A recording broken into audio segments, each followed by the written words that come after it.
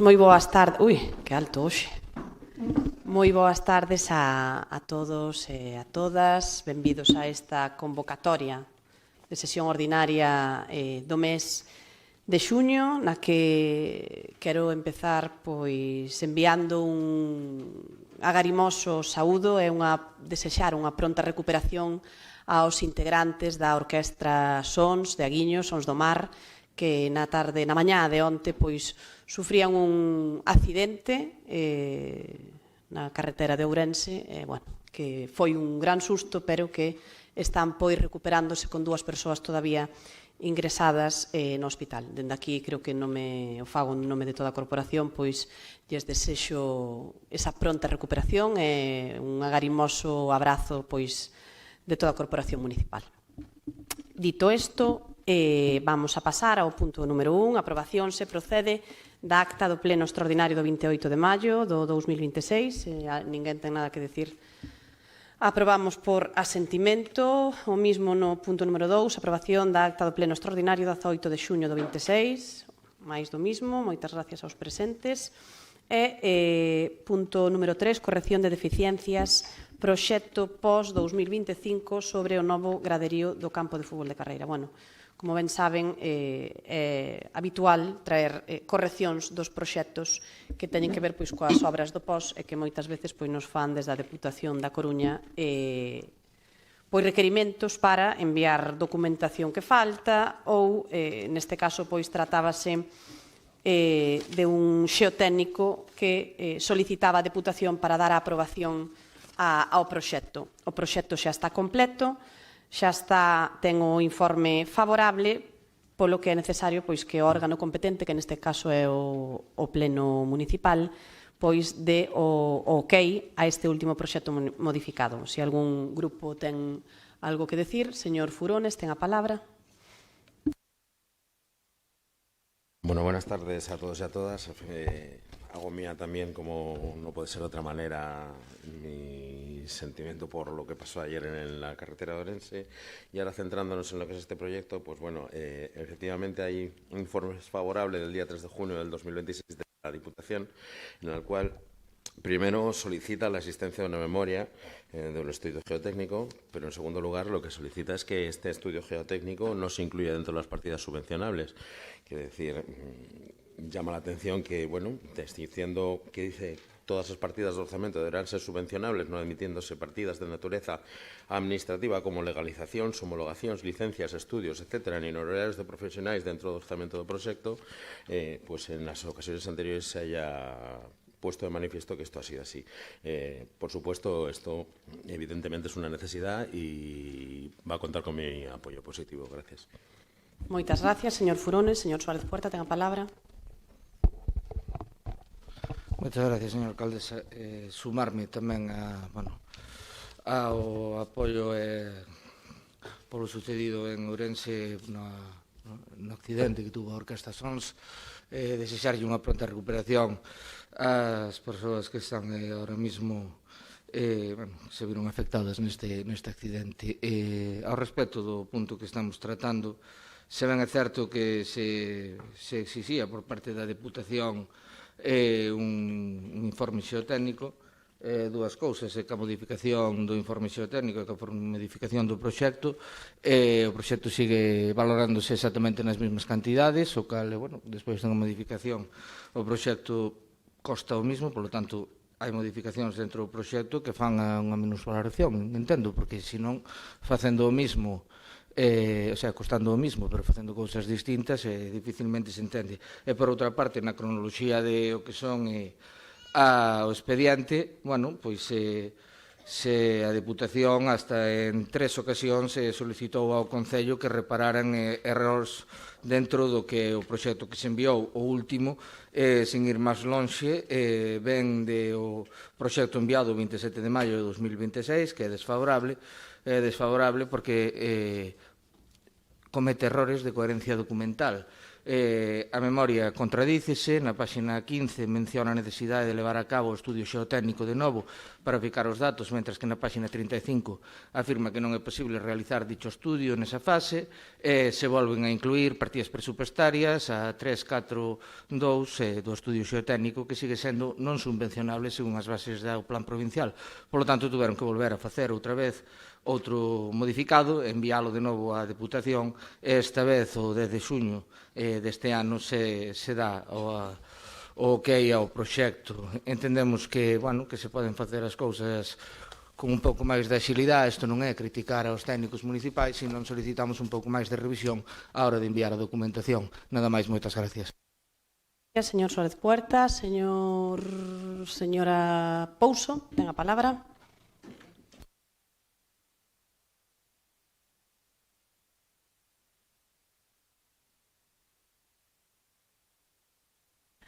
Moi boas tardes a todos e a todas. Ben, por parte do grupo do Partido Avance Independiente tamén nos sumamos a eses vos desexos de pronta recuperación dos accidentados da Orquestra Sons de Aguiño. Entrando na materia do punto que temos encima da mesa, que é sobre a modificación do proxecto que se presentou do novo graderío para público no campo de fútbol de Carreira. Como saben vostedes, actualmente temos un graderío aí, o cual, facía dificultoso facer ese estudio xeotécnico. Por eso se contemplou erróneamente dentro dese proxecto inicial que foi enviado á Diputación Provincial. Unha vez que a Diputación nos require, dicíndonos que evidentemente o coste dese estudio xeotécnico non podía ir incluído como un coste máis dentro do proxecto, non ser subvencionable, o que se fai é facer unha partida independiente. O estudio fíxose directamente pagado directamente dentro do Concello, e o que se fixo con respecto ás demais partidas desa actuación que está prevista é readaptar os importes á cuantía que tiñamos inicial. Estamos falando, creo recordar que eran 1.000 e pico de euros o que vai o estudio xeotécnico nun importe de unha obra de 260.000 euros. 1.000 e pico de euros ben van facer falta para cubrir costes da execución desa obra.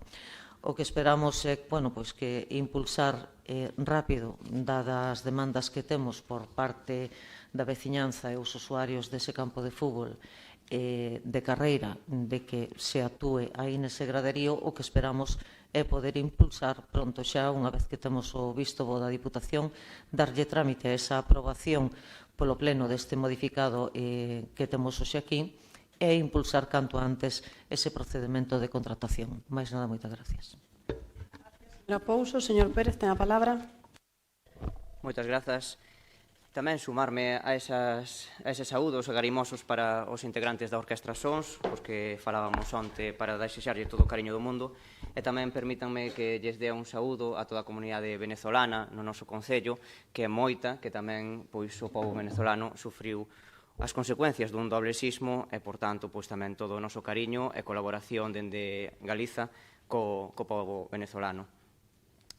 Estamos hoxe debatendo un asunto que para nós é importante, como é a grada do campo de Carreira, unha actuación que se incluíu no plan de obras e servizos do ano 2025 por parte do Concello de Ribeira. Este proxecto aprobábase en febreiro do ano 2025 cos votos a favor de BNG, PBBI e Partido Socialista, non tendo o voto a favor deste investimento o Partido Popular, a pesar de que era unha das actuacións que nos pedían incluir dentro dese plan de obras e servizos.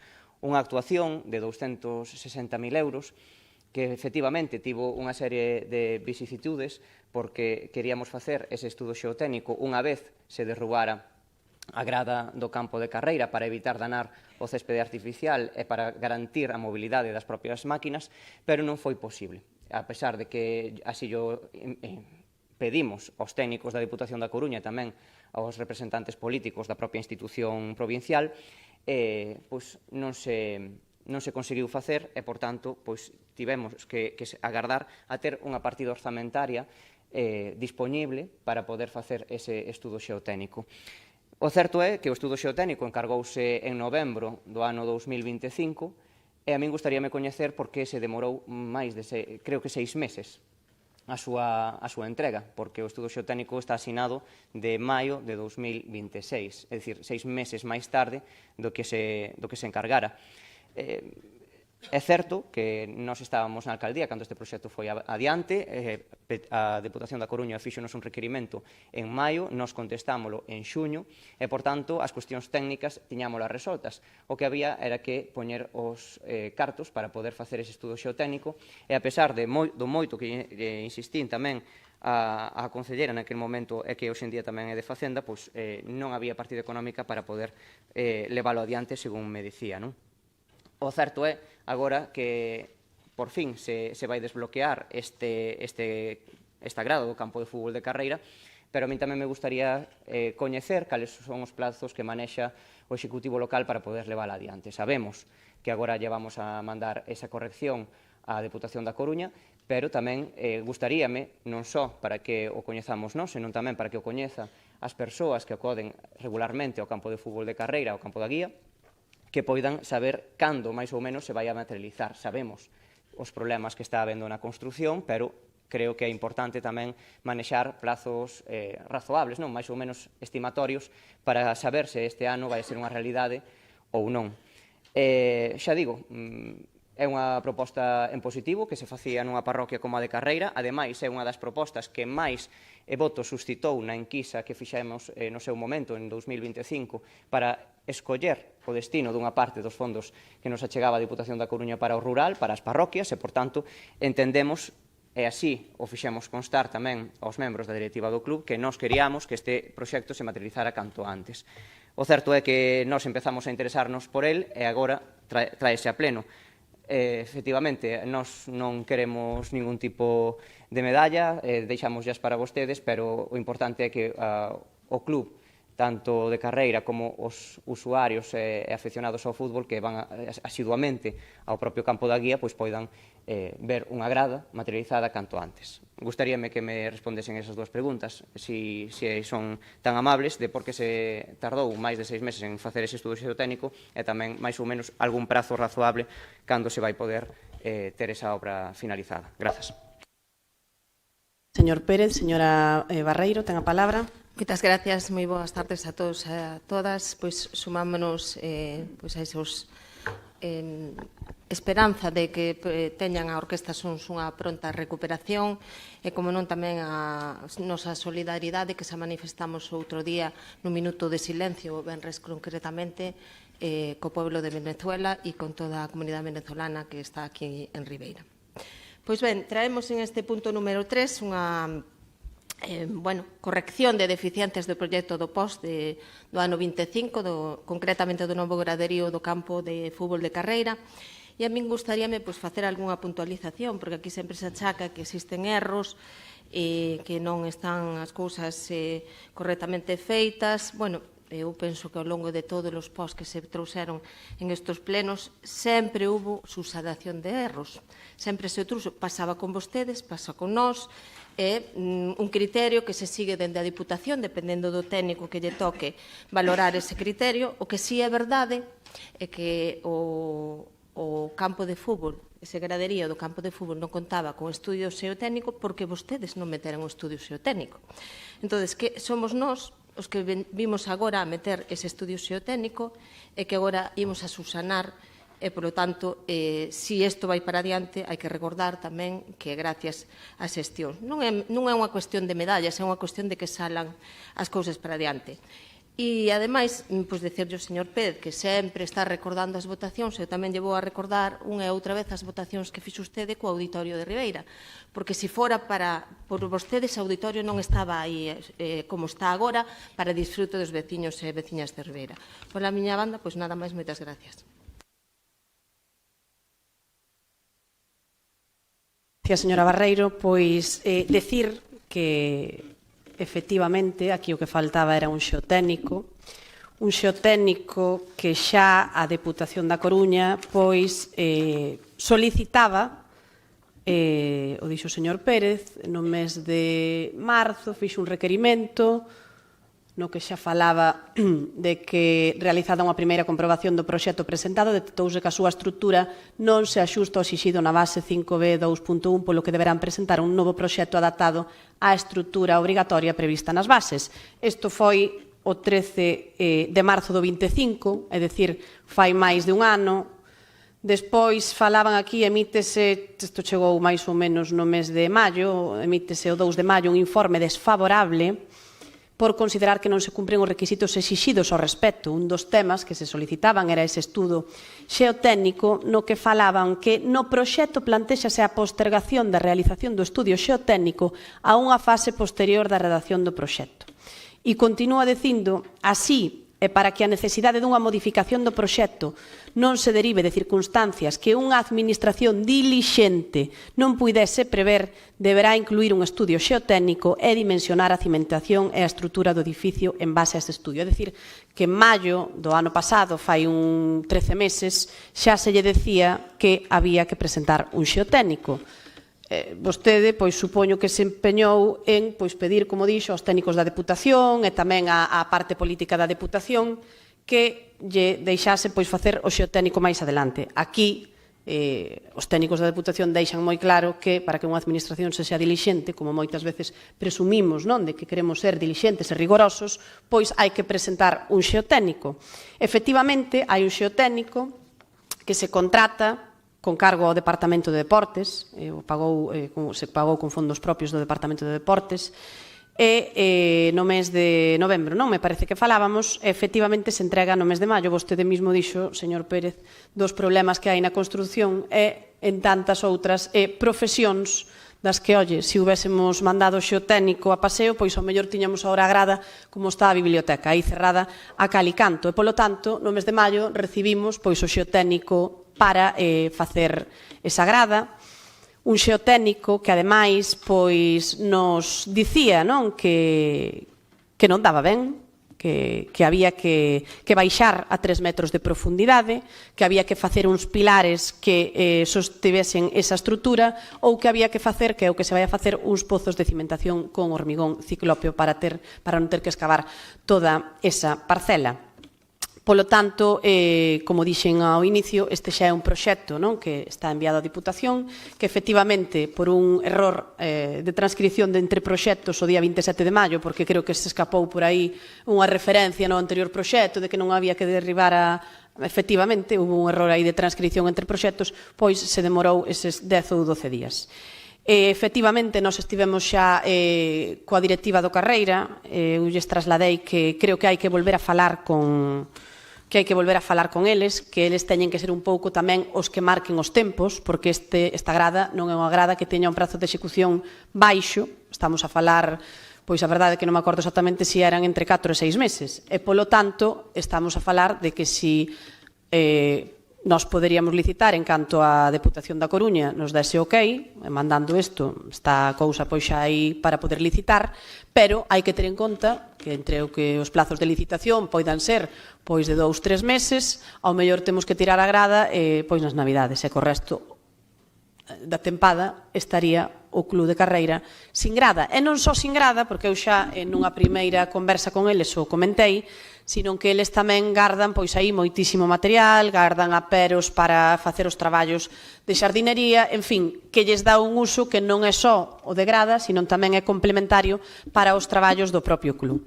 Polo tanto, é unha decisión que teremos que tomar de xeito conxunto e todo parece indicar que ao mellor o máis interesante para o propio clube é que o ano que ven, na primavera, poidan empezar. Podemos empezar a licitar, por suposto, pero que os traballos poidan empezar pois na primavera para que durante o verán e o bo tempo pois se faga a obra con máis rapidez e con máis axilidade, non?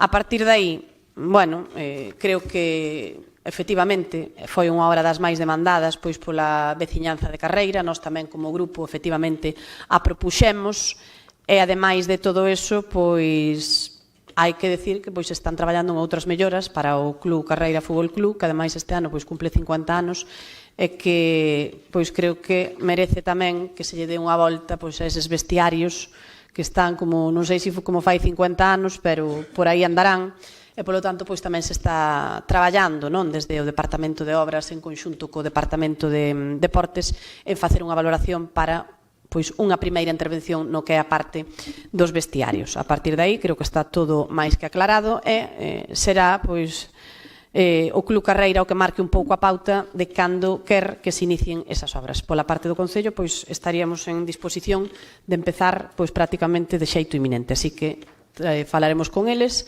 e, como digo, será un tema consensuado. Se lles parece, vamos a pasar á votación deste punto número 3 sobre corrección de deficiencias do POS 25 no novo graderío do campo de fútbol de Carreira. Votos a favor. Unanimidade. Moitas gracias aos presentes. Vamos a pasar ao punto número 4. Aquí falamos da aprobación definitiva dunha modificación que truxemos da RPT, creo que foi no mes de abril, no pleno ordinario do mes de abril, truxemos unha modificación da RPT que o que pretendía era pois non tocar o que son as fichas, nin os complementos específicos, nin modificar pois o que son as funcións de cada posto, sino que era adaptar os niveles ao que marcaba pois un decreto lei, que era o decreto lei 6/2023, é dicir, xa aprobado no ano 2023 e que todavía non estaba pois posto en marcha no Concello de Ribeira, polo tanto as persoas que tiñan dereito a que se lle adaptase o posto pois non percibían o salario que tiñan que percibir. Aí se fixo pois esa primeira adaptación aos niveis que estipulaba o decreto, para poder pagar a xente o que lle correspondía. A partir de aí, pois, hai que facer estivo en exposición pública, hai que facer a aprobación definitiva, hai que decir que houve efectivamente unha persoa que fixo unha reclamación por considerar que tiña que ter outro nivel, pero efectivamente, como eu digo, non era a pretensión desta modificación pois o cambio de niveles nin a valoración nin a nova valoración dos postos. Polo tanto, iso é algo que se está a facer de acordo con todo o personal e cos sindicatos e se fará pois en outra modificación que así se estableza, non? Polo tanto, vamos a pasar ao que é esta aprobación definitiva. Grupos que desexen intervir. Señor Suárez Puerta, ten a palabra. Moitas gracias, señora alcaldesa. Ben, como acaba de decir, isto xa está aprobado, o que vamos a facer é a aprobación definitiva. Pero, como xa dixemos no seu momento, acaba de dicir vostede, non se tratan os complementos nin as fichas dos traballadores. Queremos preguntar, a ver se nos responde, cando se calcula que se vai a poder levar a cabo esta modificación da RPT, porque afecta directamente aos salarios dos traballadores e moitos deles se van a ver beneficiados e, polo tanto, quixéramos que se respondera esta pregunta. Nada máis, moitas gracias. Gracias, señor Suárez. Señora Pouso, ten a palabra.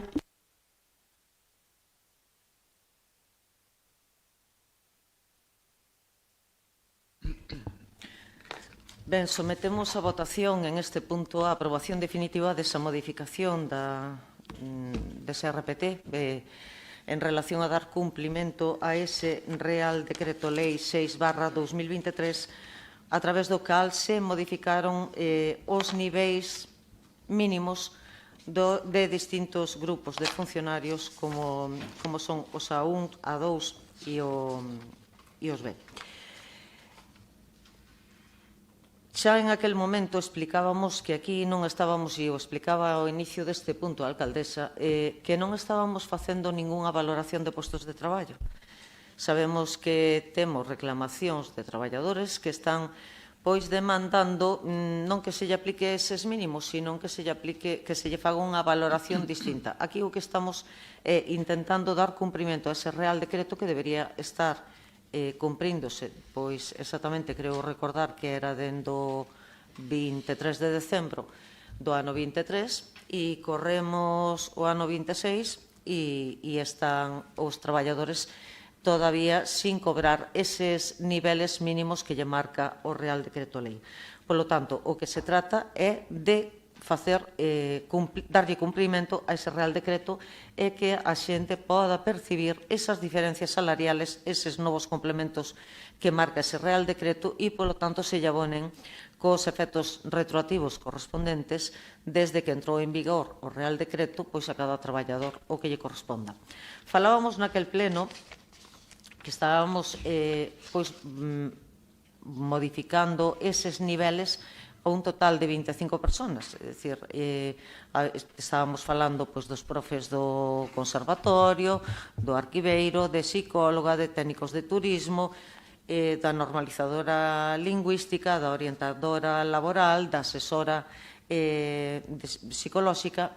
Entonces, son 25 plazas que non están adaptados aos niveles que teñen asignados e que están percibindo ao que marca o Real Decreto, que van a ver, digamos que, melloradas as súas retribucións gracias a esta modificación.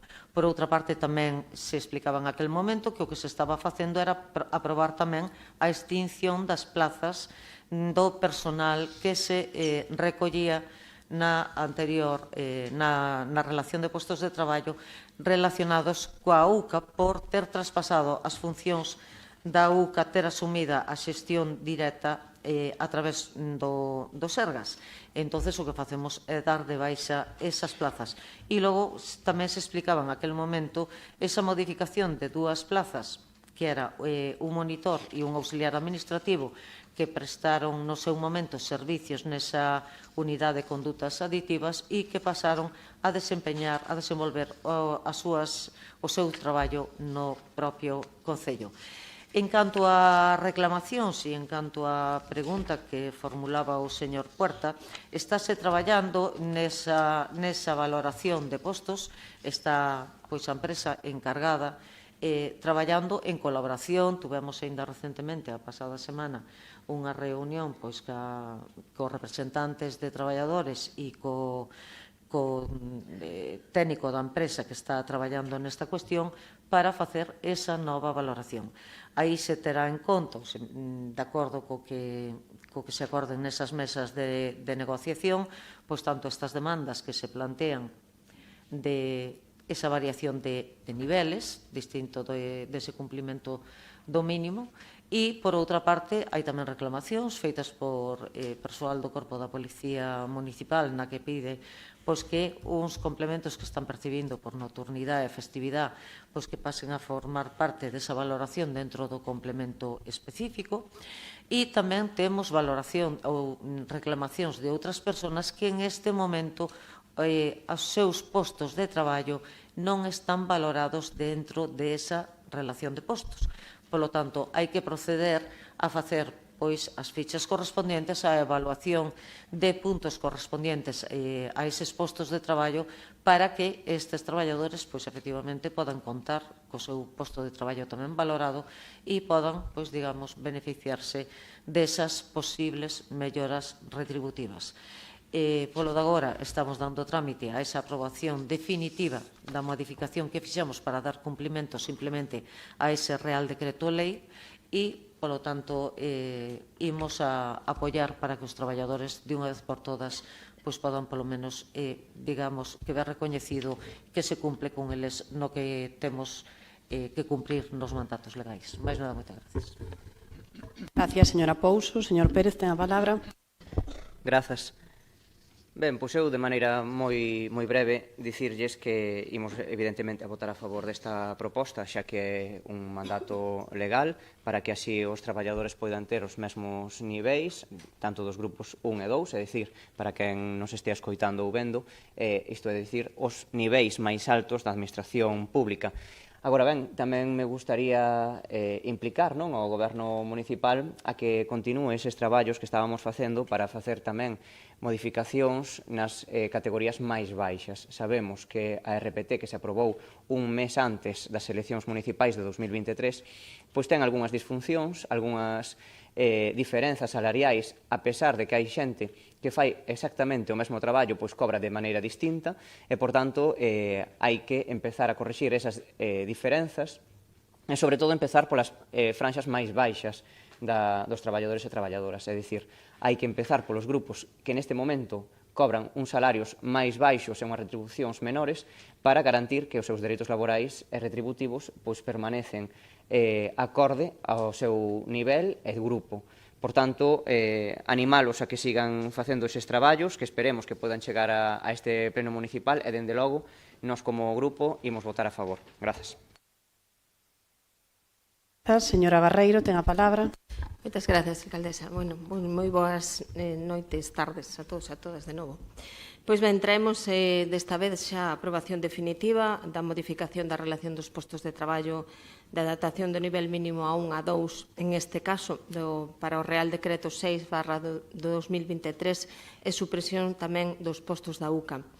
Previa resolución das alegacións presentadas durante o trámite de información pública, como xa sabemos, este é un tema que se trouxo aquí en o pleno ordinario de abril, e, polo tanto, para nós trátase unha cuestión de xustiza, trátase de equiparar eses niveles, en este caso, de funcións que se pretendían coa realidade, porque o salario que percibían non se equiparaba co traballo que realmente realizaban esos funcionarios, que recordaba a señora Pouso que eran 25 funcionarios, por suposto, benvida sea esta aprobación definitiva.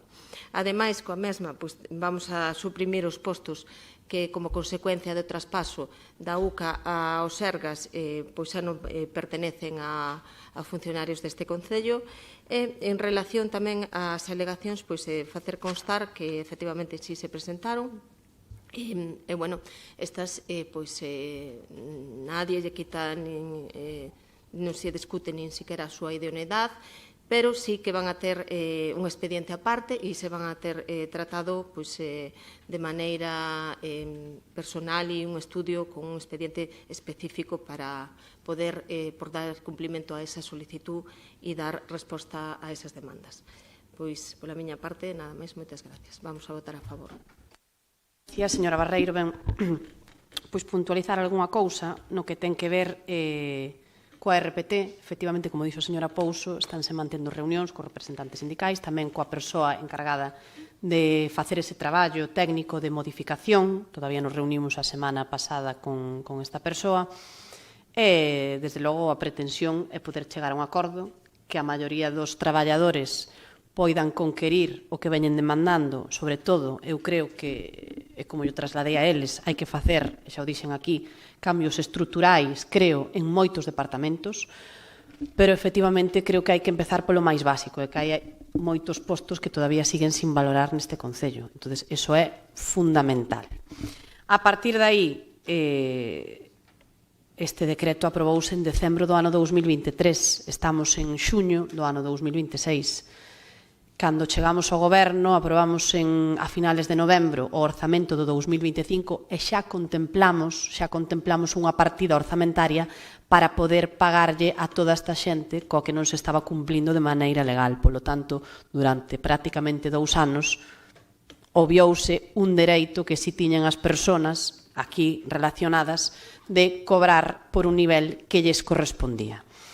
Isto vamos a facer, como xa anunciamos, con carácter retroactivo. Todas estas 25 persoas cobrarán desde ese 1 de xaneiro do ano 2024 o que lle corresponde, e agardamos que con esta aprobación definitiva, na nómina de xullo, señor interventor, a ver se poden pagar todos esos atrasos ás persoas que son merecedoras, polo menos, de ese nivel que establece o decreto do 2023. Creo que o resto está prácticamente contestado, así que, se lles parece, vamos a pasar a esta aprobación definitiva da modificación da RPT. Votos a favor. Unanimidade dos presentes. Moitas gracias. Pasamos ao punto número 5 da orde do día, unha proposición presentada pola concelleira non adscrita doña Tania Redondo Fernández sobre aparcamento disuasorio en Palmeira. Ten a palabra, señora Redondo.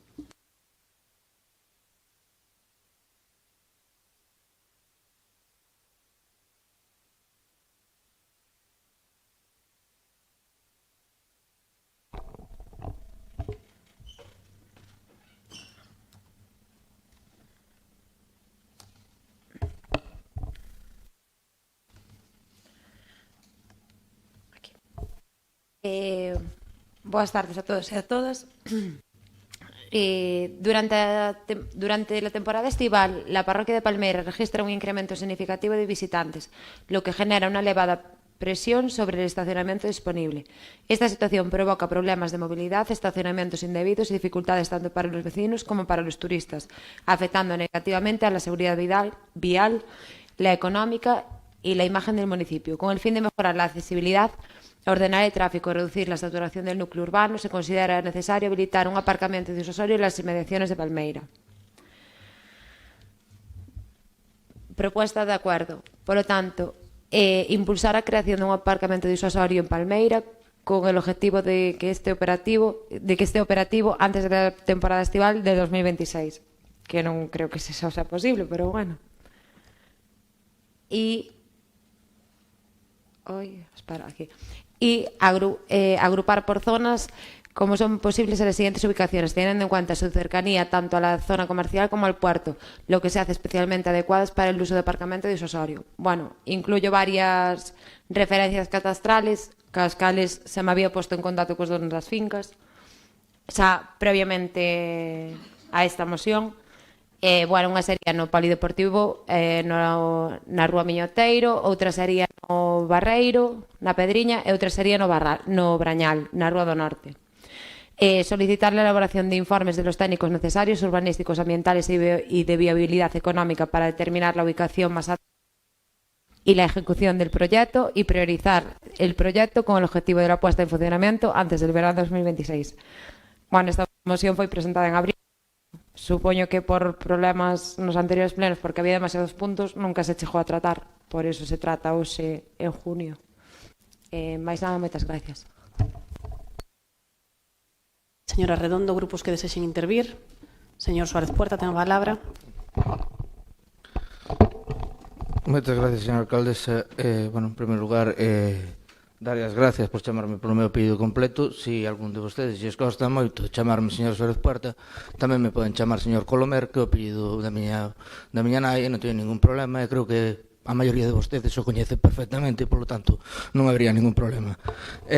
Respecto ao tema que estamos tratando, en primeiro lugar, salientar que está firmada de 15 de abril de 2026, estamos tratando o día de hoxe. Facían unha emenda por aquel entón o Partido Popular e o PBI na que decían que o Goberno Municipal continuaría a traballar nas negociacións de búsqueda para dotar de aparcamentos disuasorios a parroquia de Palmeira do mesmo xeito que a outras nas que sexa preciso. Ata onde eu sei non hai ningún aparcamento novo e, polo tanto, a búsqueda foi infrutífera. O deben estar todavía negociando, porque se nos dixo tamén no seu momento que había algunha parcela cerca do cemiterio por parte do Partido Popular, pero non hai aparcamento ningún. O verán chegou, Palmeira sigue ca obra levantada, cos danos que se fan aos vecinos, nos encontramos na mesma situación e non se aumentan as prazas de aparcamento, así como tamén,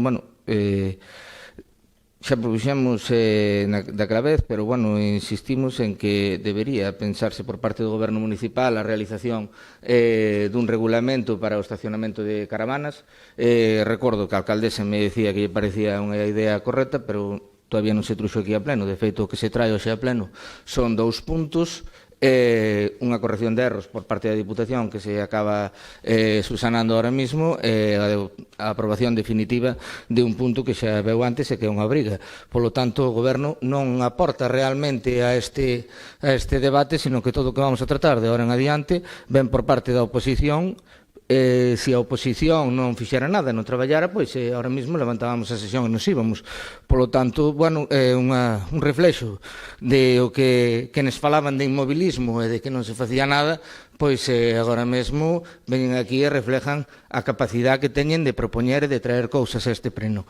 Ao respecto dos aparcamentos, evidentemente vamos a votar a favor, porque entendemos que se debe levar a cabo a ampliación destes aparcamentos.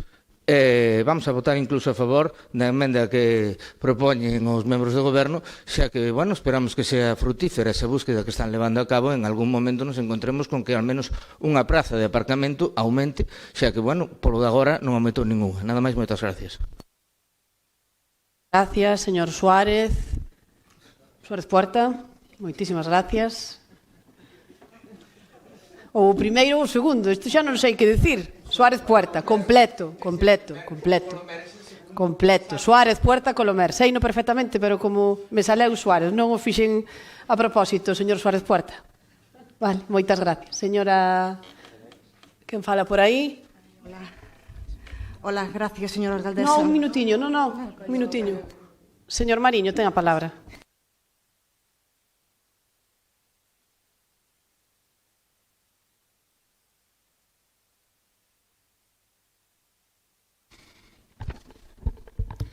Señora alcaldesa, señor Suárez Puerta,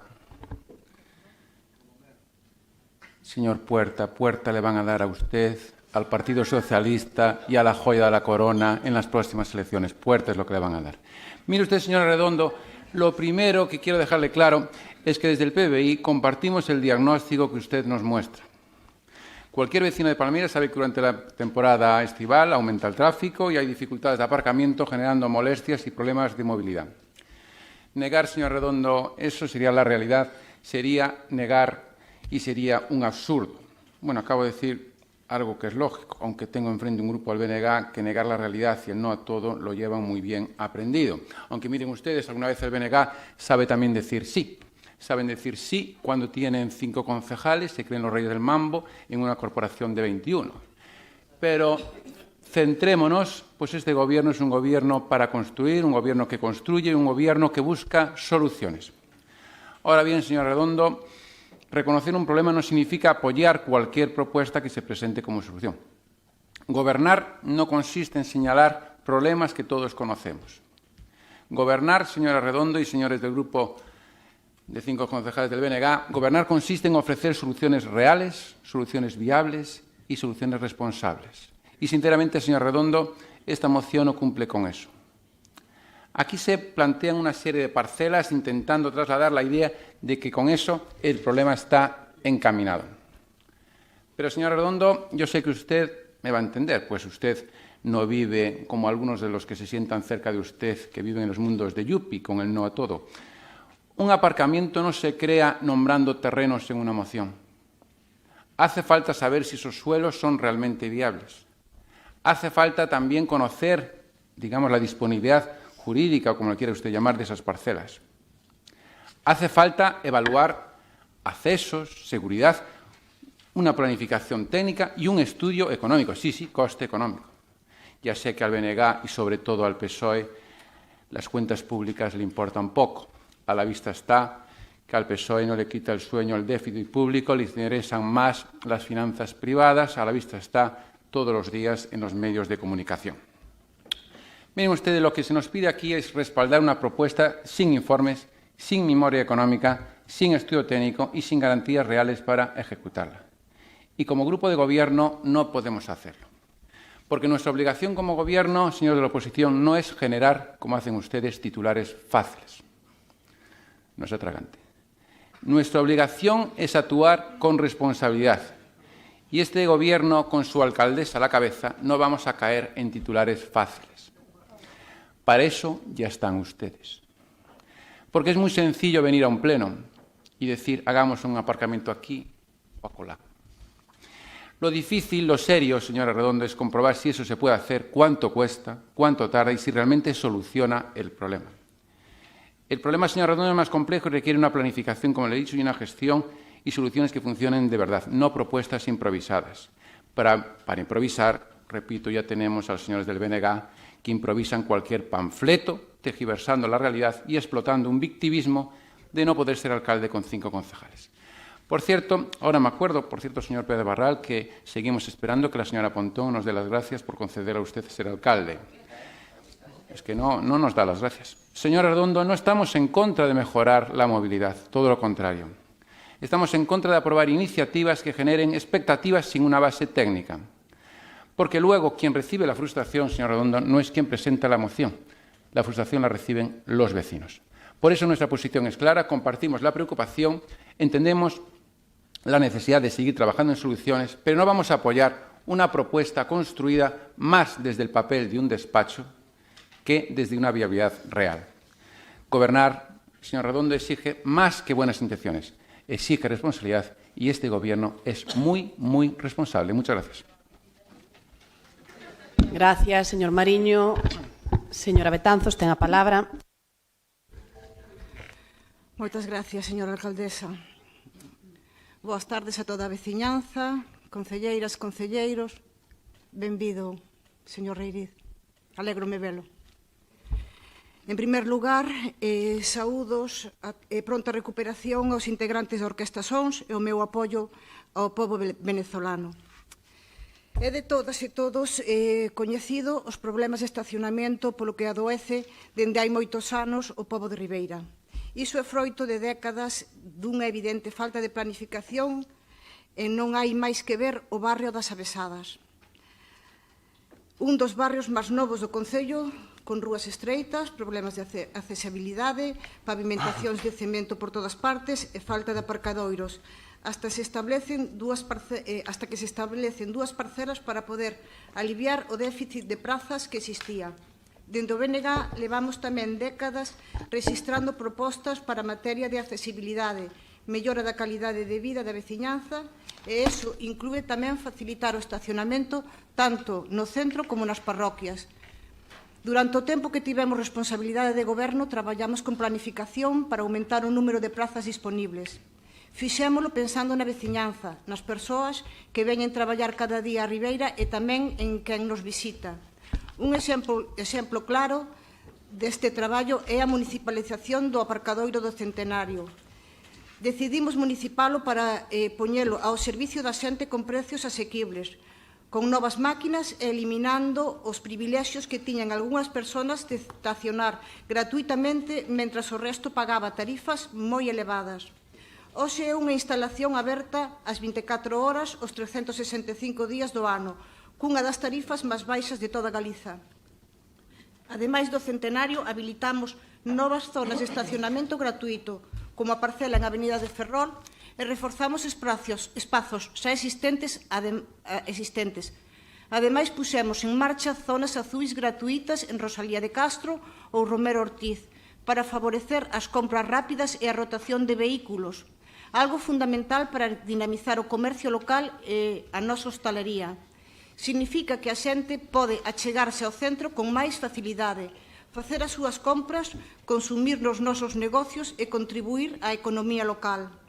E todo isto contrasta claramente co que vimos noutras administracións. Mentres nos ampliamos e facilitamos o estacionamento, o Partido Popular, dende a súa responsabilidade en Portos de Galicia, optou por prohibir e restringir, xerando unha situación paradoxal, espazos baleiros en pleno centro de Ribeira, zonas desaproveitadas que poderían estar ao servicio da ciudadanía, pero que por decisión política prema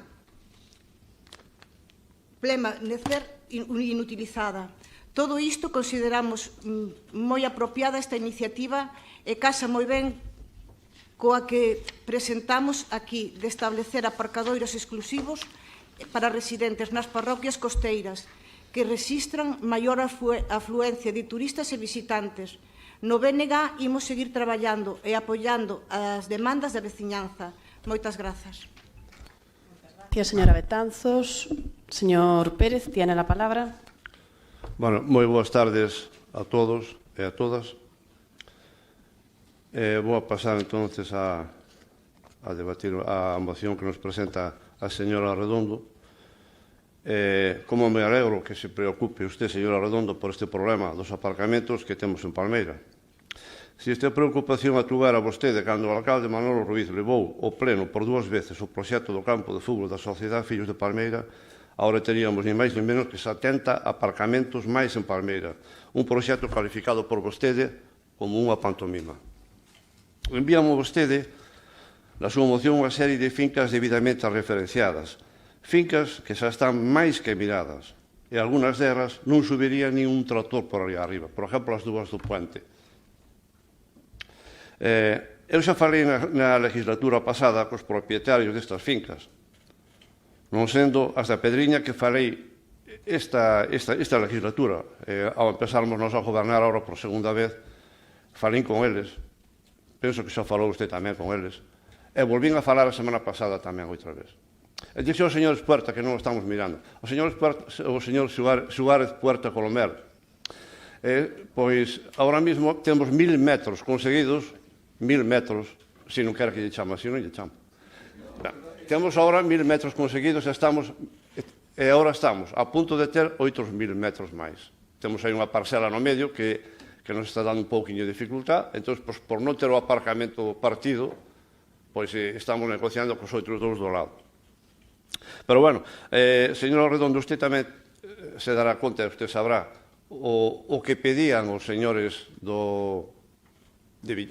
señores de Villavar, os terrenos que están alrededor do...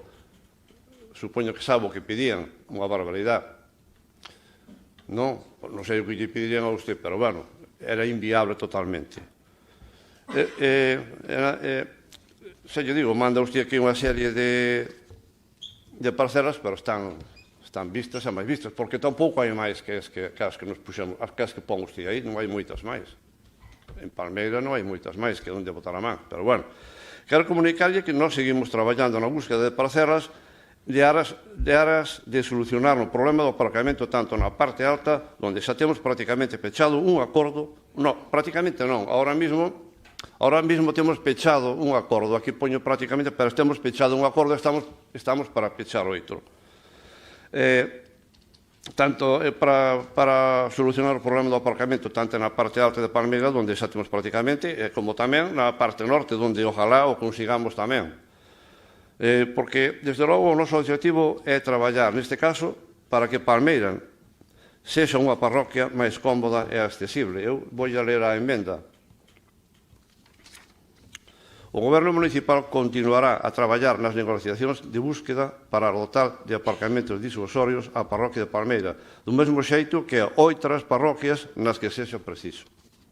Nada máis, moitas gracias. Gracias. Para rematar, señora Redondo.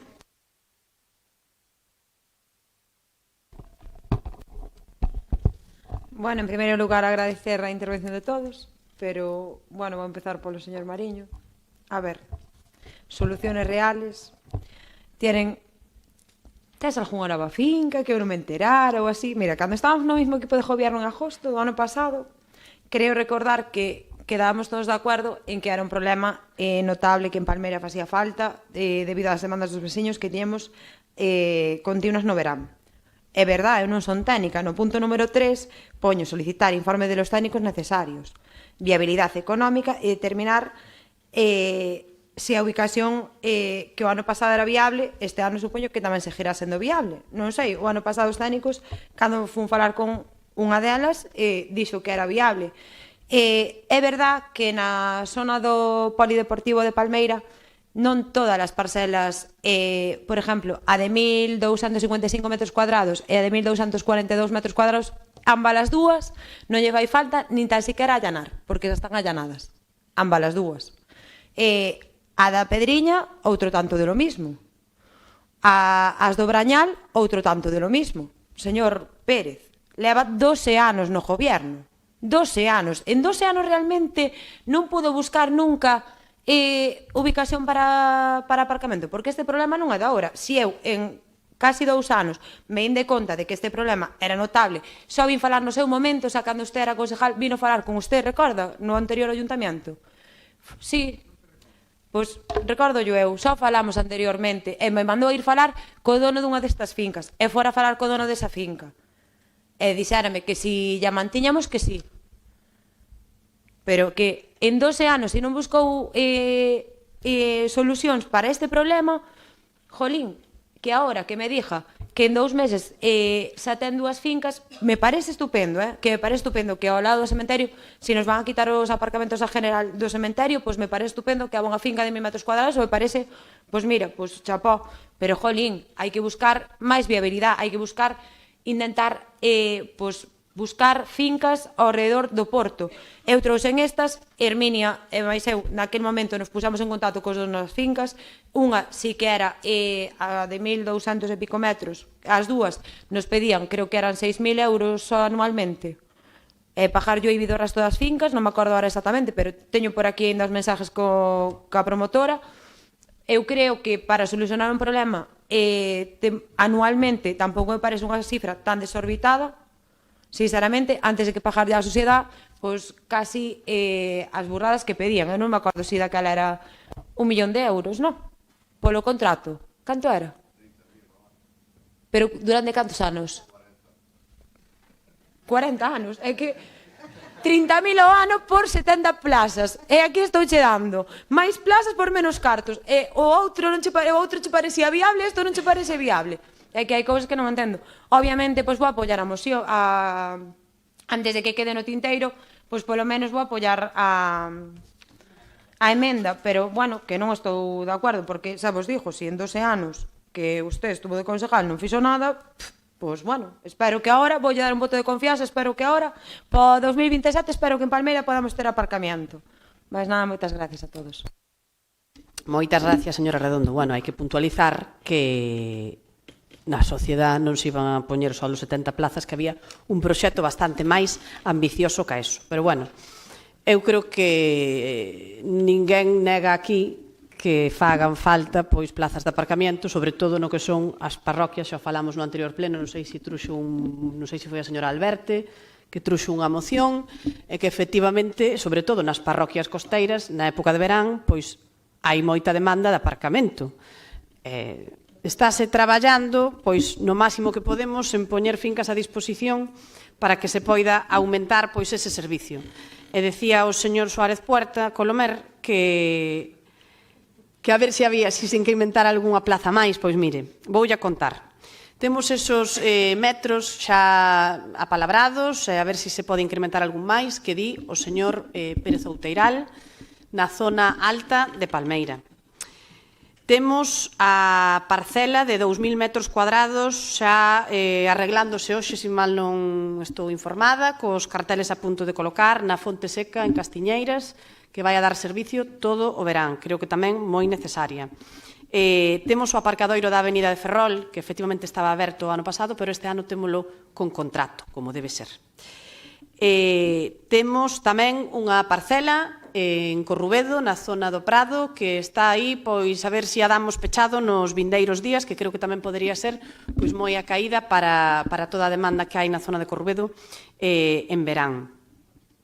Estamos, por eso digo que aquí son moitos expedientes os que hai que facer, porque ao final isto non é só falar co propietario e nos la alquilas cuanto nos pides, e non, isto requiere pois un expediente que aquí a técnica de secretaría que o leva pois ten unha carga de traballo, como ben sabedes, bastante alta, e ademais de estar poñendo en marcha pois todos estes expedientes, estamos tamén regularizando aí co señor Reiriz a ver se poñemos en marcha o convenio coa Comunidade de Montes de Carreira polo tema da Pedra da Rá, que, como ben saben, pois tamén é unha reclamación que veñen facendo desde fai moitos anos e que deberíamos subsanar. A partir de aí, todo o que veña pois será fenomenal. Eu podolle decir, señora Redondo, que aí no norte houve unha parcela que saleu ademais en prensa, que se iba a facer unha subasta pública en frente de Rubén Barber, por aí, en a que nós como Concello estivemos participando ata unha cantidade que, bueno, ao tope onde podía chegar o Concello, que xa nos parecía bastante. O que pasa que, claro, ao final nós como Concello non podemos competir pois con alguén, vale, con unha promotora ou con unha inmobiliaria pois que ten outras intencións, pero ese hubiera sido unha parcela para nós fantástica para poder facer aparcamento. A partir de aí, pois todo o que se poida facer a min pareceme correcto, porque tanto o aparcamento no centro de Ribeira como en calquera das outras parroquias, pois benvido sexa. E por último decir, señora Betanzos, que fala vostede da municipalización do centenario, bueno, xa lle contei no último pleno como está o tema da municipalización do centenario, que pode que nos sala tan caro como que nos coste 6 millóns de euros. E a partir de aí tamén fala de que había xente que tiña uns privilexios de plazas no centenario. Eu quero que sepa a xente que todos os concelleiros da corporación tiñan acceso a prazas de garaxe. Tamén os do Bloque Nacionalista Galego. Porque, mire, eu se lle recordo, mire, ali na parte baixa, perdone, estou falando eu, mire, na parte, mire, voulle a contar, eu non sei se vostedes, cando entraron, eu voulle a contar que nun momento determinado, na Praza de Lugo, en aquel aparcamento que hai na Praza de Lugo, no aparcamento que hai na Plaza de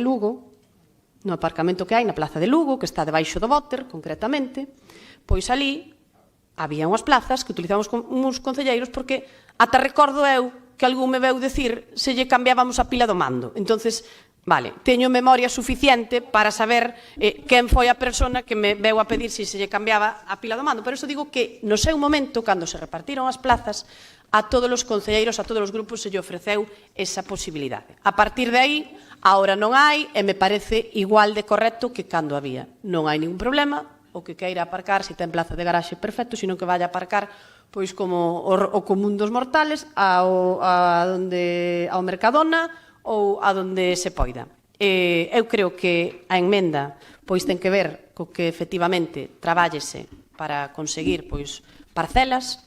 Hai moitos sitios, eu xa aproveito e voto aquí porque ao mellor hai alguén que me di, oye, teño unha ou ten unha miña tía que pode ser interesante.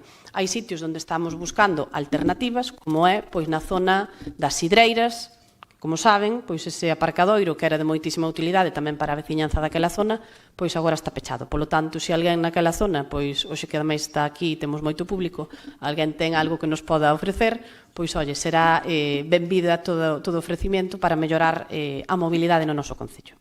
Dito isto, vamos a pasar a votar a proposta da señora Redondo con esa enmenda á sustitución presentada polos grupos de goberno. Votos a favor da proposición da señora Redondo coa emenda. Unanimidade dos presentes. Moitas gracias a todos.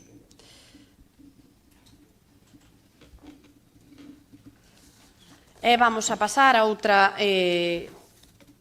proposición tamén da señora Redondo sobre a creación de baños públicos nos parques das parroquias. Ten a palabra para ler a proposta. Paso a exposición de motivos. O Concello de Ribeira conta con múltiples parroquias e espacios públicos, especialmente parques e zonas de ocio, que son utilizados diariamente por veciños, familias con menores e persoas maiores e visitantes. Non obstante, na actualidade, estas zonas carecen dun servicio básico como é a existencia de baños públicos, o que xenera diversas problemáticas entre as que destaca situacións de insalubridade derivadas á falta de instalacións adecuadas, a realización de necesidades fisiolóxicas na vía pública, ante a ausencia de alternativas, dificultade para as familias con menores que requeren acceso inmediato a este tipo de servicios e incomodidades para persoas maiores, e impacto negativo na imaxe do municipio. A disponibilidade de baños públicos nos parques e espacios públicos concurridos non só mellora a calidade da vida da ciudadanía, sino que tamén contribuye á hixiene, civismo e benestar xeral, contribuindo a un servicio básico en calquer municipio moderno.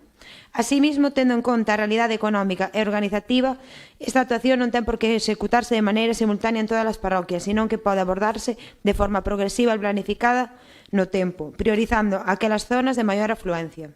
Proposta para o Pleno. Instar ao Concello de Ribeira a creación de baños públicos, ao menos un por cada parque de cada parroquia do Concello de Ribeira. Establecer como criterio de prioridade o inicio destas actuacións e aquelas parroquias con maior afluencia de población e usos de espacio público, estendéndose progresivamente ao resto das parroquias. 3. Planificar a execución deste servicio de maneira gradual mediante a realización de ao menos unha actuación anual hasta completar a implementación por todas as parroquias e garantizar que ditas instalacións cumplan criterios de accesibilidade, mantenimiento, higiene e sostenibilidade, asegurando un uso correcto e adecuado de conservación. Por todo exposto, a implantación progresiva de baños públicos en parques de parroquias do Concello de Ribeira se configura como unha medida necesaria, proporcionada e de interés xeral, orientada á mellora de calidade de vida da ciudadanía e garantir as condicións adecuadas de salubridade e así reforzar un uso responsable de espacios públicos. Creo que se trata dunha actuación viable e que pode desarrollarse de forma planificada no tempo, priorizando, como xa dixen antes, as zonas de maior afluencia. Responde a unha demanda real de veciños e usuarios, contribuindo a un municipio máis accesible, limpio e adaptado ás necesidades da súa población. Mais nada, moitas gracias. Moitas gracias, señora Redondo. Señor Furones, ten a palabra. Gracias, señora alcaldesa. Bueno, la verdad es que oímos hablar de joyas de la corona y esto resulta a quien lo presenta como menos llamativo, porque lo que está claro es que las joyas de la corona de un ayuntamiento son no son los servicios públicos eficaces, son unas calles seguras, son unas cuentas bien gestionadas y unos vecinos que vean cómo sus problemas se resuelven. No porque los discursos grandilocuentes ni la propaganda. Cuando necesitamos recurrir a estos grandes eslóganes, muchas veces es que faltan resultados. Y hay que recordarle a los vecinos que, bueno, los vecinos no conducen por los grandes joyas de la corona, así que menos hablar de joyas imaginarias y más ocuparse de las verdaderas prioridades de Ribeira, porque la mejor corona que se puede lucir en un gobierno es la confianza de sus vecinos y eso no se va a conseguir con frases brillantes, sino con una gestión eficaz, transparente y responsable. Dicho sea, por otra parte, que evidentemente la necesidad de dotar de baños públicos a los parques públicos está evidente, lo subo de toda la vida, aunque ahora ya tiendan a desaparecer y al final se le pasa la pelota a los vecinos o a los bares, que son los que acaban sufriendo los desmanes de los que tienen por necesidad que orinar o hacer otras cosas en sitios tan inapropiados como puedan ser los portales de la Plaza de España, como se repite cada vez que se monta una fiesta, o, bueno, pues las escaleras del puerto. Por supuesto, nosotros apoyamos esta moción al 100%. Muchas gracias. Gracias, señor Suárez Puerta. Ten a palabra. Moitas gracias, señora alcaldesa. Ben, señor Mariño de Bricio, vicio tiene usted.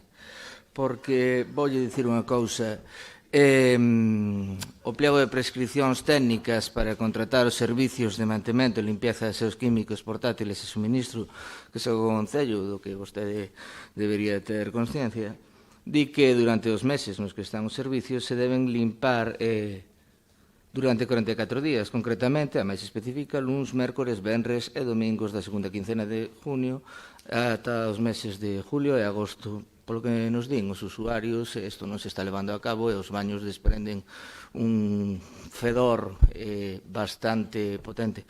Tamén, bueno, aproveitando, se vostede ten moita intención de falar de política nacional, pídalle aos seus socios de goberno que o readmitan no Partido Popular e aproveite para presentarse ao Congreso ou algo polo estilo, pero polo pronto estamos no Concello de Ribeira, estamos falando dos problemas dos veciños de Ribeira, porque vostede perde un pouco o norte e ven aquí a falar do que non ven a conto porque non pode falar do que ven a conto. Servicios, señor Mariño, porque xa sei que vai a contestar calqueira cousa. Son necesarios, son moi necesarios. Igual non son tan necesarios servicios como os que fixeron con fondos europeos daquela que rematamos nós e que recoñezo que non estaba totalmente de acordo con aceiro cortén, autolimpeza e demais, e se non recordo mal, costaban en torno a 60.000 euros cada servizo. Eu creo que non fai falta chegar a tanto, sino que podemos ter algo un pouco máis sinxelo e que permita que quen vaya a, non sei, a un parque ou a un servizo con un rapaz non o teña que poñer a orinar nunha alcantarilla, cosa que é bastante habitual se alguén vai a un parque do noso Concello por parte de calquera pai cando un neno ou unha nena todavía non se pode aguantar, e se se pode aguantar o que o ten que levar normalmente é un local de hostelería cercano. Por lo tanto, sí, estamos a favor de que se leve a cabo, ademais, como se propón, de que anualmente se vaya mellorando, tampouco se pide que isto se faga de golpe nin nada polo estilo. Por lo tanto, estamos a favor nada máis, vamos a votar a favor e creemos que sería de moita utilidade para Ribeira. Moitas gracias. Gracias, señor Mariño.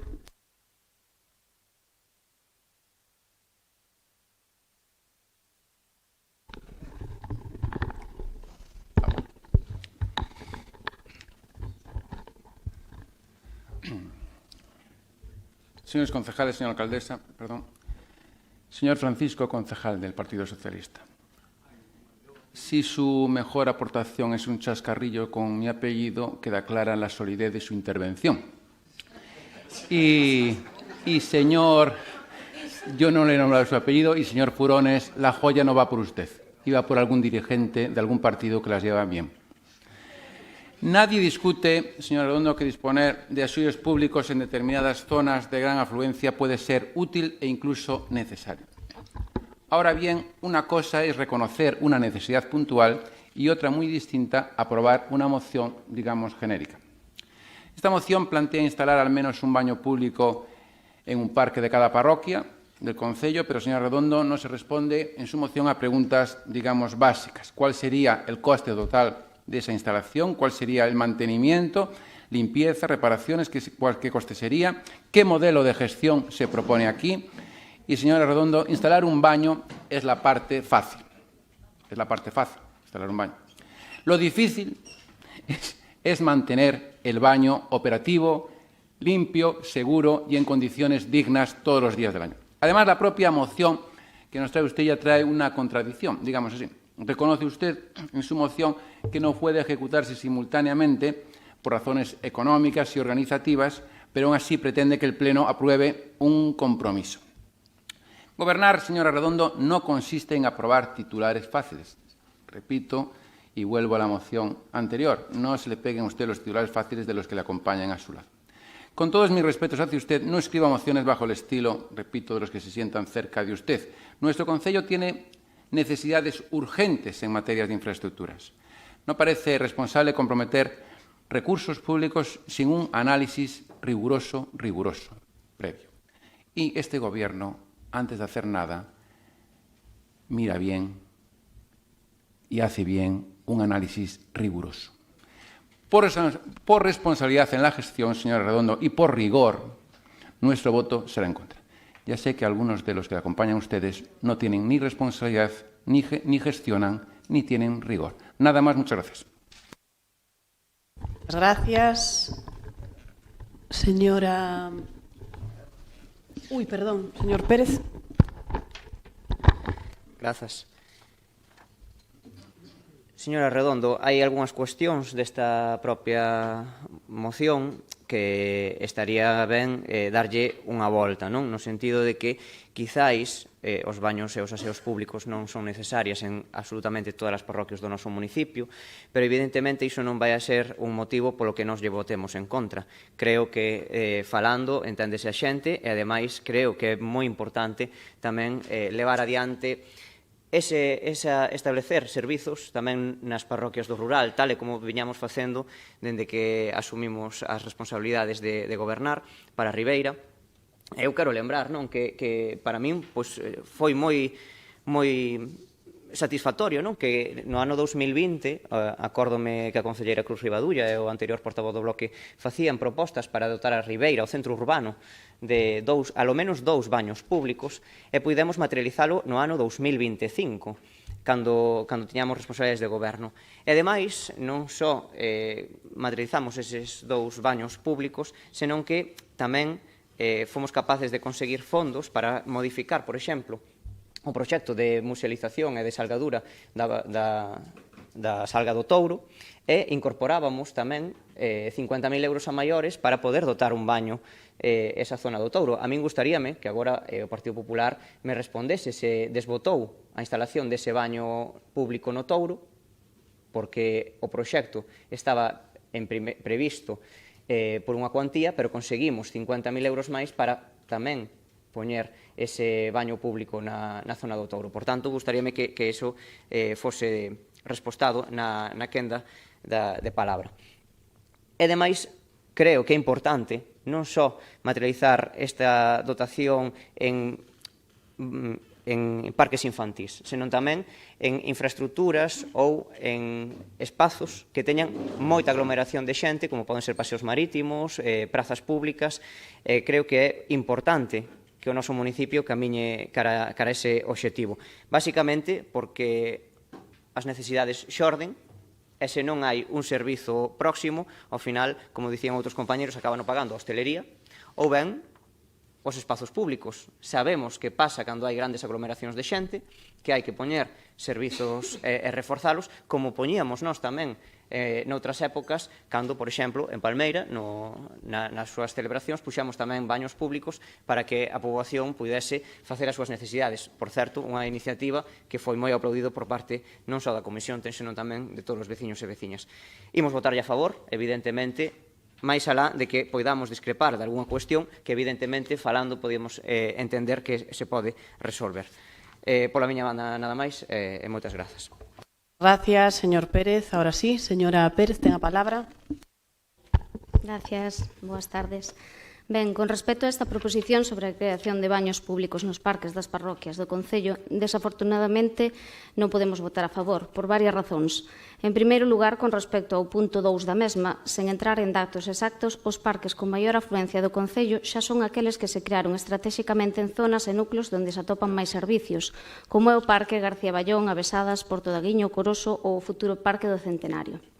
Por outra banda, un aseo autolavable ten un custo de aproximadamente 50.000 euros, algo máis. Por 9 parroquias estamos a falar de €500.000 que ni sequera solucionaría o problema a nivel parroquial, xa que hai parroquias con 2 e 3 parques, todos eles frecuentados. Ademais diso, a implantación dun aseo público non asegura que o problema da insalubridade se resolva, xa que, como seguro que xa viron nalgúnha ocasión, igual que o estamos a ver nós, debido á falta de civismo que desafortunadamente sufrimos e que temos que padecer o resto da sociedade responsable, moitos dos baños públicos do Concello, como son os de San Roque, Parada Central, os autolavables, sofren a diario un nivel de vandalismo que os deixa impracticables. E, por último, nesta mesma liña, un aseo público debería contar con un servicio de limpeza asidua de varias veces diarias, cada X horas según o nivel de uso, para garantir unha hixiene, e máis cando se trata nesta proposición é de ofrecer un espazo seguro e óptimo para os nosos nenos e nenas. Algo que non podemos asegurar, xa que ao pouco tempo de ser usado pode estar impracticable. Por estas razóns, donde a idea é ofrecer un servicio óptimo, pode desencadear un punto de insalubridade ou non seguro para os nosos rapaces, non podemos votar a favor. Iso non quere dicir que se en algún momento temos a oportunidade de ter algún punto máis, como en Coroso, Centro de Saúde ou Avesadas, vamos a aproveitar e incrementar o seu número. E seguiremos loitando porque esos espazos cos que xa contamos sexan puntos seguros para a veciñanza. Nada máis. Gracias. Moitas gracias, señora Pérez. Ben, os baños que están feitos, señor Pérez, que vostede dixo... Ai, perdón, señora Redondo, perdone, para rematar. Nada, un inciso moi pequeno. Bueno, señor Mariño, non me fale usted a min de titulares, porque eu non daba nin titulares, nin estando no goberno, nin sin estar. Eu si o dades o resto da xente, eu con respeto e me parece moi ben, pero non dou titulares. E despois, en canto a que non se poda facer en todas as parroquias, eu entendo perfectamente, e que non apoyen, pois, sinceramente, non entendo, porque eu tampouco lle poño un período, considero que, jolín, sempre nos podemos agarrar pois a un plan de deputación, a un, non sei, creo que facer un cada ano, así como gastamos millóns de euros en outro tipo de obras que para min tampouco creo que sean superimportantes como obras faraónicas, en algo de uso diario, non só para nós, sino tamén para as generacións que veñen detrás, si xa vamos educando a eses nenos en que as necesidades se fan nun baño, non se fan na calle, creo que este civismo aos nenos irían comprendendo moito mellor, pero bueno, acepto todas as opinións, máis nada, moitas gracias. Ahora sí, moitas gracias, señora Redondo.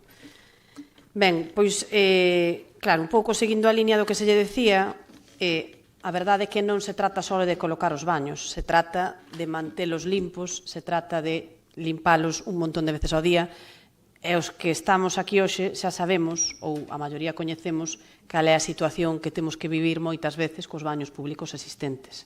Porque eu de verdade que ás veces vemos cada cousa que mete medo, Entón, claro, eu creo que isto é un tema que hai que ir con moito tiento e ver como si se pode ir incrementando cando encontremos fondos para facelo, porque os baños que están colocados de xeito permanente fixéronse todos con cargo ao PSTD, con cargo ao Plan de Embelecemento Litoral, todo dentro do PRTR, componente 14 Turismo, señor Pérez Barral, conseguido por el anterior gobierno. Por lo tanto, usted ejecutaría en su temporada, pero quien le dejó los fondos para poner esos baños, efectivamente, fue el anterior gobierno.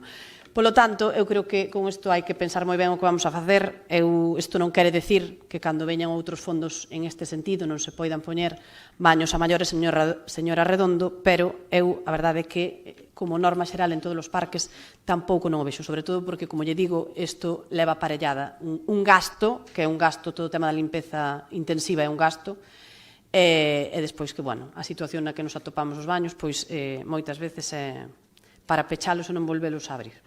Así que, se lle parece, o meu compromiso, desde logo, é que se volve a haber este tipo de fondos ou o tema de envelecemento litoral ou demais, sí que se poidan poñer en algunhas playas ou en algúns parques, e que, ademais, podamos ter, pois, o mellor baños fijos en máis sitios. E que, ao mellor, non os haya que abrir todo o inverno, e simplemente os teñamos que abrir, pois, na época de verán. Bueno, señora Betanzos, por favor, de verdade, eu cando falou vostede antes estuve calada. Eu creo que a xente que está aquí no público está calada. Entonces, cada un poderá dar a súa opinión. Vale? Entonces, o que non pode ser é que vostede, mentras fala o resto da xente, este por detrás interrumpindo. Pido yo, por favor, porque aquí todos debemos respetarnos a palabra os uns aos outros. Pido yo, creo que estamos tendo un pleno bastante tranquilo, non veñamos a molestar. Polo tanto, decir tamén, efectivamente, que os baños públicos de Palmeiras sí que se puxeron, pero se deixaron sin pagar. Entón, tamén as cousas, cando se colocan, hai que pensar en que teñen un custe e que hai que pagalas. A partir de aí, vamos a pasar á votación da proposición, se lles parece. Votos a favor da proposición de creación de baños públicos nos parques e parroquias. Votos en contra. Pois 13 votos en contra e 8 votos a favor. Dígolle, señora Redondo, como lle repetín ao final, que iso non quer decir que o meu compromiso non sexa que se hai fondos se vayan incrementando. Se lles parece, pasamos ao seguinte punto, punto número 7, que é unha proposta do señor Pérez Barral para pavimentar a avenida de Ferrol. Ten a palabra, señor Pérez. Grazas. A avenida de Ferrol constitúe unha das principais arterias de entrada e saída ao núcleo urbano de Ribeira, sendo unha vía fundamental para a mobilidade diaria da veciñanza da parroquia de Deán e tamén do resto do conxunto do municipio. Nos últimos anos, veciños e veciñas da zona veñennos trasladando de maneira reiterada a necesidade de actuar sobre o estado do pavimento desta avenida e debido ao deterioro progresivo da calzada e as consecuencias que isto ten tanto para a seguridade viaria como para a comodidade da circulación. Non é de extrañar, agora, vendo o paso do tempo cada vez máis, como se van acuciando pois sucesivas fochancas en determinados treitos, especialmente na curva da Nogueira e demais, que pois incluso poden provocar algún tipo de risco na circulación. Durante a etapa que nos tocou estar no goberno de Ribeira, a pesar de que vostedes sempre nos están dicindo que todo o malo que pasou en Ribeira foi pois nestes 2 anos, e todo o que fixemos ben nós foi grazas a que, a pesar de que vostedes non estaban no goberno, foi grazas tamén a vostedes. É a cousa paradoxal, non? Pero durante a etapa que nos tocou encabezar, tamén aplicamos medidas de calmado de tráfico despois de reunirnos con veciños e veciñas da propia zona da avenida de Ferrol. Implantamos, neste sentido, a instalación de reflectores, a implantación da doble liña continua na zona central da estrada e tamén bandas sonoras. Actuacións que vostedes cualifican de escasas, pois xa foron o triple que os 40 anos que vostedes gobernaron no Concello de Ribeira. É certo que hai que seguir implementando actuacións, é certo que hai que seguir escoitando os veciños e facendo medidas de calmado de tráfico, porque non é inusual ver como ali se producen accidentes de tráfico, como ali se circulan a velocidades que moitas veces exceden os 70 km por hora e, por tanto, é un risco para a poboación, pero tamén para os propios vehículos que circulan por esta estrada. Pero non só nos dedicamos a facer medidas de calmado de tráfico. Esa estrada, vostedes asumírona por parte da Xunta sen ningún tipo de contraprestación, e agora tócanos o pato de asumir a pavimentación dunha estrada que é usada por milleiros de persoas diariamente. Pois ben, nós queríamos empezar xa neste ano a facer unha primeira renovación, porque evidentemente o Concello de Ribeira non está nunha situación económica capaz de facer un investimento tan grande nunha estrada de 1 kilómetro dunha soa vez. E por iso queríamos proxectar xa os primeiros 100.000 euros para pavimentar a avenida de Ferrol en fases. Se non o cree, se din que estou de farol, aquí teñen documento da propia enxeñeira municipal onde se establece xa a contía, incluso para poder meter nalgún tipo de plan de actuación da Deputación da Coruña, que nos dá 1,5 millón de euros, pero que, por exemplo, vostedes, cando chegaron ao goberno, xa quixeron meter medio millón de euros directo a gasto corrente. Cando a nós se nos criticaba que metéramos algo das partidas do plan de obras e servizos da Deputación a gasto corrente, vostedes son capaces de incluir todo o plan adicional a gasto corrente. Pois ben, o mantemento desa actuación, desa estrada, é unha demanda veciñal, que non é que a fagamos dentro do Bloque Nacionalista Galego única exclusivamente, senón poden ir por ali, reunirse cos veciños, e escoitar que é o que lle demanda a xente. Estou seguro que lle van a demandar unha pavimentación, pero tamén medidas de calmado de tráfico, reforzo da iluminación dos pasos de peóns, algúns resaltos ou bandas sonoras, e, por tanto, traballar nesa liña creo que é importante para garantir a seguridade viaria e tamén unha circulación máis sosegada. É por iso polo que pedimos que o Goberno municipal acometa as seguintes cuestións. Primeiro, habilitar unha partida orzamentaria a maior brevidade posible para iniciar unha renovación e mellora da pavimentación da Avenida de Ferrol. E o segundo, adoptar as medidas complementarias de seguridade viaria e calmado de tráfico na Avenida de Ferrol atendendo as necesidades trasladadas pola propia veciñanza de Ribeira. Grazas. Gracias. Grupos que desexen intervir. Señor Furones, ten a palabra.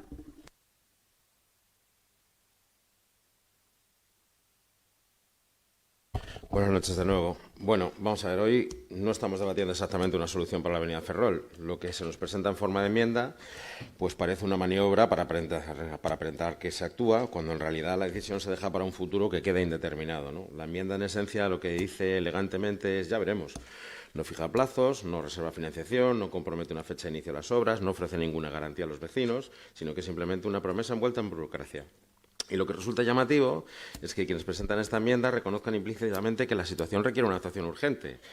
Es decir, si la situación requiere una actuación urgente, en lugar de comprometerse con esa actuación, pues parecen refugiarse o prefieren refugiarse en condicionantes presupuestarios o en referencias al pasado. Y la realidad es que los vecinos no circulan por el pasado, circulan por una avenida que necesita soluciones. Entonces, hay dos tipos de política: la útil, como bien dice el señor Mariño, que consiste en asumir responsabilidades y tomar decisiones, y la política inútil, que al final consiste en redactar textos ambiguos para mañana poder decir que nunca se prometió nada. Y todavía hay otra cosa que es más evidente la contradicción, que es que en el segundo punto que nos presenta en la enmienda se admite que las medidas de calmado de tráfico han sido insuficientes. Bueno, si han sido insuficientes, la obligación de cualquier gobierno responsable es corregirlas con actuaciones concretas y urgentes, no limitarse a reconocer el problema mientras se aplaza la solución. Los vecinos de la Avenida de Ferrol y todos los vecinos de Ribeira llevamos demasiado tiempo escuchando excusas. No necesitamos declaraciones de intenciones ni documentos redactados para quedar bien en un titular. Lo que necesita es maquinaria trabajando, presupuesto ejecutándose y obras terminadas. Por eso vamos a rechazar esta enmienda. No resuelve el problema, lo que hace es posponerlo.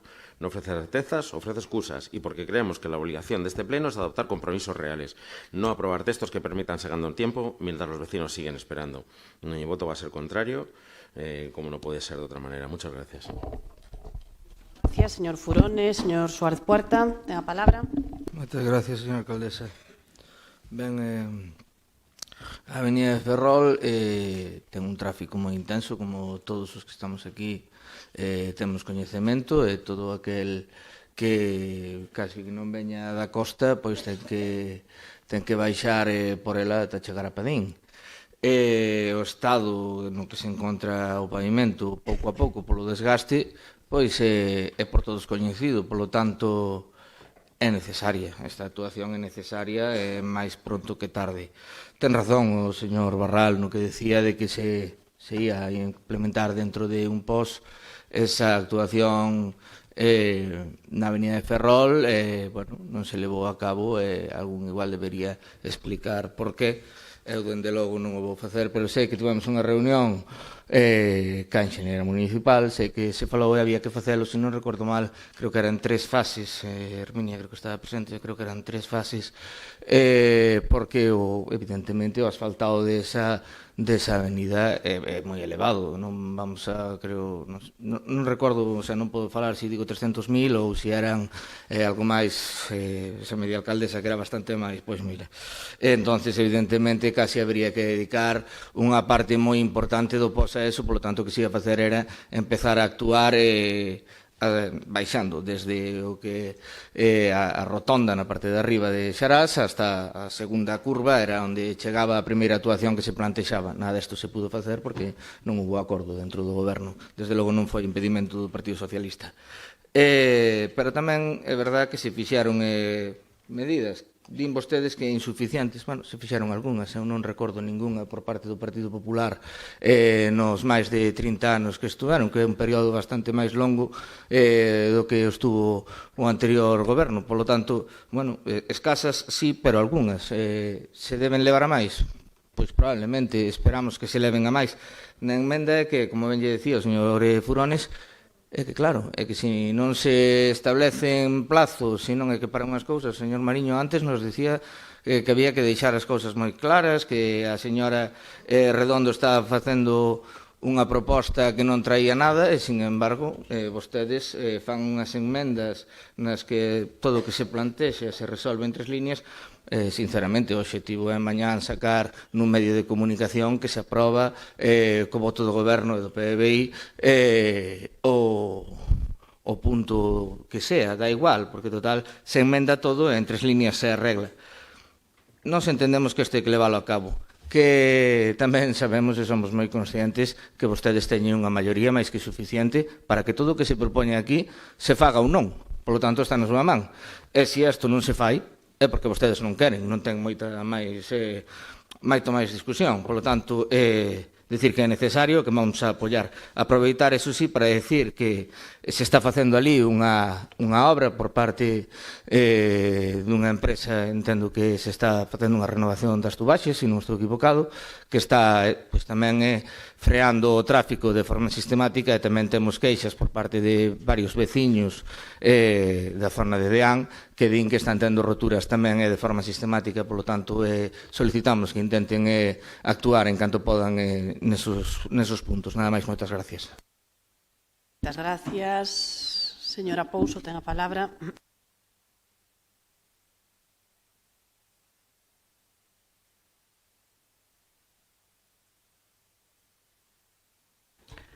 Gracias, señora alcaldesa. Señor Barral, de verdad que me alegra que traia vostede esta iniciativa na que pide melloras de viais, pero certamente creo que vamos a ter que aquí puntualizar varios apartados. Levo escoitando ao longo deste pleno por parte de distintos voceiros críticas a ese destino dos fondos do Plan de Obras e Servicios a gasto corrente. E saben vostedes perfectamente o que ten, digamos, que un pouquiño de conciencia, sentido común, de como están as contas municipais, sabe que era inexcusable e inevitable que tivésemos que adicar eses fondos do Plan de Obras e Servicios a financiar gasto corrente. E estábamos adicando a partida de limpeza viaria, algo que non pode ter ningunha contraprestación de taxa por ningunha parte. Falamos en numerosas ocasións, a presión do incremento de precios que estamos sufrindo en todas as áreas das distintas áreas municipais, e que eso fai necesario incrementar fondos propios. Escollemos aquí, libremente, señor Pérez, vostede estaba de acordo, en que íbamos a apostar por practicar unhas políticas de contención fiscal. Si vostedes están pedindo aquí que adiquemos eses fondos do Plan de Obras e Servicios, que os adiquemos íntegramente á inversión, evidentemente esas políticas de contención fiscal non se poden manter e haberá que guiar en sentido contrario, incrementar a presión fiscal aos veciños. Porque miren vostedes, é moi fácil vir aquí pedir que baños para todos os parques que temos nas parroquias, é moi fácil vir aquí con cantidad de peticións, pero difícil é dotar de fondos e manterse dentro de unha economía donde estamos marcados a través dese plan económico-financiero que temos encorsetado aí por regla de gasto o límite do crecemento de gasto que temos que manter e, polo tanto, hai que aguantarse. Dito todo isto, non quero deixar de facer de referencia a outras cuestións que poden entender vostedes que non van ao mellor cos de Ribeira, pero mire, señor Suárez Puerta, no século pasado, alá na década dos 30 andados, pasado do 35 para adiante, foron xente do seu partido os que vaciaron as arcas do Estado de ouro e o levaron para Rusia, ou mandaron para Rusia. Non volveron.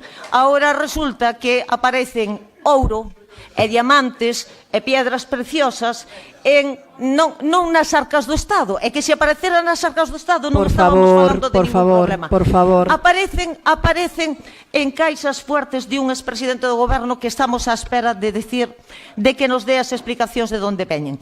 Sacando a anécdota, señores, porque eu entendo que a vostedes ao mellor hai cousas que da memoria non lles gusta escoitar.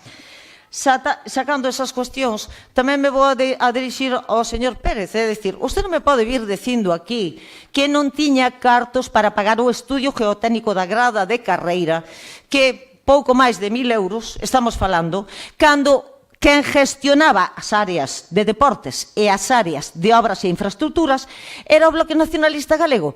E mire, se vostede nesas áreas non era capaz de encontrar 1.000 euros para pagar estudio geotécnico ese e espabilar o tema, non haber dado ao periódico Nós, por poñerlle un simple exemplo. Ou non haber espabilado para outras cuestións de premiar a mis amigos co de Mares do Fin do Mundo. Aquí, as cousiñas claras, é o chocolate espeso. E as cousas teñen que ir como teñen que ir. Así que non veña vostede a limpar os seus mocos no pantalón dos demais cando os ten que limpar co seu pañuelo.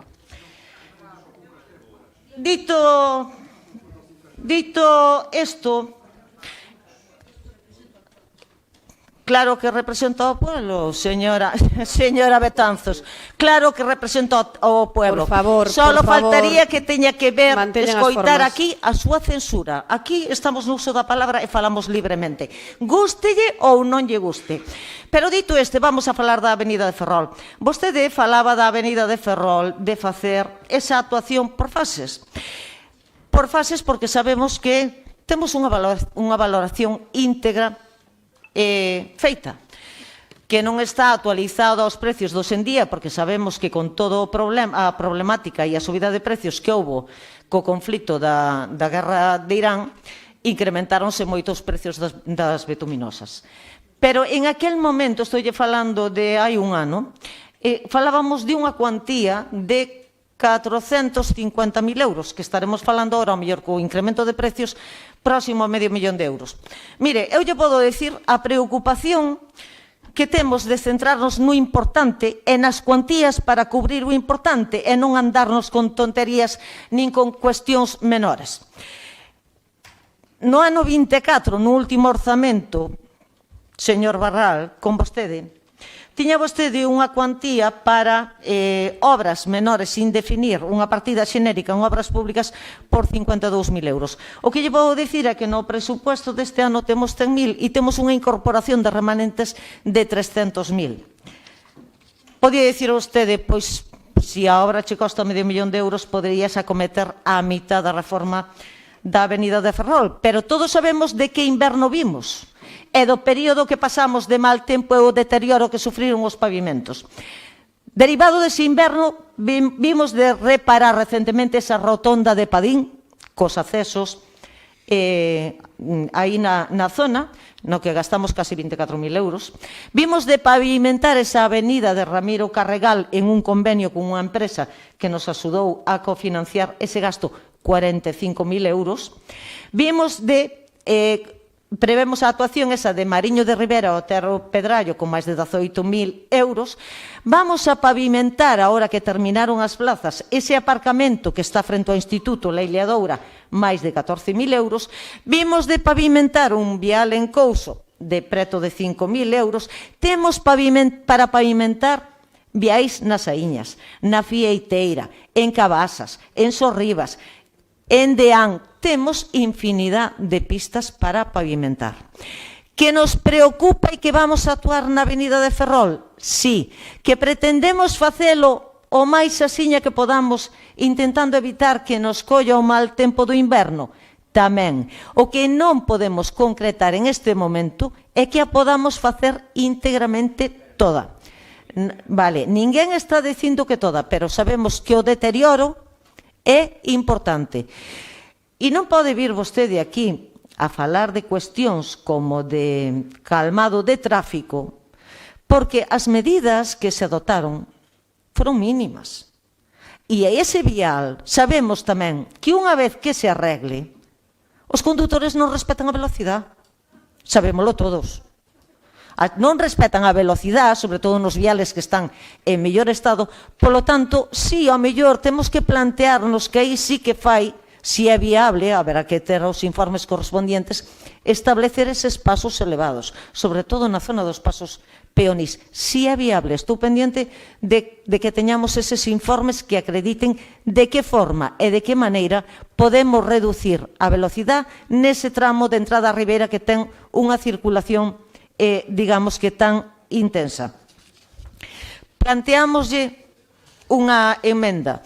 Fala vostede, señor Puerto e o señor Furones, de que son brindis, de que son cousas sin xeito. Miren, o que é cousa sin xeito é ejecutar actuacións interpartida presupuestaria.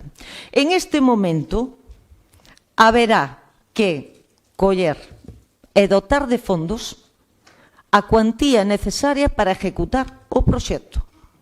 O proxecto íntegro témolo.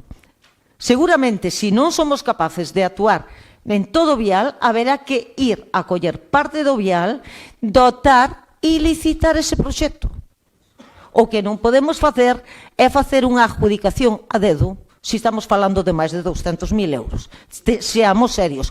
E para facer un procedimento de contratación, o primeiro que temos que ter é a partida presupuestaria. O seguinte que temos que ter é o proxecto aprobado. E logo iniciar o trámite da contratación.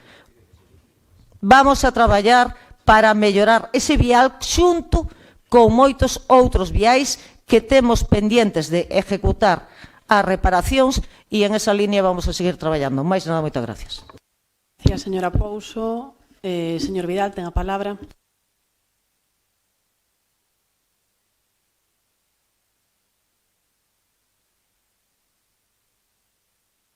Moitas gracias, alcaldesa.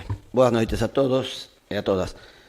Ben, traenos esta moción na parte económica xa a miña compañeira de goberno pois xa explicou que sí que se vai actuar e seguramente en fases. Pero, bueno, a mí gustaríame centrarme nesta que vostedes falan de que deixaron unha ruta perfectamente definida para actuar nesta vía. E logo, lendo o seu speech, di que o que fixeron é calmado de tráfico, colocación de... Perdone un momento, señor Vidal, por favor. Por favor, señora Betanzos, pareceme unha falta de respeto que está facendo. Bueno, eu escoiteina, vale? Entón, por favor, pídolles respeto. Continuo. Falan de que fixeron calmado de tráfico como reflectores, doble liña continua, bandas sonoras, pero rematan dicindo que eran actuacións para mellorar a seguridade. A miña pregunta é evidente. Eran medidas de calmado de tráfico, eran medidas de seguridade ou pretenden facernos pasar unha cousa pola outra? Porque, sinceramente, todos sabemos que unha doble liña continua ou uns reflectores pouco poden contribuir a un calmado de tráfico. A xente vai a correr igual, que eu sepa. Si na seguridade veremos mellor as curvas ou veremos mellor o ancho da vía, pero confundir sinalización con medidas reais de calmado de tráfico eu creo que é querer maquillar un pouquiño a actuación.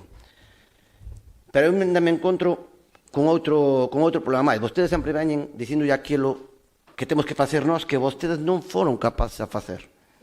E ademais presentan a moción bastante baldeira, porque ese brindis ao sol que dicía o Furones parece esta moción, porque exixen medidas de seguridade, calmado de tráfico, pero non propoñen ni unha só actuación. Ni unha. Non falan de limitación de velocidade, non falan de pasos de peóns elevados, non falan de radares pedagóxicos, ningún elemento que permita un debate que si se pode facer ou non se pode facer. Simplemente lanzan unha petición xenérica e que os demais traballen. Eu non fago nada. Sígame, andar a repartir panfletos, pois estará ben. Pero traballar polo povo, difícil. Iso para min é facer política de escaparate, señor Pérez. O que tiña que traer aquí é eso. Nós estamos en contacto ca xa, ca policía, vendo se se pode facer pois unha sinalización a 30 km por hora, que esa vía é nosa, nos tramos de curva máis perigosos, unha instalación de peóns elevados e outras medidas de tráfico que sexan realmente útiles. E, por suposto, que tamén se traballará, como dixo a señora Pouso, na fórmula, de buscar a fórmula para poder acometer a pavimentación da estrada, sexa íntegra, que vai a ser difícil, tan dado as cuantías que se nos presentou dende a parte da enxeneira, pero sí intentar xa facelo por tramos. Por todo o que sabemos, e vostedes saben, eso, para un concello como o noso, se o metéramos no POS, sería deixar sin financiamento o resto das parroquias. E creo que tamén son tan importantes como o casco urbán. Así que creemos que é super algo necesario esta estrada, estaremos xa traballando de cara a buscar esas posibles solucións no tempo que nos faga falta. Mais nada, moitas gracias. Gracias, señor Vidal. Para rematar, señor Pérez, ten a palabra. Grazas.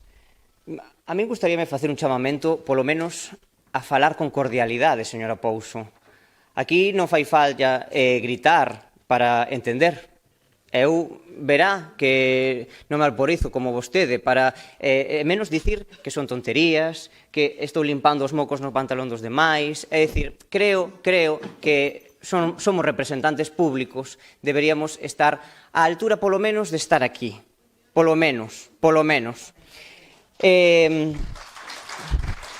Por favor, manteñan tamén as formas por aí atrás, por favor. Por favor, estamos nun pleno municipal e saben que teñen que guardar silencio. Pídolles, por favor, igual que os pido aos membros da corporación, pido yo ao público que nos acompaña hoxe, vale? Non alteremos a orden, por favor.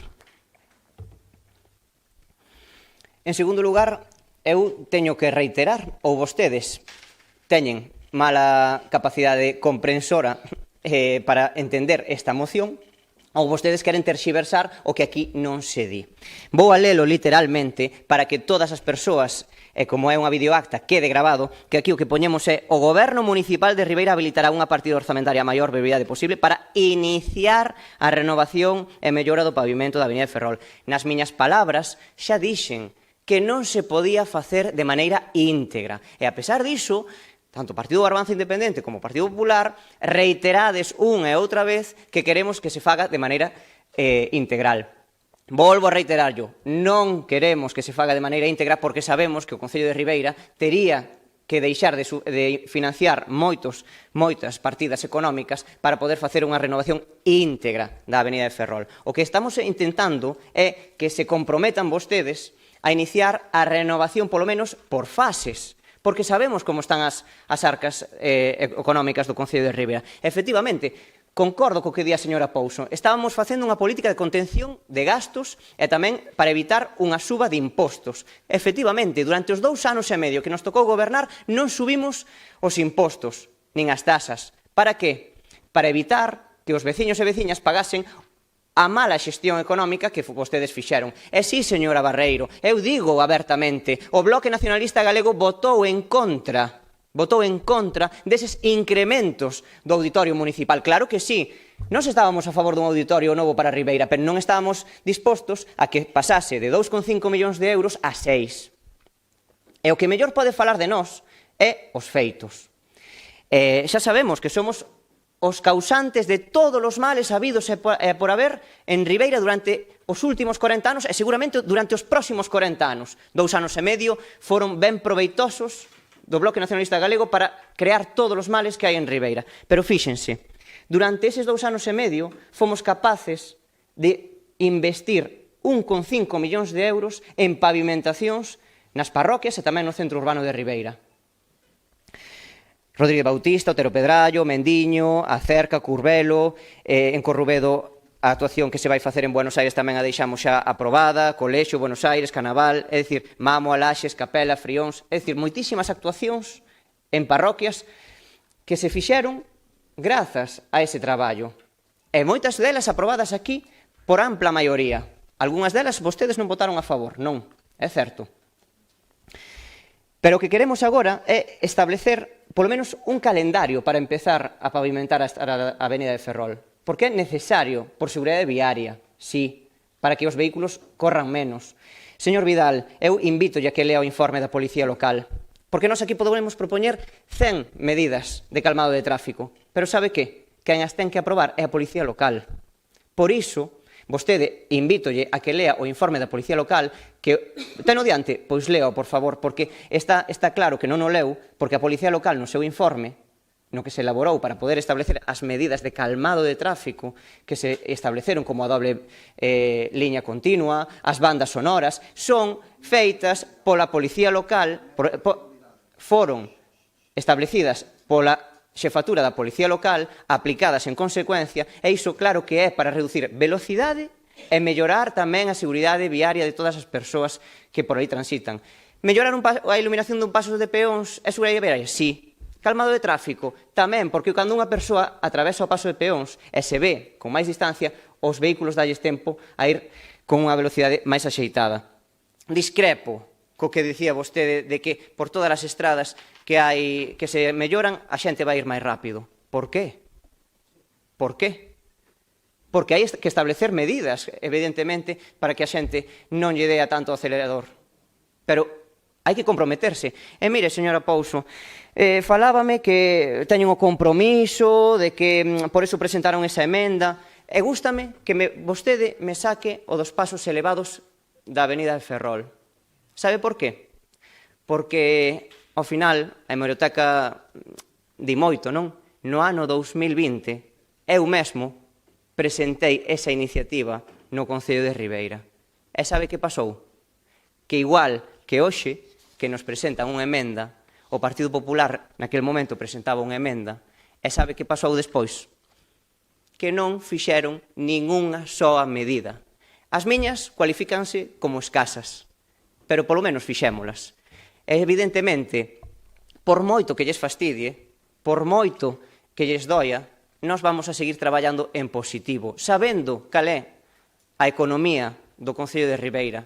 Sí, porque tiñamos sentido común, e por iso non propoñemos medidas inasumibles, pero imos seguir traballando en positivo e escoitando aos veciños. Vostedes agora aprobarán esa emenda para non facer absolutamente nada. E se o fan, é tamén pola presión que lles fan os veciños de que, bueno, é unha necesidade acuciante acometer esa pavimentación. Reflexionen, por favor, e, polo menos, se queren votar en contra da iniciativa, pois teñan tamén a ousadía, a valentía de votar en contra. Grazas. Gracias, señor Pérez. Mire, vostede propuxo no 2020 elevar os peóns, pero elevar non os elevou. Entón, está moi ben propoñer un cando está na oposición e despois, cando está no goberno, pon 4 bandas rugosas. Eso empezando por aí. Seguindo porque di vostede que fala orzamentariamente con moito sentido, pero mire, ainda a semana pasada, se non me equivoco, o señor Abrales chegou unha factura dunhas gaitas por aí perdidas que estaban sin pagar de cando vostede era alcalde, outra de tantas que seguimos pagando un ano e pico despois. Polo tanto, o sentido está moi ben, señor Pérez, promover o sentido común, a reflexión, pero a reflexión é que aquí todos os que estamos aquí pasamos pois prácticamente a diario pola Avenida de Ferrol. E todos vemos como está a Avenida de Ferrol, que a Avenida de Ferrol precisa pois de unha reparación integral, claro que integral, pero a reparación integral, se mal non recordo, superaba os 400.000 euros, que lle decía o señor Suárez Puerta, tire para arriba, e cando superaba os 400.000 euros, aínda seguramente o precio do aglomerado era máis barato do que é agora. O sea que, polo tanto, seguramente todavía teña a día de hoxe un incremento no precio. Vamos a ver, estamos de acordo en que esa vía hai que arranxar por fases, porque senón pois tolearíamos todos, económicamente sería pois un desfase para o noso concello. Estamos de acordo tamén en que hai que pavimentar moitas rúas, pero vostede, que fala aquí de pavimentar moitas rúas e despois propón pavimentar Sorribas, pavimentar non sei que, está moi ben, pero votou en contra duns orzamentos onde estamos falando casi de €500.000 para pavimentacións. Polo tanto, quer pavimentar, pero los cuartos yo non los apruebo e entón despois ya veremos con que pavimentamos. O sea, está moi ben decir unha cousa e máis a contraria. E aquí estamos a falar de que seguramente os cartos que hai que poñer para a Avenida de Ferrol pois non son nin esos 14.000 do Leliadoura, que efectivamente se vai a pavimentar próximamente, tal como nos comprometemos, sino que probablemente, e aquí hai que falar claro, as partidas hai nas que mover, haberá que crealas. En este caso, pois o mellor o que hai que facer é traer unha modificación de crédito, señor interventor, e meter pois esos 100.000 ou 120 ou 130 ou 140.000 euros que fagan falta para a primeira fase e levaros con cargo remanente do Concello. Pode ser unha opción? Pode ser unha opción. Vámonos a cargar a mitade do que temos para pavimentacións nas parroquias, pequenas pavimentacións, etc. Bueno, pois haberá que valoralo. O que está claro é que efectivamente antes de que chegue o próximo inverno hai que tratar de facer pois unha primeira fase desa Avenida de Ferrol e non ven vostede aquí a descubrir a pólvora porque todos pasamos por ali e todos sabemos como está esa avenida e, polo tanto, pois, a nosa intención, desde logo, tamén é a de ir en positivo, a de reflexionar, a de facer as cousas mellor e, dende logo, a de que os veciños, cando entren a Ribeira, entren por unha vía que sexa cómoda e que este ben pavimentada e, como veña un inverno como o anterior, pois, dende logo, pois vai a ser moito peor a cousa. Decir tamén, que se comentaba por aquí antes, o tema de que hai ahora mesmo unhas obras na Avenida de Ferrol que están sendo molestas. Ben, na Avenida de Ferrol, primeiro, fixo o Goberno municipal un arranxo na presión na zona da Curva da Nogueira, que, por certo, viñan reclamando insistentemente os veciños, que o comentamos cando estábamos na oposición e que o fixemos cando chegamos ao Goberno. Hoxe en día os veciños xa teñen presión de auga na casa, como corresponde aos tempos nos que vivimos, e o que se está facendo agora é por parte de Fenosa un reforzo na rede eléctrica.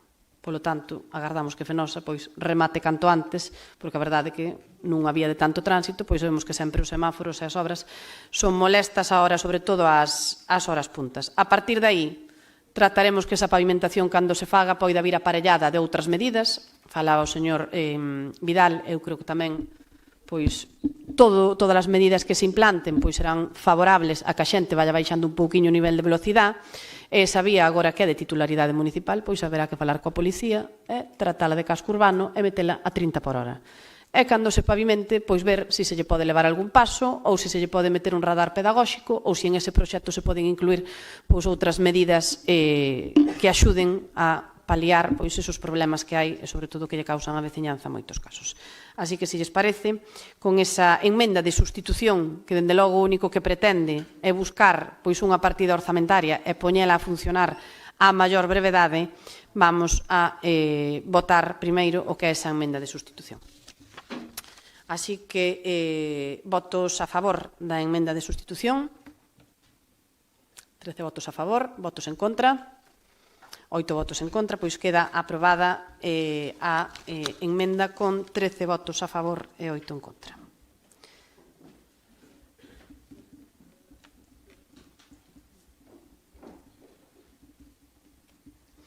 Tendo en conta que son as 10 da noite, que habitualmente a estas horas facemos un descanso, eu casi diría ao mellor que pola asistencia do público que temos hoxe, se lles parece, o que podemos facer é adiantar o punto na orde do día, que entendo que o interese ven no punto número 9, e, polo tanto, debates ese punto e despois facemos o descanso.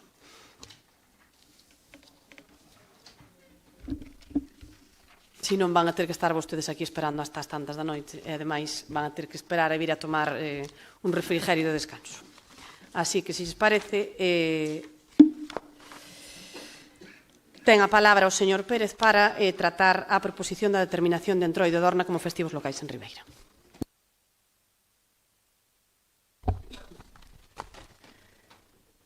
Grazas.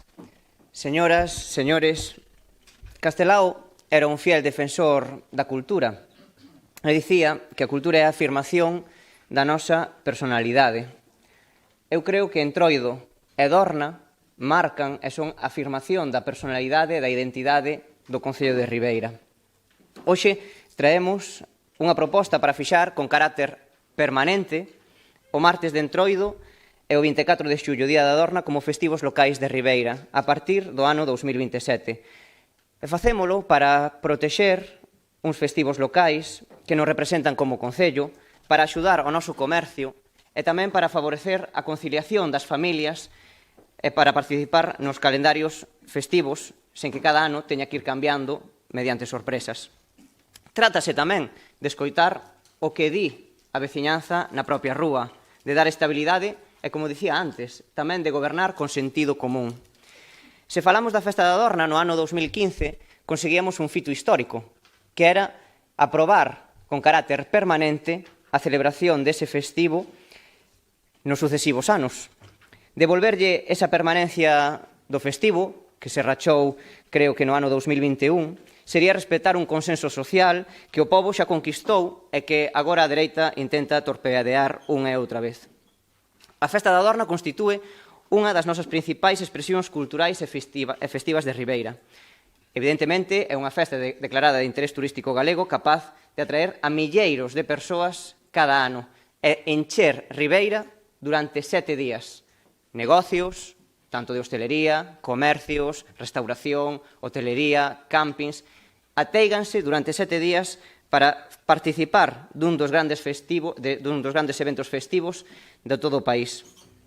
Pero, ademais, dentro do Bloque Nacionalista Galego, o que queremos propoñer hoxe é que a veciñanza de Ribeira tamén poida participar, conciliar a vida laboral coa súa alternativa de ocio.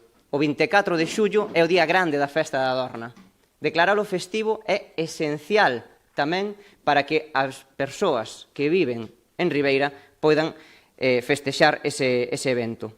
Evidentemente, máis alá do seu impacto económico, que, como acabo de decir, pois habería algún día que cuantificar cantos miles e miles de euros pode deixar ese evento festivo no noso municipio. Por outra banda, compre lembrar que en 1985 o Entroido declarábase festivo. Era unha das nosas señas tamén de identidade no municipio de Ribeira. Era un dos festivos que máis anos continuamente se viña declarando festividade local.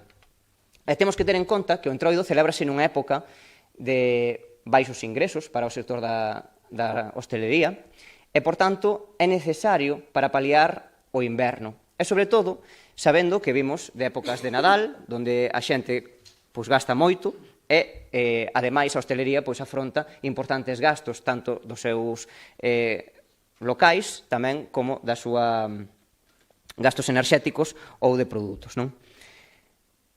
Desde o punto de vista social, está claro que o Entroido move masas. Só hai que lembrar que cada ano que o Entroido é festivo, o Festival de Murgas enche o malecón de Ribeira. As asociacións participan en masa e, por tanto, queremos que darlle ese carácter permanente tamén vai a facer que Ribeira recupere un dinamismo que se perdeu por ir cambiando cada ano as festividades locais. Agora vemos que o Partido Popular nos fai a esta proposta de facer que Dorna e Entroido sexan os festivos permanentes do Concello de Ribeira, fannos unha emenda na que demostran que seguen a vivir nunha realidade ben paralela. E digo iso porque nos presentan esa emenda de última hora, aprobada in extremis antes do remate do prazo. Xa non digo que falaran con nós, pero que tampouco falaron nin coa hostelería, tampouco falaron coa propia Asociación da Dorna, é dicir, non consensuaron ningún tipo de cuestión con esa emenda. E fanos unha emenda na que nos poñen que agardar a que a Administración competente solicite os festivos do ano 2027. Ben, pois eu quero dicirlles que creo que a Administración que máis coñece a realidade do Concello de Ribeira é o Concello, ou é a Xunta de Galiza. Vostedes están esperando a que veña un decreto dunha dirección xeral, pero é que nós podemos falar deste tema en calquera momento do ano. Por iso traemos esta proposta aquí, para consensuala, tamén para facer unha proposta en positivo que reforce os festivos na nosa localidade. Non só Dorna e Entroido, senón que nesta proposta tamén facemos o que sempre viñamos dicindo, que a festividade da patroa, Santa Uxía, debería celebrarse na segunda fin de semana de setembro para facer que os investimentos cuantiosos que o Concello de Ribeira destina á celebración de Santa Uxía, pois tamén sexan máis rendibles, para que a xente poida baixar na fin de semana e non teñamos pois, concertos, espectáculos, como ten pasado en anos anteriores, con 50 persoas diante dunha orquestra que nos valeu bastantes cartos, porque a xente, evidentemente, o día seguinte é laborable e ten que traballar. Os actos religiosos, evidentemente, poderíanse facer en calquera lugar do ano, en calquera momento que o estimase a Igrexa Católica, non? Eso é unha cuestión que lle compete á propia Igrexa. Para ir finalizando, eu creo que hoxe temos que pensar, e temos que pensar tamén en grande. Hoxe podemos estar falando de que estamos designando os festivos locais para 2027, pero eu tamén creo que hai que ter coherencia á hora de votar.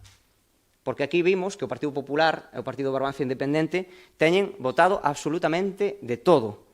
No ano 2020 e no ano 2025 votaron Entroido e Carme, no ano 2024 e 22 Dorna e Patroa, no ano 2023, que foi cando saiu Dorna e Entroido, o Partido Popular se abstivo. É dicir, aquí hai bandazos. E creo que un goberno, se por algo se ten que caracterizar, é por ter coherencia. E as cartas do Bloque Nacionalista Galego sempre foron as mesmas. Martes de Entroido e Dorna.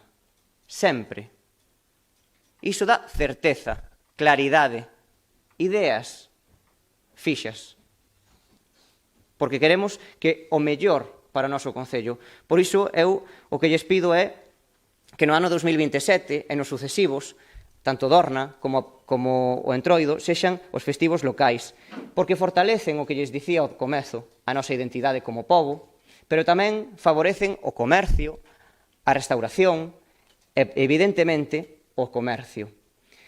Hoxe temos a oportunidade de votar o que suscita un acordo maioritario, como é a festividade da Dorna. Votemos a favor de Ribeira. Grazas. Gracias, señor Pérez. Grupos que desexen intervir. Señora Redondo, ten a palabra.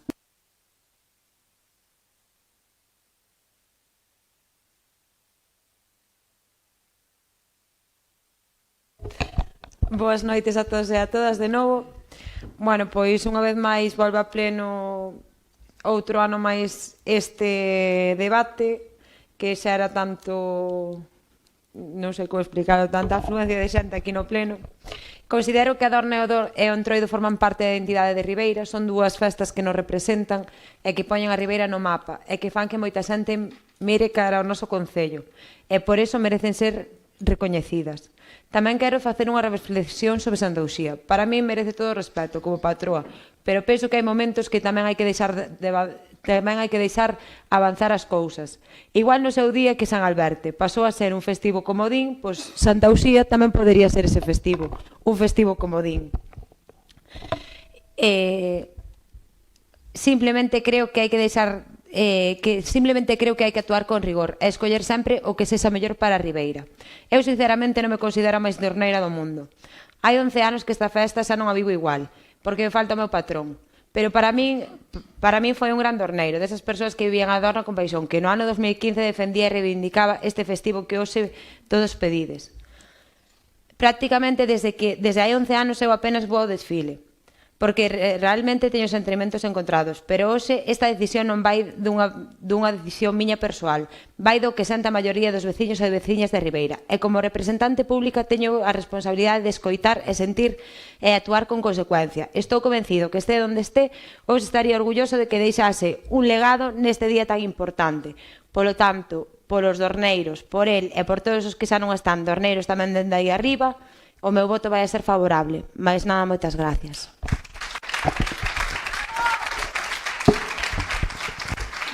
Moitas gracias, señora Redondo. Bueno, Madre mía, ahora, señor Furones, ten a palabra. Gracias. Buenas noches de nuevo. Bueno, vamos a ver, lo primero que quiero dejar claro es que esto no se trata de un debate entre creyentes y no creyentes.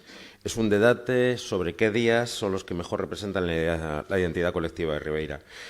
No estamos nada en contra de las festividades religiosas, que forman parte de nuestra historia y merecen todo el respeto. Nadie pretende cuestionarlas ni impedir que quienes las viven con fe, por supuesto, las celebren. Pero cuando un ayuntamiento elige sus festivos locales, debe pensar en el conjunto de la ciudadanía y en aquellas celebraciones que unen al pueblo por encima de cualquier creencia. Por eso creo que el martes de Carnaval y el Día de la Dorna son dos ejemplos claros de fiestas que representan a toda Ribeira. El martes de Carnaval es una celebración que está profundamente arraigada, que es participativa y que es abierta, que es una fiesta popular donde participan niños, jóvenes, mayores, asociaciones, colegios y familias enteras y donde no queda ya nadie excluido. Y lo mismo ocurre con la fiesta de la Dorna, que probablemente es la celebración que mejor proyecta la imagen de Ribeira dentro y fuera de Galicia.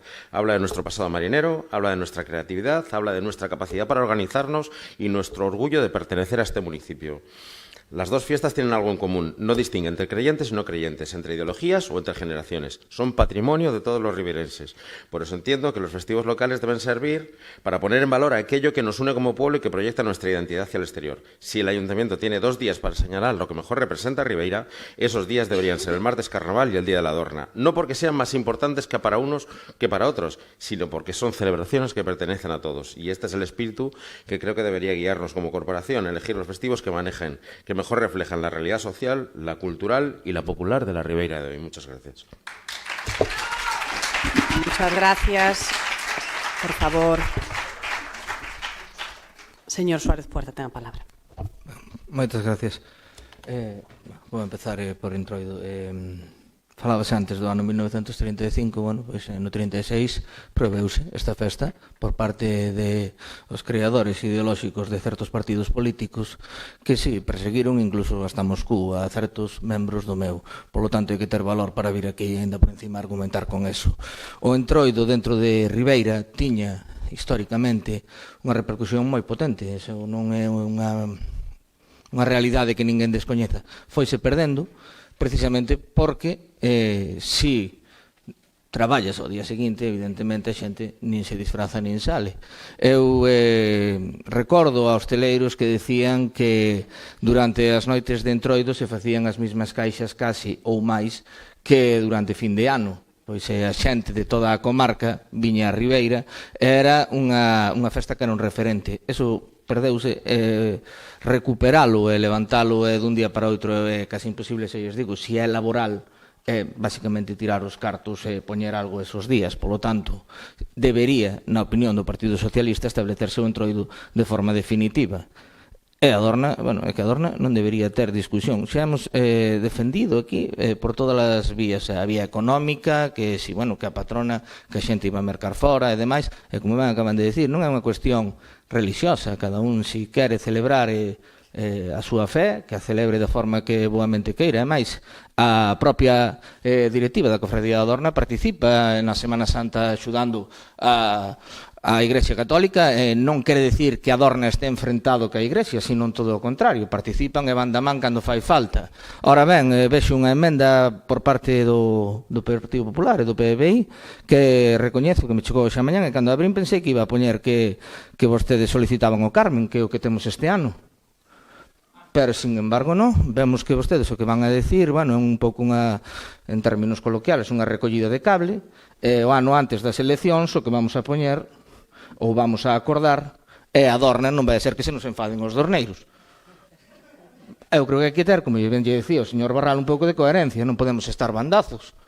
Se alguén cree que é lícito perfectamente coller e decir que cree que o Carmen é a mellor opción, ou que a patrona, que tamén é a mellor opción, pois me parece ben. O que creo é que hai que ter un acordo e respetalo, cousa que aquí non se fixo. Hai que ter un acordo e respetalo. E se este ano a xente ten que traballar, non é polos que estamos sentados deste lado, é polos que están sentados deste, porque foron os que votaron eso. Porque aquí había un acordo e non se cumpleu. É certo que un acordo se acaba con outro, é dicir, isto que vamos a votar ahora, en resumen desas palabras, non ten ningún valor. Deberíamos ter, como ben decía outro día vostede, cando empezamos a ser concelleiros, pola nosa honra, non? Pois ter un pouco de coherencia tamén, e ter un pouco de honor, e se damos a palabra, mantela. E se lle decimos a toda a Ribeira que o Día da Dorna vai a ser festivo sempre, é que non debería entrar aquí en discusión.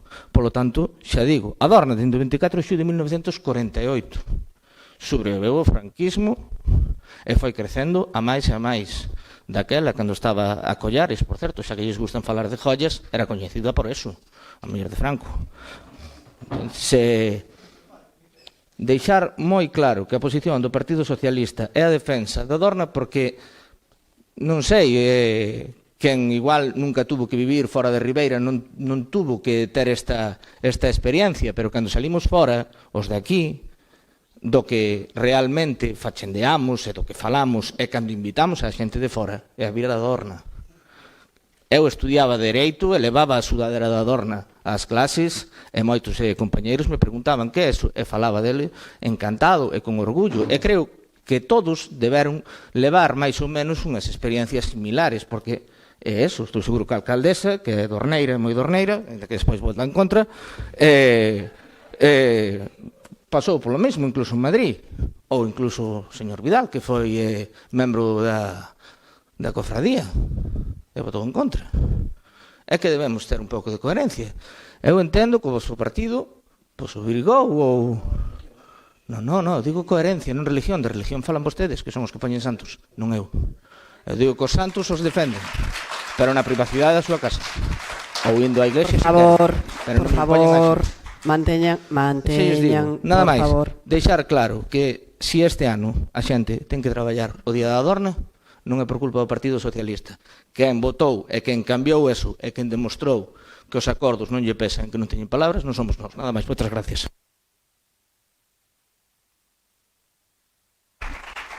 Señor Mariño, ten a palabra.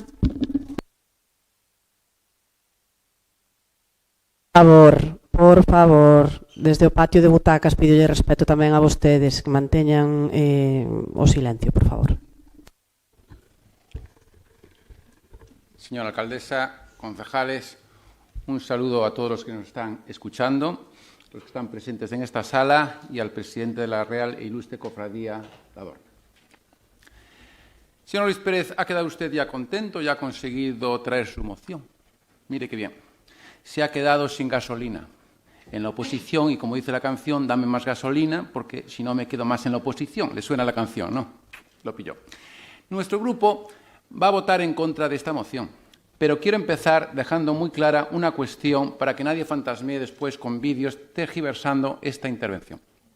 No votamos en contra de la fiesta de la Dorna. Pues además, como bien sabe el presidente, soy un buen socio dorneiro y cumplidor. Con esto no pretendo quitarle el puesto al presidente de la Dorna. Al contrario, hemos presentado una enmienda en la que el mismo gobierno que subvenciona esta gran fiesta, en la que este gobierno se involucra en esta gran fiesta, se compromete a proponer para el año 2027 como festivos locales el martes de Entroido y la fiesta de la Dorna, y Santa Lucía es domingo.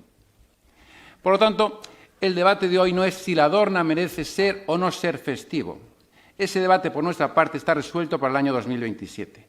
Señor portavoz del BNG, no corra usted tanto, no tenga tanta prisa, que va a seguir ocupando el mismo sitio en la oposición, pues Ribeira está cansada de su política barata, buscando conflicto permanente, ustedes, señores del no a todo. Vamos año a año. Para el 2027 ya conoce cuál será nuestra propuesta, se lo he dicho.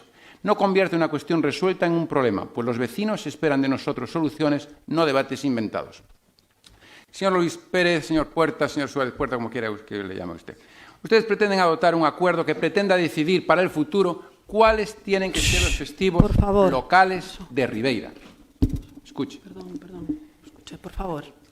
Le voy a repetir respeto, porque... por favor, en el debate a todo el mundo. Sí, se ha despistado. Señor Luis Pérez, señor Suárez Puerta, ustedes pretenden adoptar un acuerdo que pretendan decidir para el futuro cuáles tienen que ser siempre los festivos locales de Ribeira. Si no me he perdido. Bien. Y nuestra respuesta es clara, no. Mire usted, cada pleno decide. Al igual que un pleno le ha nombrado usted, señor Pedro Barral, ¿se acuerda?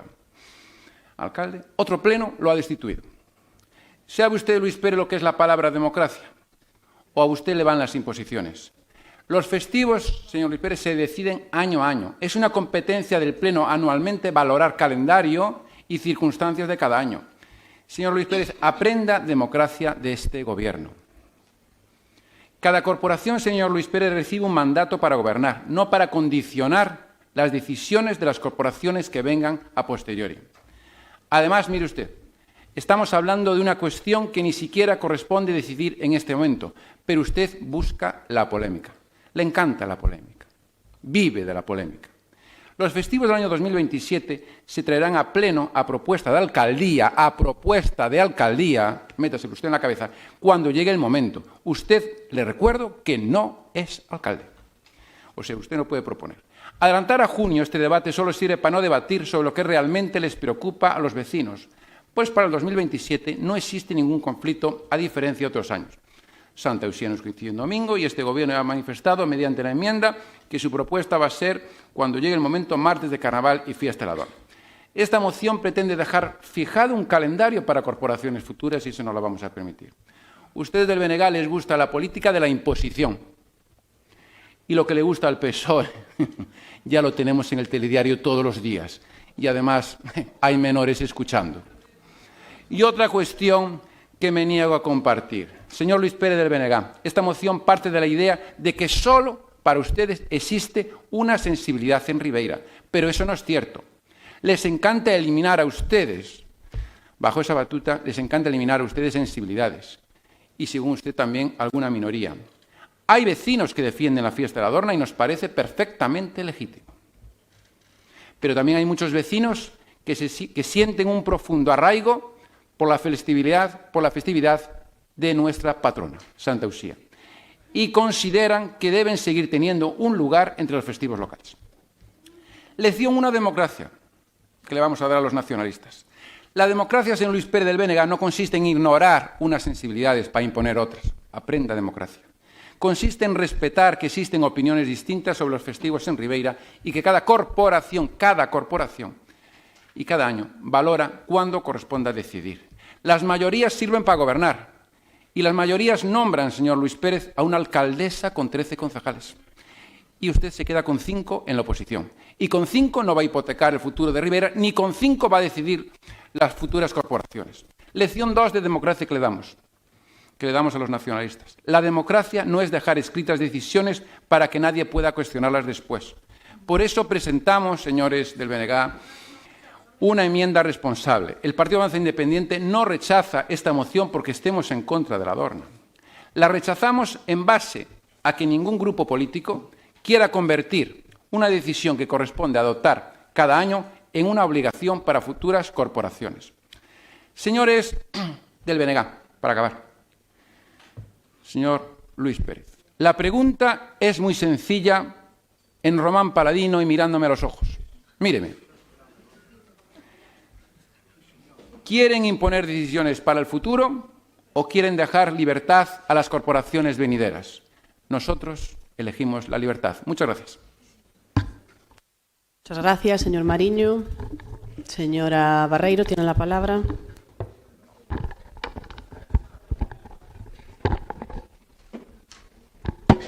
Ben, moi boas noites a todos e a todas.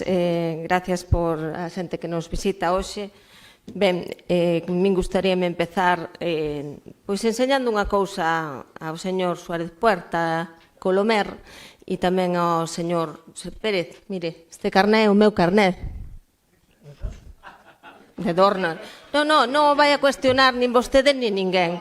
Vale, de fai moitísimos anos. Seguramente que antes de que vostedes estuveran aí como dorneiros. Por favor. Polo tanto, señora Barreiro, non cuestione... Señora Barreiro, espera un momentiño, por favor. Deixen falar a xente. Tranquilamente, veña. Ben. En relación á determinación dos festivos locais do Concello de Ribeira, a min gustaríame sinalar, en primeiro lugar, que esta tramitación dun asunto que se repite ano tras ano e que ten un carácter meramente administrativo non debería ser abordado dunha maneira que se está facendo nesta ocasión. Entendo que non resulta aceitado tratar unha cuestión deste tipo sen procurar previamente un consenso desta corporación, especialmente cando ademais se adianta de forma innecesaria respecto do calendario habitual, e vostedes saben, nunca se trae Ahora vostede decideu traelo así, porque normalmente isto trátase en outubro ou en setembro, non se aprecia ningunha razón que justifique a súa inclusión anticipada no orden do día.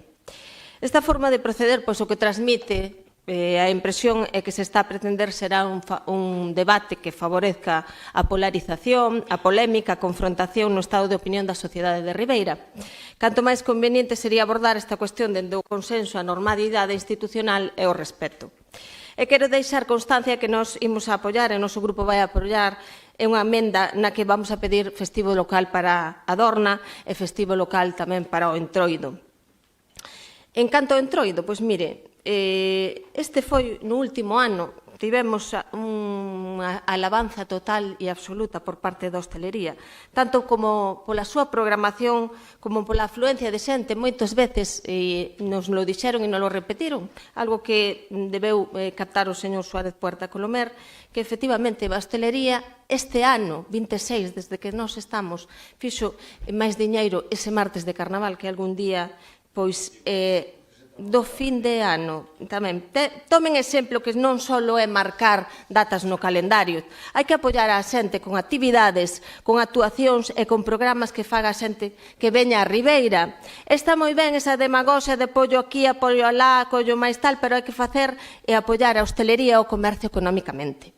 E tamén apoiamos ao asociacionismo, por suposto, con esas murgas, poñendo a disposición tanto apoio económico como logístico, porque mire, non hai máis que comparar a carpa que había o ano pasado que a que había este ano no Entroido, porque o ano pasado a xente das murgas tuvo que estar pasando frío, este ano non. Vale, pois pareceme moi ben. E pola banda da Real Ilustre Cofradía da Dorna, pois creemos que este tipo, este goberno, vai a apoiar, vai a demostrar que apoiamos a festa, xa non só marcando ese festivo local, sino tamén o noso máis firme apoio económico, logístico e de todos os departamentos da Dorna, porque con eles temos contacto directo. Este goberno, desde que eu estou 6 meses, pode o decir o presidente ou calquera dos membros que os están aquí presentes. Polo tanto, aquí na xente, nas filas do Partido Popular, hai dorneiros e dorneiras de pro. E iso doia a usted ou a quen de doia. E vou rematando, non sin puntualizar que, bueno, a súa proposición para nada é unha proposta de consenso. O señor Pérez non queira ganar vostede aos veciños e veciñas de Ribeira.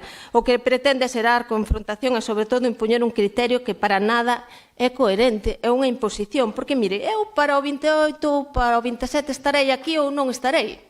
E moitos dos que estamos aquí estaremos aquí ou non estaremos. Entonces, para min, impoñer unha fecha é coartar a liberdade que pode ter a corporacións venideiras. Xa lle digo, eu estarei ou non estarei, ou calquera dos que estamos aquí. E por outro lado, pois, non me quería esquecer da patrona, que para o 27, pois eso, efectivamente, caería en domingo, pero na súa proposta di, ou se o di ou non coincide en domingo, ou porque vostede directamente non a apoia, ou non quere que sea festivo, a verdade é que non o teño moi claro, pero mire, tamén lle quería decir, a patrona tamén hai que apoiar para que sexa que a xente se vaya, non vaya de compras, cunhas festividades potentes. E traer e facer as cousas con sentido, non como se fixeron en outros anos, que logo traíamos aquí modificacións de crédito, que, por certo, voulle a decir, vostede as modificacións de crédito do auditorio non as apoiou, para as do Suárez Puerto todas. Máis nada, moitas gracias. Señora Barreiro, señor Pérez, ten a palabra para rematar. Miren, en ningún momento lles estamos cuestionando a vostedes se son máis ou menos dorneiros, máis ou menos relixiosos. En ningún momento. Aquí que cada persoa se sinta como queira. Aquí o que falan son os feitos. Os feitos. E vostedes poden ser os máis dorneiros do mundo, pero tamén poden ser vostedes os máis incoherentes do mundo, cando vostedes din que son dorneiros, pero lle quitan a festividade á propia festa da Dorna. Claro que sí. Pero miren, fíxense, falan de que, claro, este goberno subvenciona a festa da Dorna. Señor Mariño, non se equivoque. A festa da Dorna ten gañado a pulso os cartos que recibe do Concello de Ribeira, porque ingresa o Concello moitísimas máis pelas cada día de festa da Dorna do que o Concello lle dá a esa confraría. Pero mire, tamén hai que atreverse, hai que ter unha cara dura, pero de cemento armado, para falar de gasolina, pero non da gasolineira. Esa deixarás que se tivo que derrubar. Esa deixarás que se tivo que derrubar. Por favor, Claro. estamos nun pleno municipal, por favor, respeten as normas. Hai que ter valentía. E falan vostedes de imposición e de que eu pretendo enganar a todo o Concello de Ribeira. Miren, eu son un concelleiro máis de 21. Se consigo os votos suficientes, podo aprobar as medidas que aquí propoña, evidentemente. Pero sabe que hai unha cousa que podo facer, aínda que non teña ningún só voto a favor seu, señor Mariño, que eu podo ir coa cabeza moi alta por todo Ribeira, porque fui un alcalde que falei, que sempre dialoguei, e eu creo que vostede non pode dicir o mesmo.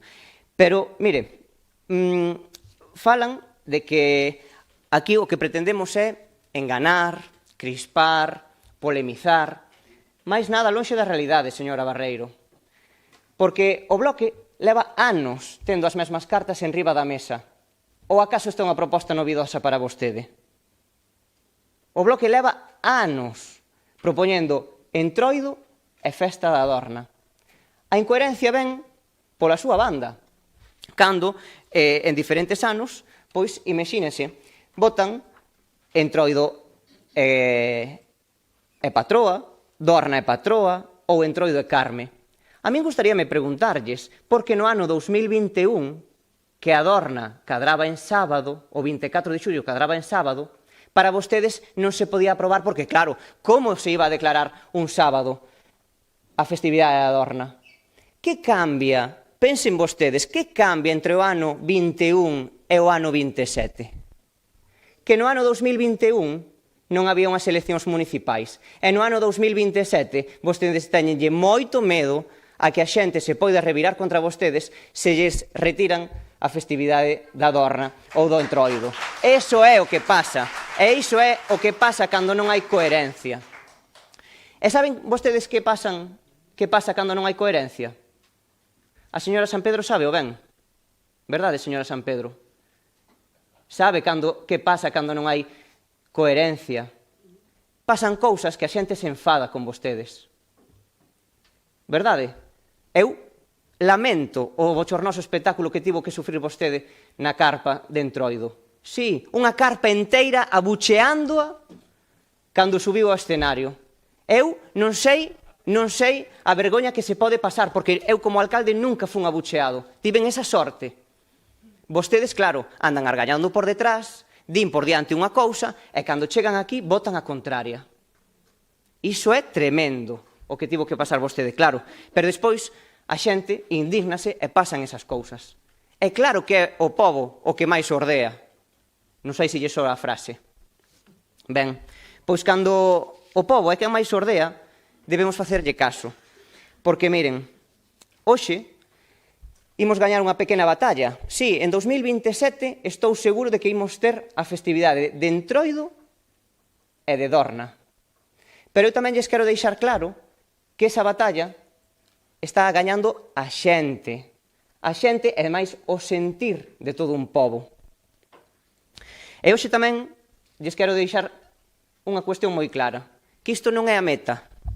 Porque vostedes, se non queren declarar a esa permanencia, nós non vamos a rendernos, non imos baixar os brazos ata conseguir que as dúas festividades que máis nos representan por identidade, por cultura, por tradición, por dinamismo económico, sexan Entroido e Dorna.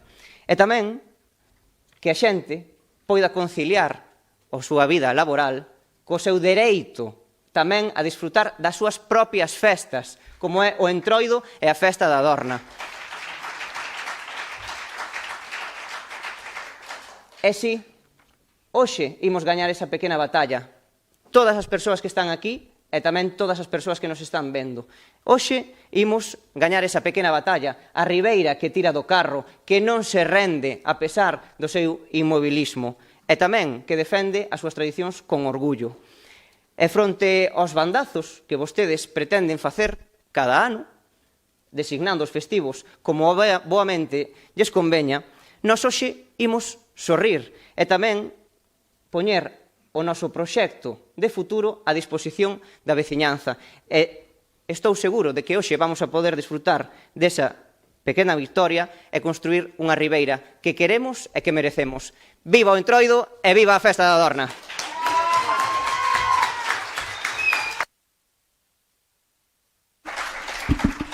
Moi ben, señor Pérez. Eu xa sei que a vostede encantalle lucirse e o fai. Por favor, estamos nun pleno. Me parece ben que vostede se queira lucir. Mire, aquí hai varias cuestións que hai que matizar. A primeira, que vostede non sei como entendeu esa emenda, e se non o pode aclarar aquí o señor secretario, a min pareceme fenomenal que vostede tralla unha iniciativa de motu propio, que vostede me fala aquí, fai un rato, de... como era? De que non se consensuou nada. Me di vostede como se vostede houbera consensuado algo cos demais cando trae aquí unha iniciativa. Que me parece moi lícito que a traia. Pero ben, non me fala a min de consenso cando vostede co resto tampouco consensúa.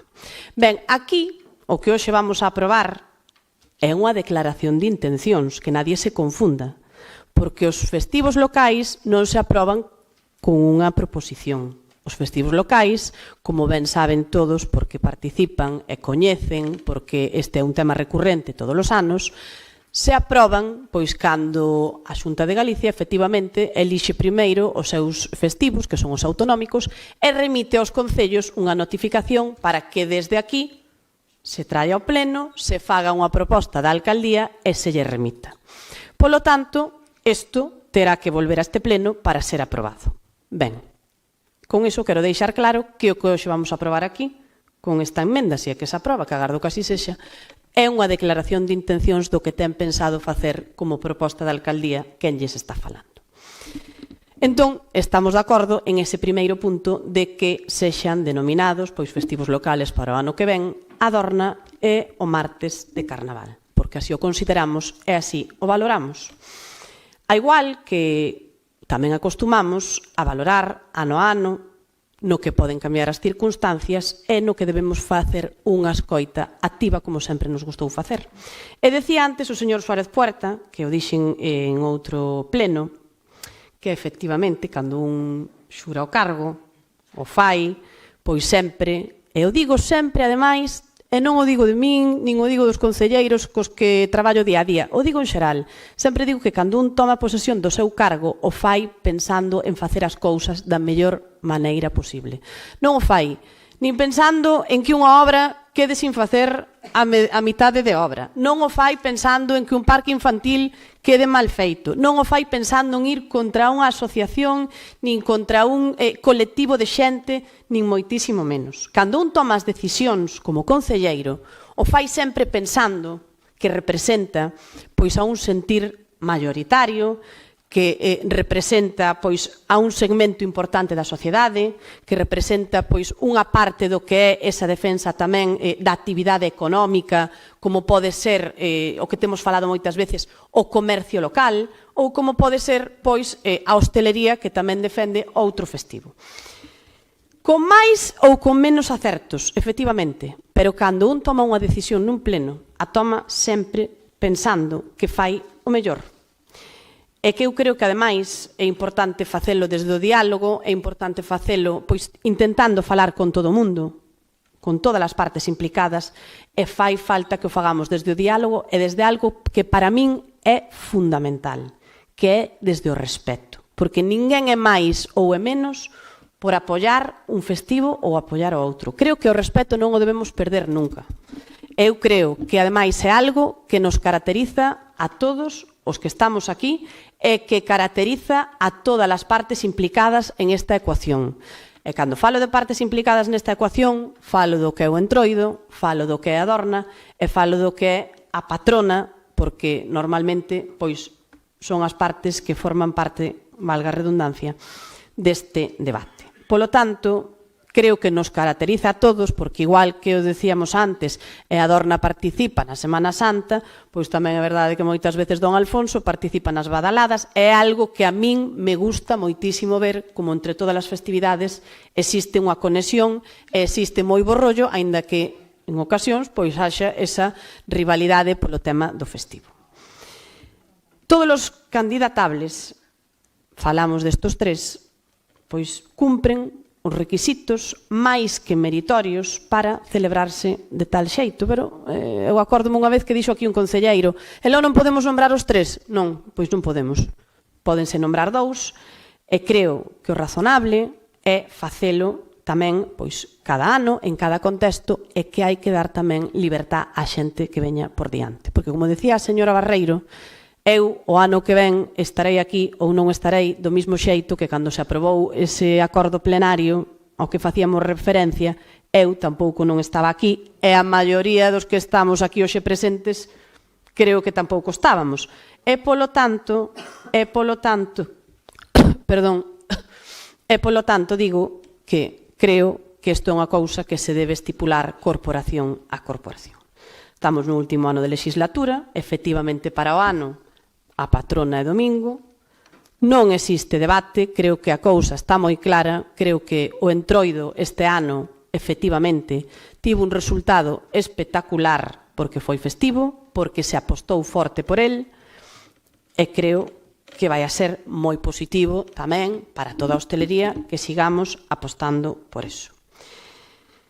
Dito sea de paso, o tema de que isto é, teño aquí anotado, efectivamente unha declaración de intencións, pero creo que efectivamente moitas veces pensamos en querer escoitar a todo mundo, en querer escoitar moitas veces tamén ao comercio. Eu o dixen o ano pasado, e sei cal é pois a postura do comercio, porque teño a boa costume pois de habitualmente consumir no comercio local.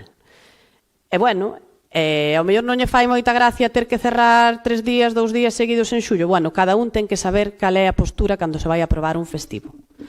E se non se pode abrir, ou se un quer abrir pola mañán, eu creo, eu digo aquí públicamente, que pasado o pleno de hoxe, e o mellor pasado a determinación dos festivos locais, tiñámonos que sentar todas as partes implicadas e buscar un punto tamén de entendemento pois para esa xente que ao mellor un 24 festivo pois, oye, ten un comercio local como autónomo e quer abrir a súa porta, pois respetemos ao mellor tamén, quero dicir, hai que sentarse e creo que tamén hai que falar un pouco entre todas as partes. Creo que somos xente razonable. Outro día había un tema co de tendas á rúa, eu falei co presidente e todo quedou solucionado e, polo tanto, creo que entre todas as partes nos entendemos perfectamente. A partir de aí, creo que ese entendemento ten que chegar sin que ninguén se senta ofendido, minusvalorado, e moito menos. A min o que non me gusta é que ninguén se sinta atacado. Podemos ser máis ou menos dorneiros, aquí falábase de que os feitos o din ou non o din.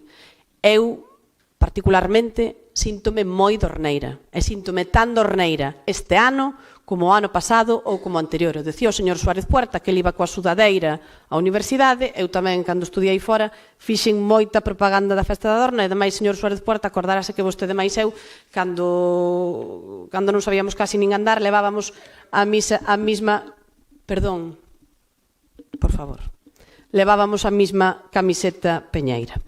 E, polo tanto, comezamos as andanzas de dorneiros á vez. E, ademais desto, creo que o festivo ten a súa importancia, ten o seu significado, por suposto, pero tamén se falaba aquí de un compromiso institucional coas festividades. Creo que ese compromiso institucional, e o dixen, está reflexado no entroido.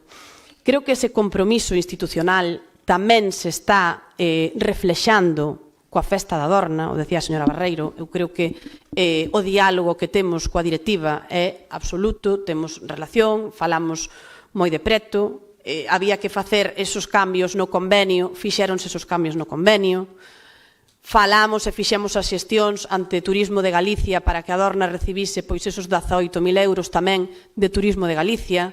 estamos falando aí pois tamén co concelleiro do Mar para buscar, o sea, isto vai moito máis alá da festa, non? Todos o sabemos que a Adorna pois non só son eses 5, 6, 7 días de festa, sino que é pois a tradición e a actividade de todo un ano. Estáse falando pois de potenciar esa escola de vela e da posibilidade de ter un pantalán aquí, pegadiño aí á zona de entrada do Peirao, que teña pois independencia para as embarcacións da Festa da Adorna. Creo que iso tamén é importante, porque están facendo unha labor durante todo o ano esa xente que sae ao mar, que leva os cativos, que está deixando pois unha pegada no que é un deporte tradicional e que nos representa. Falábase antes tamén dun tema que me parece moi interesante, que é o de cuantificar, non, o retorno que a Festa da Adorna pois ten no pobo de Ribeira, o temos falado, e por que non, ora temos unha reitora daqui, pois ao mellor é a oportunidade de que lle plantexemos se a universidade podería facer un estudio que nos dese todos esos datos, datos que por outro lado serían moi importantes para poder conquerir ou presentarnos a que esta festa chegase a ter algo que creo que non é nada disparatado, que é ser festa de interese turístico nacional. Bueno, son traballos que hai que ir facendo e que, por suposto, eu creo que aí é onde se ve tamén ese apoio institucional que debe estar sempre en colaboración do goberno, estea quen estea. E, polo tanto, creo que tamén estamos demostrando que hai un traballo que se pode facer, que se pode mellorar e que pode dar a Adorna pois todavía máis renombre do que ten. Isto non é cuestión nin de torpedear nada, eu creo que é unha cuestión de escoitar, é unha cuestión de dialogar e, desde logo, é unha cuestión de acertar. Non para todo o mundo, porque nunca vamos a acertar para todo o mundo, pero polo menos que cando tomas unha decisión, pois creas que o faz representando a maioría da xente. Evidentemente, é coñecido o respaldo social que ten a Festa da Adorna, é coñecida a tradición que ten a Festa da Patrona, é desde logo coñecido tamén pois a repercusión en época de inverno que ten ese martes de Entroido para o noso municipio. Creo que sempre que tomemos unha decisión a temos que tomar, como digo, pensando pois en que o facemos do mellor xeito posible. Eu de verdad que me gustaría poñer o acento en que o elexir un festivo ou outro non debe ser motivo de ataque, nin de pensar que se fai por torpedear ou por entorpecer a unha celebración ou a un colectivo. De verdade que non se cuestiona a grandeza que ten a Adorna, non se cuestiona a importancia que ten o Entroido e non se cuestiona tampouco o que é a patrona para un pobo, neste caso para o pobo de Ribeira. Polo tanto, creo que vamos a aprobar o que é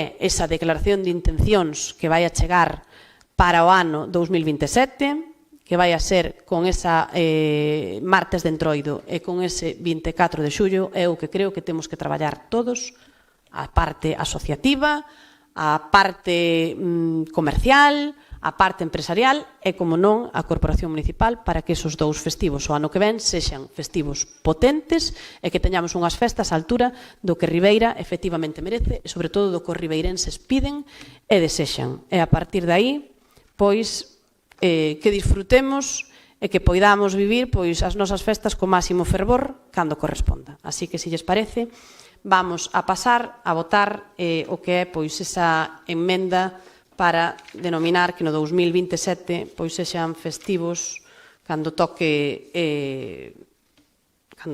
señor secretario, que chegue esa carta, pois facer unha proposta xa que veña ao pleno con eses festivos de 24 de xullo e martes de Entroido. Así que votos a favor. Unanimidade dos presentes. Moitas gracias aos presentes. E, se lles parece, pois, se queredes seguir do tirón, queda unha moción. Son as 11 menos 10, menos 5. Se paramos non seguimos. Limpamos, veña.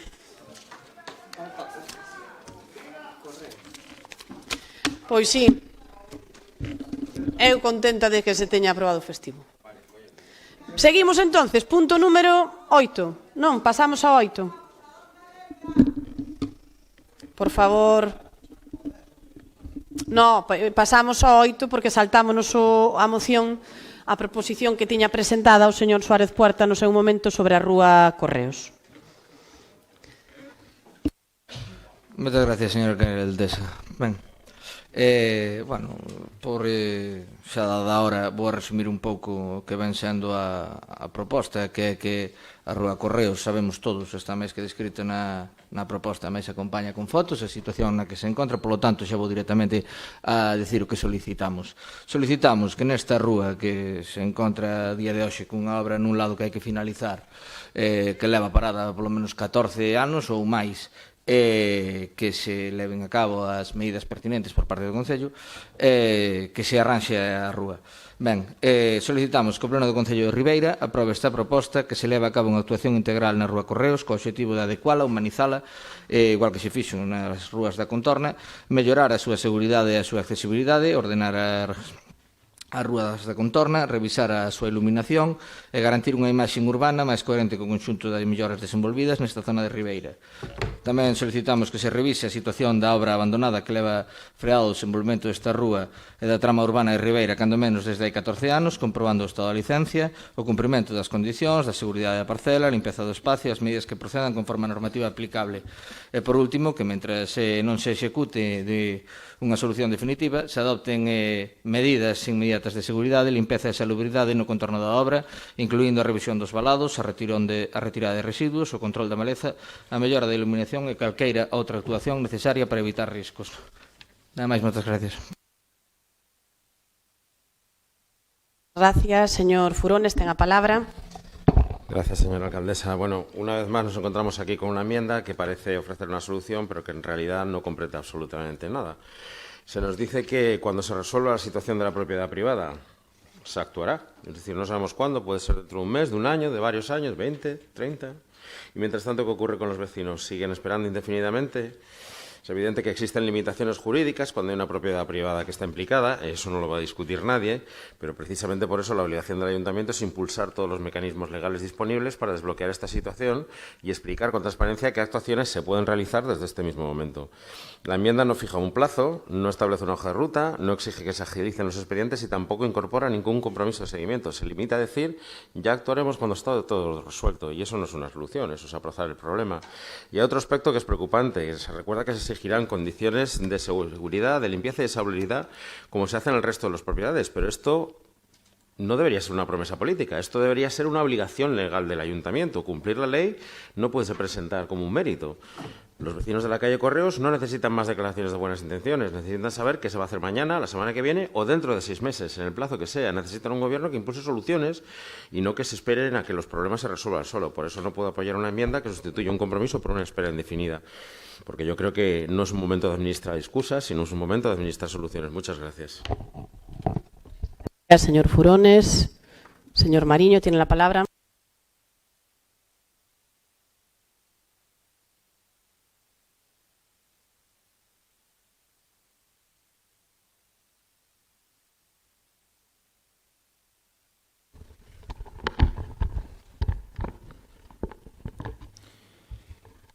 Señora alcaldesa, mire usted, señor Suárez Puerta, el Partido Socialista confunde oposición con oportunismo.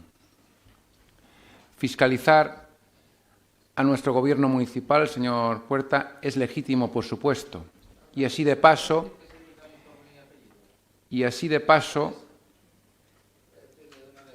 fiscalizar a nuestro gobierno municipal es legítimo, por supuesto. Y así de paso le da pie a usted escribir una moción y hace algo políticamente una vez al mes. Ahora bien, intentar convertir, señor Suárez Puerta, cualquier problema de Ribeira en una historia de abandono, aunque exista una solución en marcha, eso ya es otra cosa.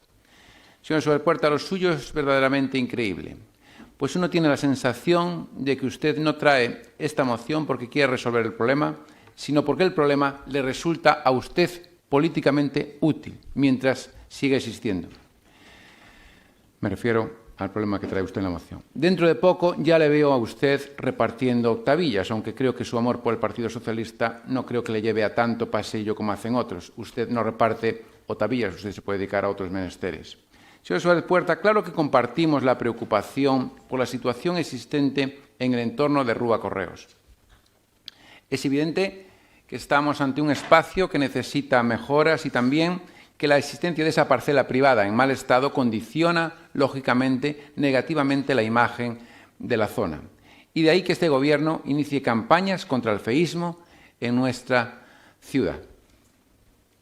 Otro tema muy distinto es que usted construya una historia para trasladar una sensación de abandono por parte de este Gobierno. Creo que cuando usted estaba en el Gobierno ni nombró este tema. El problema principal de la Rúa Correos no es simplemente el pavimento, ni la iluminación, ni una cuestión meramente estética, señor Suárez Puerta. El verdadero problema está en la situación, lógicamente, de una parcela privada que lleva años condicionando ese entorno. Eso es el problema real y parece que usted deliberadamente lo deja en un segundo plano. Este Gobierno no solo conoce la situación, sino que lleva tiempo trabajando sobre ella, al igual que otros inmuebles de nuestro concello que ahora empiezan a coger forma o nueva vida con nuevos promotores, salvo que a alguno no le parezca bien. Mire usted, este Gobierno ha mantenido conversaciones con el propietario de esa parcela y a día de hoy le puedo decir, y hasta ahí puedo llegar, que existen conversaciones avanzadas y documentación ya encaminada para una operación que permitiría desbloquear definitivamente la situación de dicha parcela. Y eso es importante decirlo con meridiana claridad. Si esa operación finalmente se materializa, se producirá la correspondiente, lógica, construcción y se resolverá un problema que afecta hoy a Rúa Correos. Y aquí está el tema, señor Suárez Puerta. Nosotros no creemos que lo responsable sea comprometer recursos públicos. Yo sé que a usted los recursos públicos, a su partido no le va mucho. Lo responsable no es comprometer recursos públicos en actuaciones improvisadas, sino en un plazo razonable si se ejecuta una solución definitiva.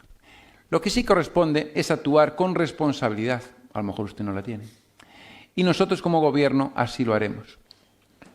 Y como recoge nuestra enmienda, que se cumplan todas las condiciones, lógicamente, de seguridad, limpieza, salubridad que correspondan en esa propiedad privada, así como en el resto del entorno. Pero también significa, señor Suárez Puerta, actuar con sentido común y coherencia urbanística.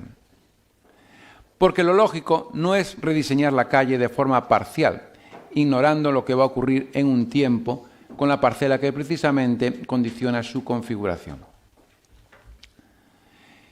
Una vez ejecutada la actuación correspondiente, señor Suárez Puerta, adecuaremos, lógicamente, la Rúa Correos de forma coherente. Por eso presentamos, señor concejal del Partido Socialista, esta enmienda de sustitución. Porque frente a una moción construida desde el titular que le gusta, bonito, nosotros proponemos una solución realista y adaptada a la situación actual de dicha calle. Por todo ello, votaremos, señor Suárez Puerta, en contra de la moción y a favor de nuestra enmienda. En otras palabras, señor Suárez Puerta, a usted le encanta diagnosticar o buscar problemas cuando le huele una oportunidad política, aunque la solución ya esté en marcha. Señor Suárez Puerta, señor Pérez, menos teatrito, menos teatro y más rigor. Nada más, muchas gracias. Gracias, señor Mariño. Señor Vidal, ten a palabra. Grazas, alcaldesa, boa noite. Saudar ao señor Vicente, que alegrome de velo de volta. Dende o Bloque Nacionalista Galego cremos que hai poucas dúbidas sobre a necesidade de actuar na Rúa Correos. Estamos a falar dunha rúa situada no corazón de Ribeira, nun punto de conexión habitual entre a Rosalía de Castro e a Rúa de Lugo, nun espazo polo que pasan diariamente veciños e veciñas e que, polo tanto, non pode seguir presentando o estado de deterioro e abandono que vemos na actualidade. Non falamos dun pequeno calexón nunha zona calquera. É unha rúa céntrica integrada nun ámbito no que levanse anos desenvolvendo actuacións de humanización e mellora urbana. Precisamente por iso resulta aínda máis evidente o contraste entre esas actuacións e a situación do espazo. Coñecida tamén a problemática da obra inacabada que leva moitos anos condicionando esta contorna. Unha estrutura abandonada que non só afecta a imaxe da rúa, senón tamén a vida diaria de veciños e comercios. A maleza, a suciedade, a sensación de inseguridade e a falta de mantemento son unha realidade que levan demasiado tempo soportando as persoas que viven, traballan e mercan ali. Sendo realistas, esta cuestión non é unha solución inmediata nin sinxela. A situación urbanística e de propiedade desta parcela leva anos enquistada e seguramente non se resolverá nin no medio prazo nin no curto prazo. Precisamente por iso entendemos que o Concello non pode agardar a que algún día, non se sabe cando, os propietarios desbloqueen a situación. Non pode pasar moito máis tempo esta rúa nestas condicións e non deben convivir os negocios e a veciñanza cunha imaxe de abandono impropia dunha zona céntrica da nosa cidade. O Concello ten a responsabilidade de actuar sobre o espazo público e por iso compartimos a necesidade de acometer medidas xa inmediatas de limpeza, iluminación ou acondicionamento da contorna. Son actuacións básicas, máis indispensáveis para dignificar mínimamente esta rúa e mellorar o día a día dos veciños e veciñas. Lembrar que o anterior goberno tiña prevista a actuación nesta zona. Planificación que xa comezou co proxecto da Rúa Cristóbal Colón, que é precisamente exemplo de como unha actuación ben pensada pode transformar unha zona degradada e revitalizar un barrio. Creemos que esa debe ser a liña de traballo. Avanzar cara a unha intervención integral e coherente en toda esta contorna do centro urbano, porque humanizar unha rúa non é só cambiar o pavimento, é mellorar a accesibilidade, a seguridade, a iluminación, tamén a actividade económica e comercial. Por todo iso, desde o BNG imos apoiar esta moción, entendendo que recolle unha demanda lóxica e a necesidade de que o Concello desenvolva as actuacións máis urxentes como primeiro paso dun plan máis amplo de regeneración urbana para toda esta zona de Ribeira. Moitas grazas. Moitas gracias, señor Vidal. Señora Brión, ten a palabra. Moi boas tardes a todos e a todas. Pois agradecemos a súa preocupación, señor Suárez Puerta, con respecto á situación da Rúa de Correos e da súa contorna, pero non é moi diferente de como está agora de cando estaba vostede no goberno. Como vostede sabe, é unha cuestión coñecida polo Concello e sobre a que xa se traballou en algunha das melloras. Sabemos da necesidade de seguir avanzando na mellora da humanización do centro urbano de Ribeira, así como para garantir espazos públicos accesibles, seguros e acordes coa transformación urbana. Desta que se está facendo nestes últimos anos, tamén teremos en conta a Rúa de Correos, pero tamén para que tamén forme parte destas actuacións, como se estuvo facendo noutras zonas do casco urbano. Pero é como todo, temos que adaptarnos ás posibilidades orzamentarias do Concello. En relación á obra privada abandonada, da que vostede fai referencia na súa proposición, xa sabe que non depende exclusivamente da Administración municipal, ao tratarse de titularidade privada. E ser un tema urbanístico, hai que seguir determinados procedementos legais. Non obstante, o Concello, en anos anteriores, xa realizou diferentes actuacións de seguimento, requirimentos e de control dentro das competencias municipais co obxectivo de minimizar os efectos negativos sobre a contorna e garantir a seguridade.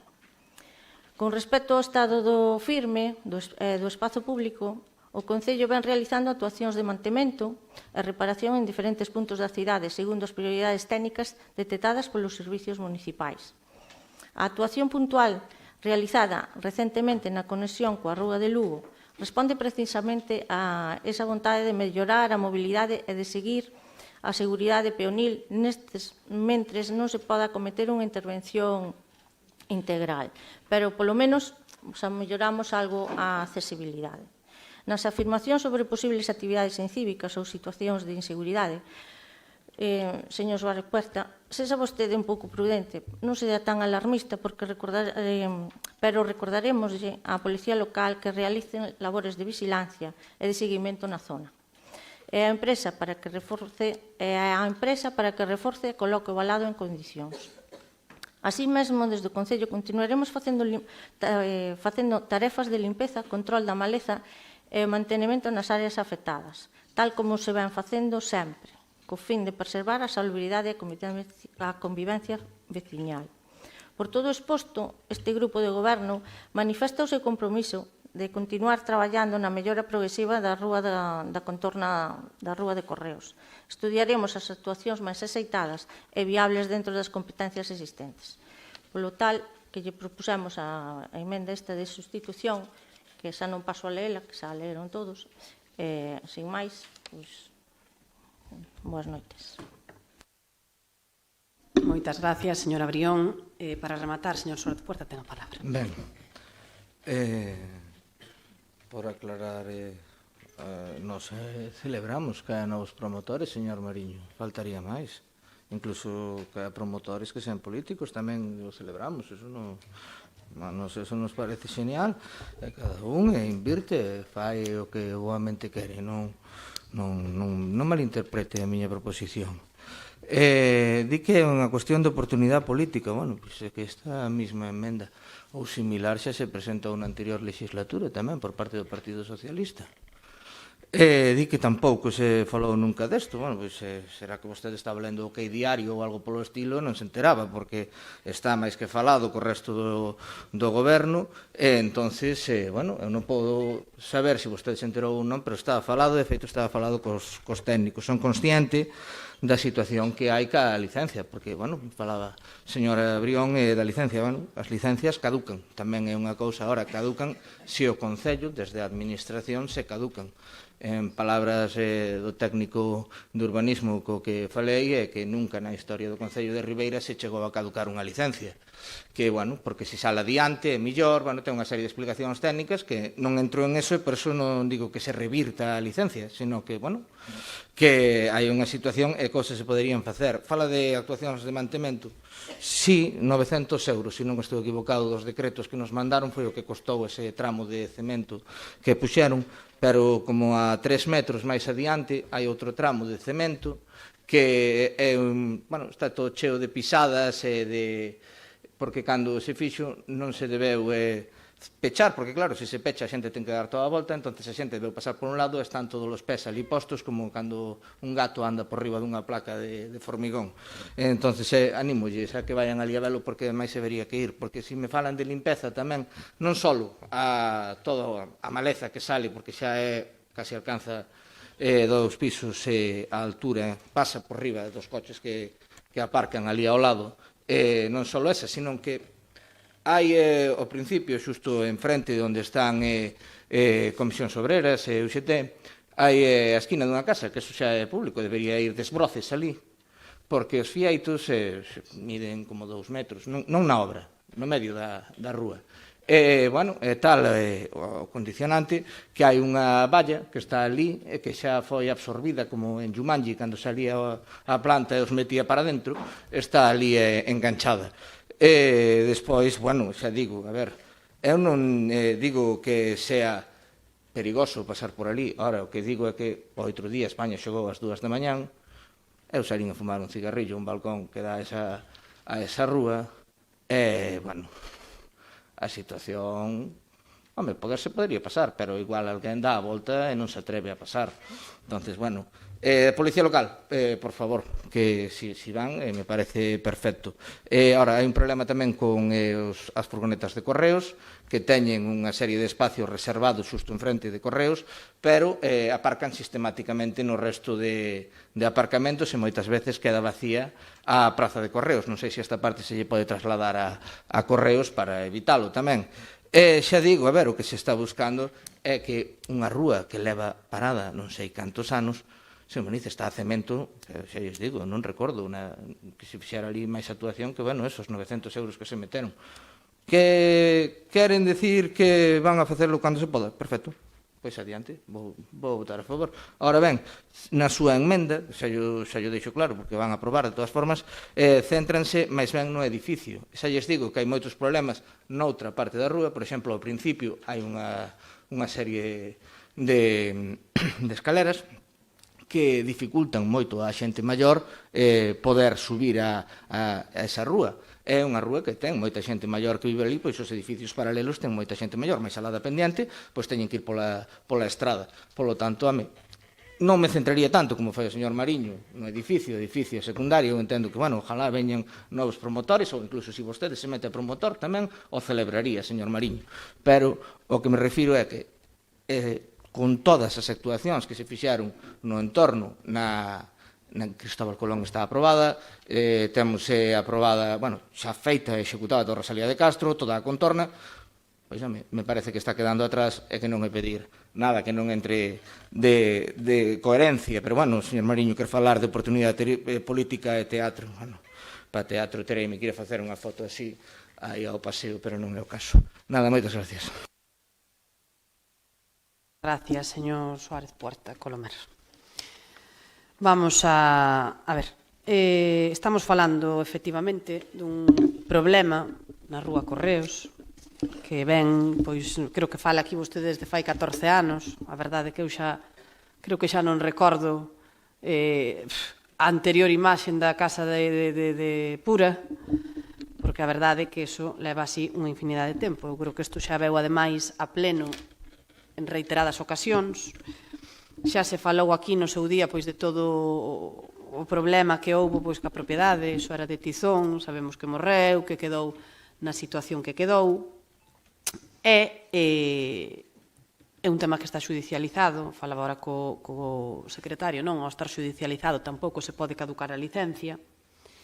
Eu falei coa propiedade, porque creo que cando estamos falando de algo que ten pois un tema xudicializado e ademais os propietarios polo medio, o mínimo é pois poñerse en contacto con eles, saber cal é a situación, que prevén, que plazos teñen e onde nos podemos mover nós. A propiedade, a día de hoxe, gañou e está pendiente de que se resolvan os últimos flecos.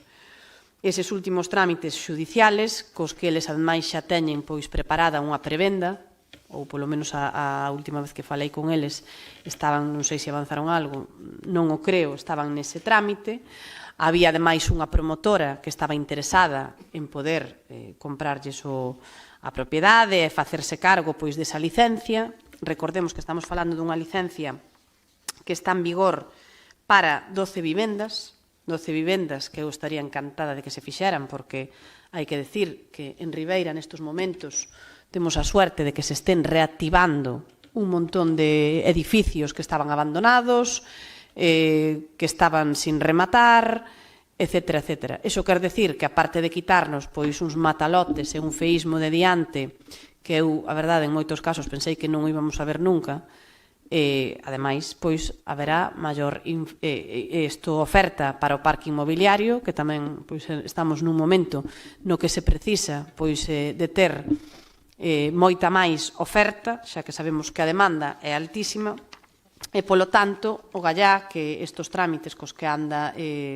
na propiedade se acaben levando adiante. Hai que decir que tamén xa no pasado o que se fixo desde o Concello foi incautarlle o que é a fianza, a garantía que tiña a empresa promotora, e con eso habíanse feito pois unha serie de accións que naquel momento pois melloraron o que era a contorna, non? Habíase vallado ben, habíase posto unha celosía para que non se vise, etcétera, etcétera. Vamos, aí gastáronse pois uns cartos con cargo a esa fianza, pero que co paso do tempo pois volve a estar como está.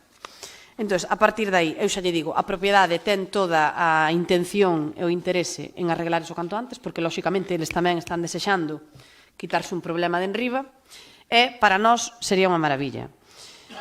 A parte que ten que ver coa zona de Marcial de Adaliz, efectivamente, iso é unha das calles do centro urbano que quedaron aí, pois, todavía sin levar adiante unha remodelación integral, que eu creo que lle fai falta, porque a parte da pendiente, como ben decía vostede que hai unhas escaleiras, hai unha especie de macizo que tampouco pinta nada, en fin, que quedou un pouco atrasada no diseño e na forma que ten, e que dificulta moito pois a entrada a algúns dos edificios. Hai que decir que, efectivamente, se están facendo obras de mellora, de accesibilidade, esas obras da Plaza do Concello, que están quedando de maravilla, que se aproveitou tamén para impermeabilizar todo o que era a beira rúa que vai por debaixo dos soportales de Genaro, porque aí había filtracións, a ao edificio, que tamén era algo que tiña que facer o Concello, e que está xa pois nesa última fase que estamos desexando que remate, e que por fin tamén pois os comercios agradecer a paciencia que tiveron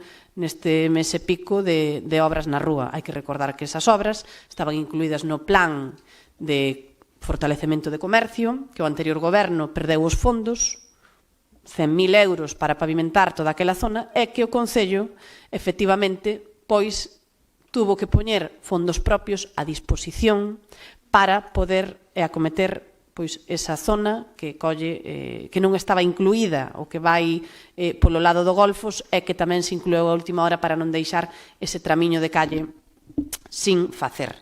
Estamos pendientes de que se licite o que é Mariño de Ribera e, ademais, se falaba aquí do que é Cristóbal Colón. Ben, Cristóbal Colón, efectivamente, creo que hai pendiente unha conversa cos veciños, porque é un proxecto que vai a cambiar a visión da rúa, pero creo que os veciños teñen que coñecer o que vai a supoñer tamén ese proxecto, porque despois se di que os proxectos non van consensuados. Eu creo que este proxecto non se consensuou, que hai que falalo ben falado cos veciños para que despois non haya sorpresas das direccións únicas, de que se elimina o aparcamento dun lado, etcétera, etcétera. E a maiores, tamén aproveito para decir, se lle queren mandar o recado, que levo esperando, estamos a 29 de xuño, desde o mes de xaneiro, a que me atenda o presidente da Diputación. Me parece que 6 meses son máis que suficientes para que o señor presidente da Diputación, o sei que o señor presidente da Diputación veu a Ribeira, pero pero que lle ten que coller o teléfono a súa secretaria, porque sei que chamou varias veces. Sí, no, o señor presidente da Diputación ten pendiente atender a este Concello, que é un dos concellos máis importantes da provincia, e leva, como digo, máis de 6 meses pendiente de que se lle atenda no ente provincial. Un dos temas que queremos tratar, pois é este. Sin embargo, teño que decir que hai que decir, señora Betanzos, muller, déixeme falar, que está interrumpindo todo o rato, de verdad, é unha cousa, leva, non sei que lle pasa nos últimos plenos que lle teño que chamar, sempre tuvo vostede un comportamento estupendo, e leva 2 ou 3 plenos que vamos, de verdad, teñolle que chamar a atención, ademais chega unha hora que xa vexo que veña a insistir, cando vostede fala, o resto calamos. Entonces, por favor, yo pido, vamos a proseguir. Entonces, estaba facendo fincapé en que non me atenden na Deputación da Coruña, porque outro dos temas que quero tratar é ese famoso convenio, e, así como digo unha cousa, tamén digo a outra. Hoxe me entrevistei esta mesma mañán co señor delegado do Goberno, a quen lle mandei unha carta, non sei exactamente se fai un mes e medio, etcétera, o que fora, e me atendeu dilixentemente. Ademais, teño que decir que non foi esta a primeira data que me deu, sino que xa tardamos un pouquiño en poñer de acordo as axendas. Me atendeu rápido, me atendeu ben e agradecida que me atendera. Vai a vir a este Concello a visitar o que son as instalacións da comisaría, a falar directamente coa xente e a que se lle trasladen e ver de primeira man pois cal é esa problemática que nos preocupa en no que ten que ver en materia de seguridade e outras materias que trataremos cando veña aquí. Polo tanto, igual que digo unha cousa, digo a outra. Creo que quen me tiña que atender con máis celeridade era o presidente da Deputación, en este caso non o fixo. Pero, bueno, eu creo que, efectivamente, unha vez que se repare Cristóbal Colón, que se acaben de arranxar, falando do casco urbano, esa praza do Concello de Mais, as seguintes obras que teñan que ver con Ribeira, pois seguramente nese entorno teñen que ver coa Rúa Correos, que agardemos que para entón xa este edificio recompoñéndose, e co que é Marcial de Adaliz. A partir de aí, se lles parece, vamos a aprobar. A ver se me deixas máis emenda, Juan. Vamos a votar esa emenda de sustitución que, en función de como se resolva a situación da propiedade privada que está situada nesa rúa, procederase a actuar na mesma, exixindo o que estipulen as condicións de licencia. En todo caso, exixirase que se adoten as condicións de seguridade, limpeza e salubridade, así como se fai no resto de propiedades. Asemade, cando se realice a obra, procederase á adecuación da rúa. Agardamos que sexa a maior brevidade e que non pasen outros 14 anos ata que vexamos pois recomposta esa zona da Casa de Pura. Así que, se lles parece, vamos a votar a emenda de sustitución. Votos a favor da emenda. Unanimidade dos presentes. Moitas gracias. E agora, se lles parece, sí que vamos a hacer un receso de 10 minutos para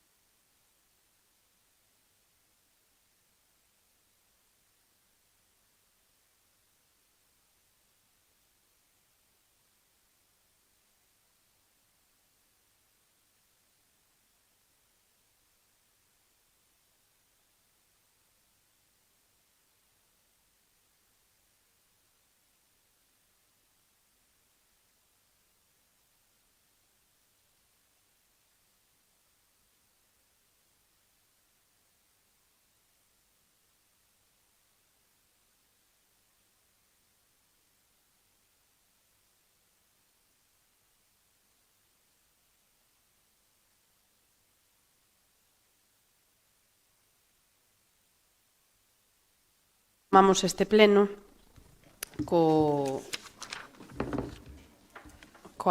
punto número 10, que é unha proposición presentada polo Grupo do PSDG-PSOE, no seu nome por don Francisco Suárez Puerta, sobre o mantemento do Centro Social de Oleiros. Ten a palabra, señor Suárez Puerta. Igual que antes, vou facer un pequeno resumen da exposición de motivos dada a hora. En setembro de 2025, por parte do Partido Popular, se non estou equivocado, creo que foi das últimas proposicións que fixeron estando na oposición, solicitábase o arranxo do Centro Social de Oleiros, aprobouse por unanimidade daquela, máis de 2 orzamentos despois, o Centro Social sigue no mesmo estado, ou peor, polo paso do tempo, evidentemente, por non levar a cabo actuacións dentro del.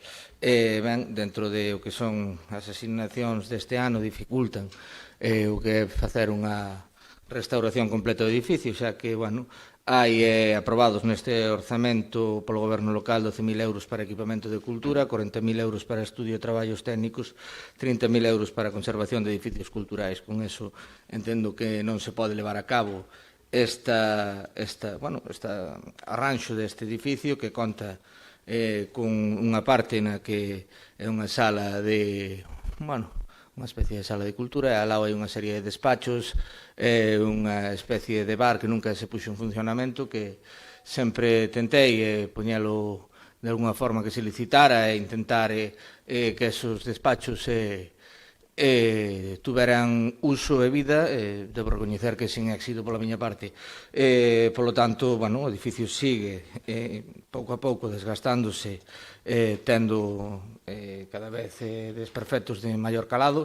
Da última vez que foron ahora recentemente as festas de Oleiros, cando estuven por ali, estuven vendo e me enseñaron veciños cristais que estaban instalados da parte que dá á zona de desbroce. Según eles, como non estaba presente, non sabía, probablemente se deba a que, cando se cortou, saltaron maleza ou pedras cara aos cristais, e por eso teñen distintos rotos. O que se ven a solicitar, basicamente, é o que o Partido Popular solicitaban cando estaba na oposición, a día de hoxe non ejecuta cando está no goberno, cosa que se nos bota un pouco en cara, que se di que cando estamos na oposición solicitamos cosas que non se fan no goberno. Pois, a idea é que leven a cabo aquilo que propoñían cando estaban na oposición. Ademais, entendemos que se pode levar a cabo tamén, igual que se fixo en Carreira, que se proxectan 120.000 euros por parte do POS, pois de cara ao ano que ven, no próximo POS, levar a cabo esta actuación e deixar ese edificio, que ademais é un edificio que ten distintos recoñecementos polo seu valor arquitectónico, nas condicións se poñelo a funcionar de unha vez e que teña vida para a parroquia. Polo tanto, o que solicitamos é que o Goberno execute na maior brevidade posible actuacións de mantemento no Centro Social de Oleiros, incluindo a reparación dos danos existentes, a corrección de humedades, a reparación das portas e das xanelas, a sustitución dos cristais deteriorados, a limpeza do edificio e o acondicionamento dos seus espacios exteriores. Que se inclúa unha partida específica para a reparación do Centro Social de Oleiros no orzamento municipal do próximo ano, ou que se incorpore, como xa decía antes, no próximo pos da Deputación, seguindo o mesmo criterio, como decía, na Casa de Cultura de Carreira, é que o Goberno local poña en marcha un plan de usos e dinamización do Centro Social de Oleiros, incluindo a activación dos espacios interiores actualmente inutilizados e a recuperación dunha programación cultural con especial atención, xa digo, e a divulgación astronómica arredor do Eclipse Total, xa que, era unha serie de actuacións que se estaban facendo anteriormente por parte de Turismo, que vexo que a actual concelleira sigue na mesma línea, e que entendemos que, que si antes estaban de acordo neste punto, a día de hoxe mantendrán esa posición. Por tanto, pola miña parte, por ahora, nada máis. Gracias. Señora... No, primeiro, señora Pouso, non? Ten a palabra.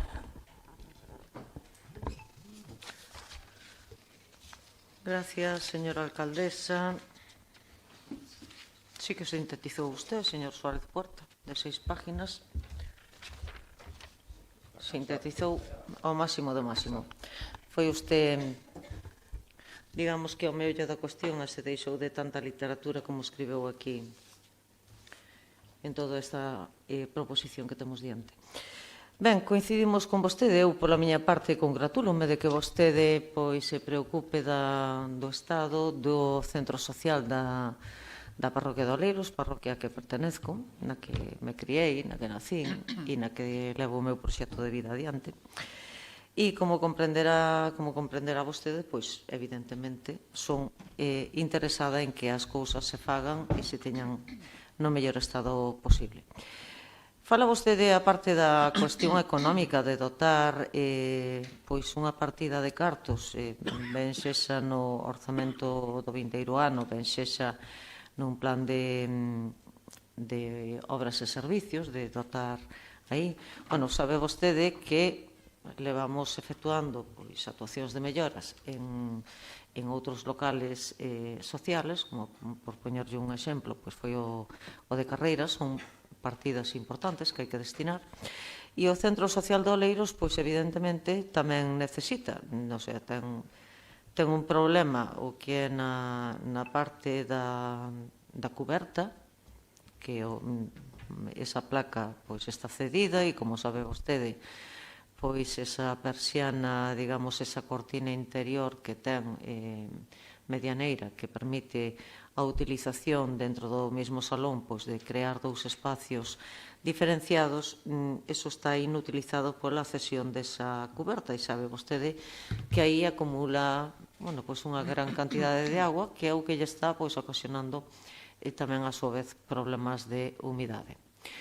Creo que ata o pasado vemos seguramente fallos ou erros, que as cousas ao mellor se poderán facer mellor, pois como non utilizar esa madeira noble, que é realmente moi bonita para un salón, pero despois vemos como cando co uso e o paso de distintas actividades aí, pois vemos como se sufre deterioro, xa non é cuestión de mantenimento, sino que eu penso que nos edificios públicos debemos ir e optar por materiais que teñan menos mantemento ou maior durabilidade, maior resistencia. Dito isto, non nos podemos tampouco esquecer de todo ese edificio, ten un diseño particular, singular, por decirlo de alguma maneira. Sabe vostede que cando se actuou para facer realidade ese proxecto de centro social, no seu momento que había un proxecto inicial, houbo que desbotar porque había que facer a licitación todo en conxunto dun proxecto novo e da construción do edificio, e desa licitación e desa especie de concurso, digamos, por dicirlo de alguna maneira, saiu digamos que a idea da construción deses edificios.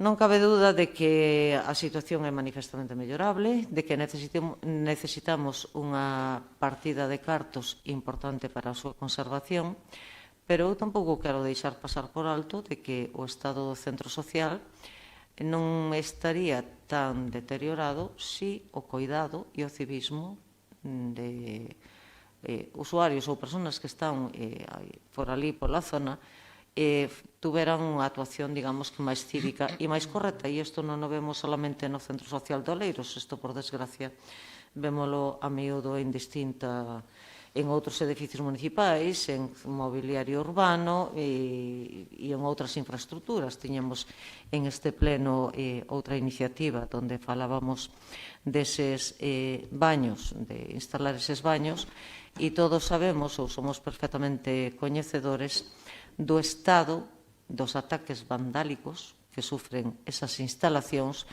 e de que temos unhas circunstancias e unhas particularidades de unha falta de civismo que é triste dicilo, pero é real.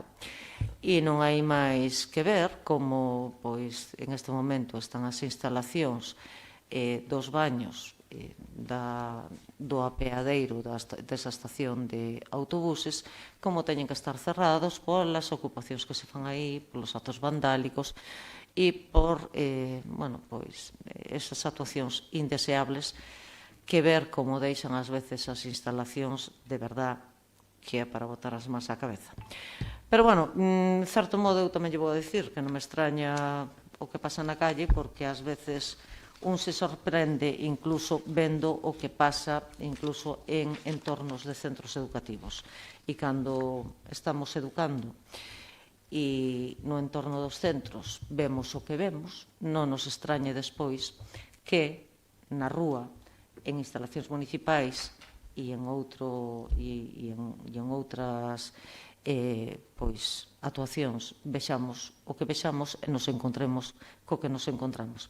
O certo é que a vigilancia debería mellorarse, deberían estar máis atentos, deberíamos coller máis a xente, digamos, que cas más na masa nesas actuacións, porque eu estou segura de que no momento en que aquí a xente lle empecen a reclamar do seu propio pecunio as responsabilidades correspondientes, igual daquela a situación empeza a cambiar.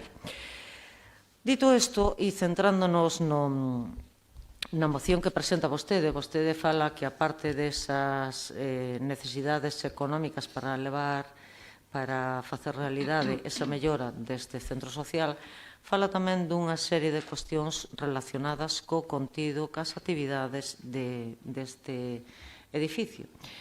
E, miren, neste momento este edificio está sendo utilizado para facer actividades físicas, das pilates, faise a actividade de maiores tamén, estáse utilizando por parte tamén de unha asociación que dá baile tradicional, clases de pandereta e de música tradicional galega, o cal tamén é de agradecer que este centro teña contido, pero tamén lle teño que dicir que se ofertan moitas veces actividades e que non teñen, digamos, que a acollida ou non xuntan o número necesario de participantes para desenvolvelas e leválas a cabo.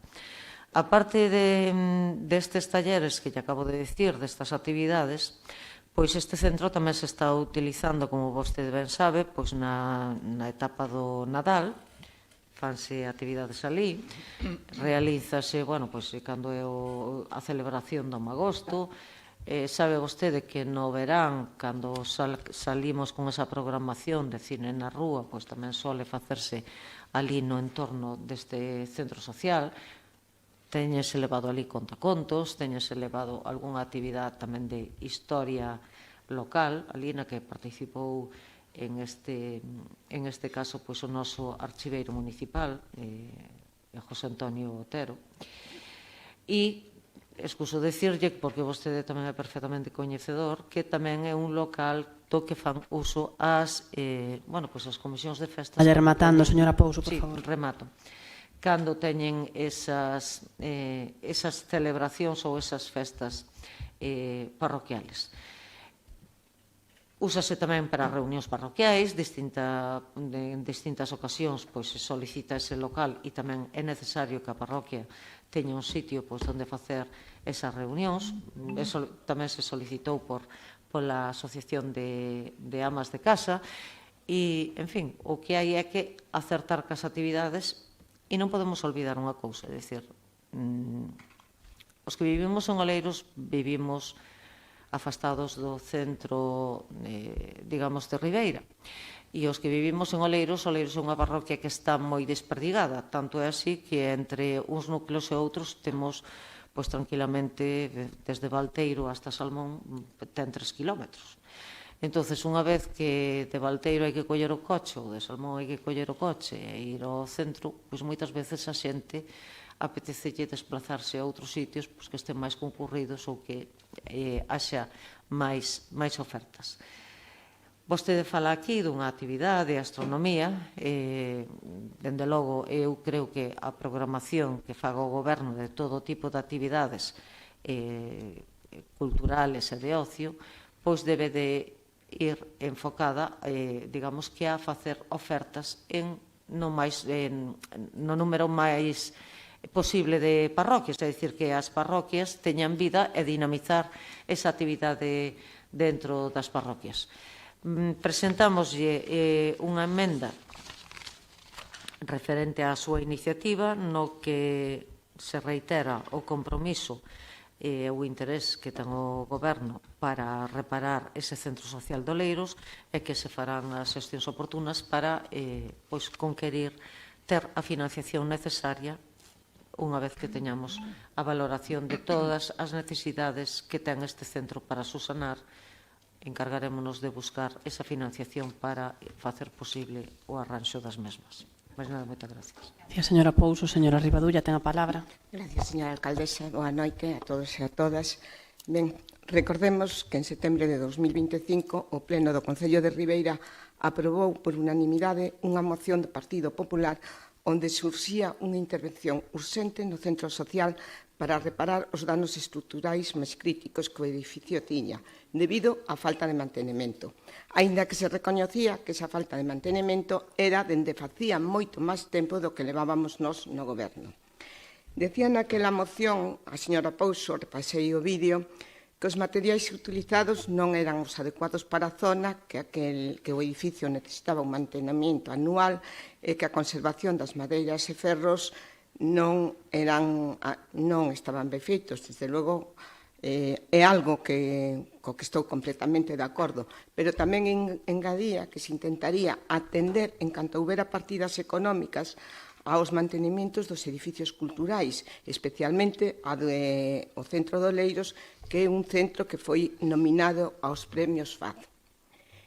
Pois ben, desde aquela xa houbo 2 presupuestos e un post, pero o Centro Social de Oleiros non se lle destinou ningunha partida, polo menos para ir facendo algún dos arreglos e impedir que se siga deteriorando. O Centro de Oleiros é un claro exemplo desa política que consiste en facer grandes obras cara a galería sen ter en conta para nada a utilidade que vai a ter para a súa veciñanza e o que vai a supoñer o seu mantenimiento. Porque teño entendido que ao ser un edificio de arquitecto, dunha arquitectura singular e, ademais, con premios e demais, fala usted, señora Pouso, de cambiar a madeira noble por outras madeiras, pero teño entendido que non se pode facer sin permiso específico do arquitecto que diseñou ese edificio. E non solamente o permiso, sino que incluso hai que pagarlle unha cantidad para poder facer calquer cambio nese edificio. Non estou moi seguro das leyes, pero creo que son así. Miren como as paredes exteriores do Centro de Oleiros dan pena. A verdad é que eu estuve ali non vou a menudo porque non me queda, como di a señora Pouso, os que vivimos en Oleiros, para ir hasta o Dolmen de Axeitos é como se fóramos a outro concello, porque estamos moi separados. Pero estuve outro día por ali e a verdade é que as paredes do Centro de Oleiros, despois de 12 anos, realmente dan pena ver ese edificio así. Pero eu creo que moi pronto estarán igual a chamada estación de autobuses, porque o mismo material ou de cemento, esa, se se fixan ustedes, empeza a coller verdín, cagadas de gaviotas e demais. Entonces, bueno, eu supoño que o Centro de Oleiros facer un arreglo total se necesitan permisos do arquitecto, entonces creo que habería que empezar facendo esos trámites e ir facendo pequenas obras. Nada máis, moitas gracias. Señor Muñiz, ten a palabra. Gracias, señora Rivadulla.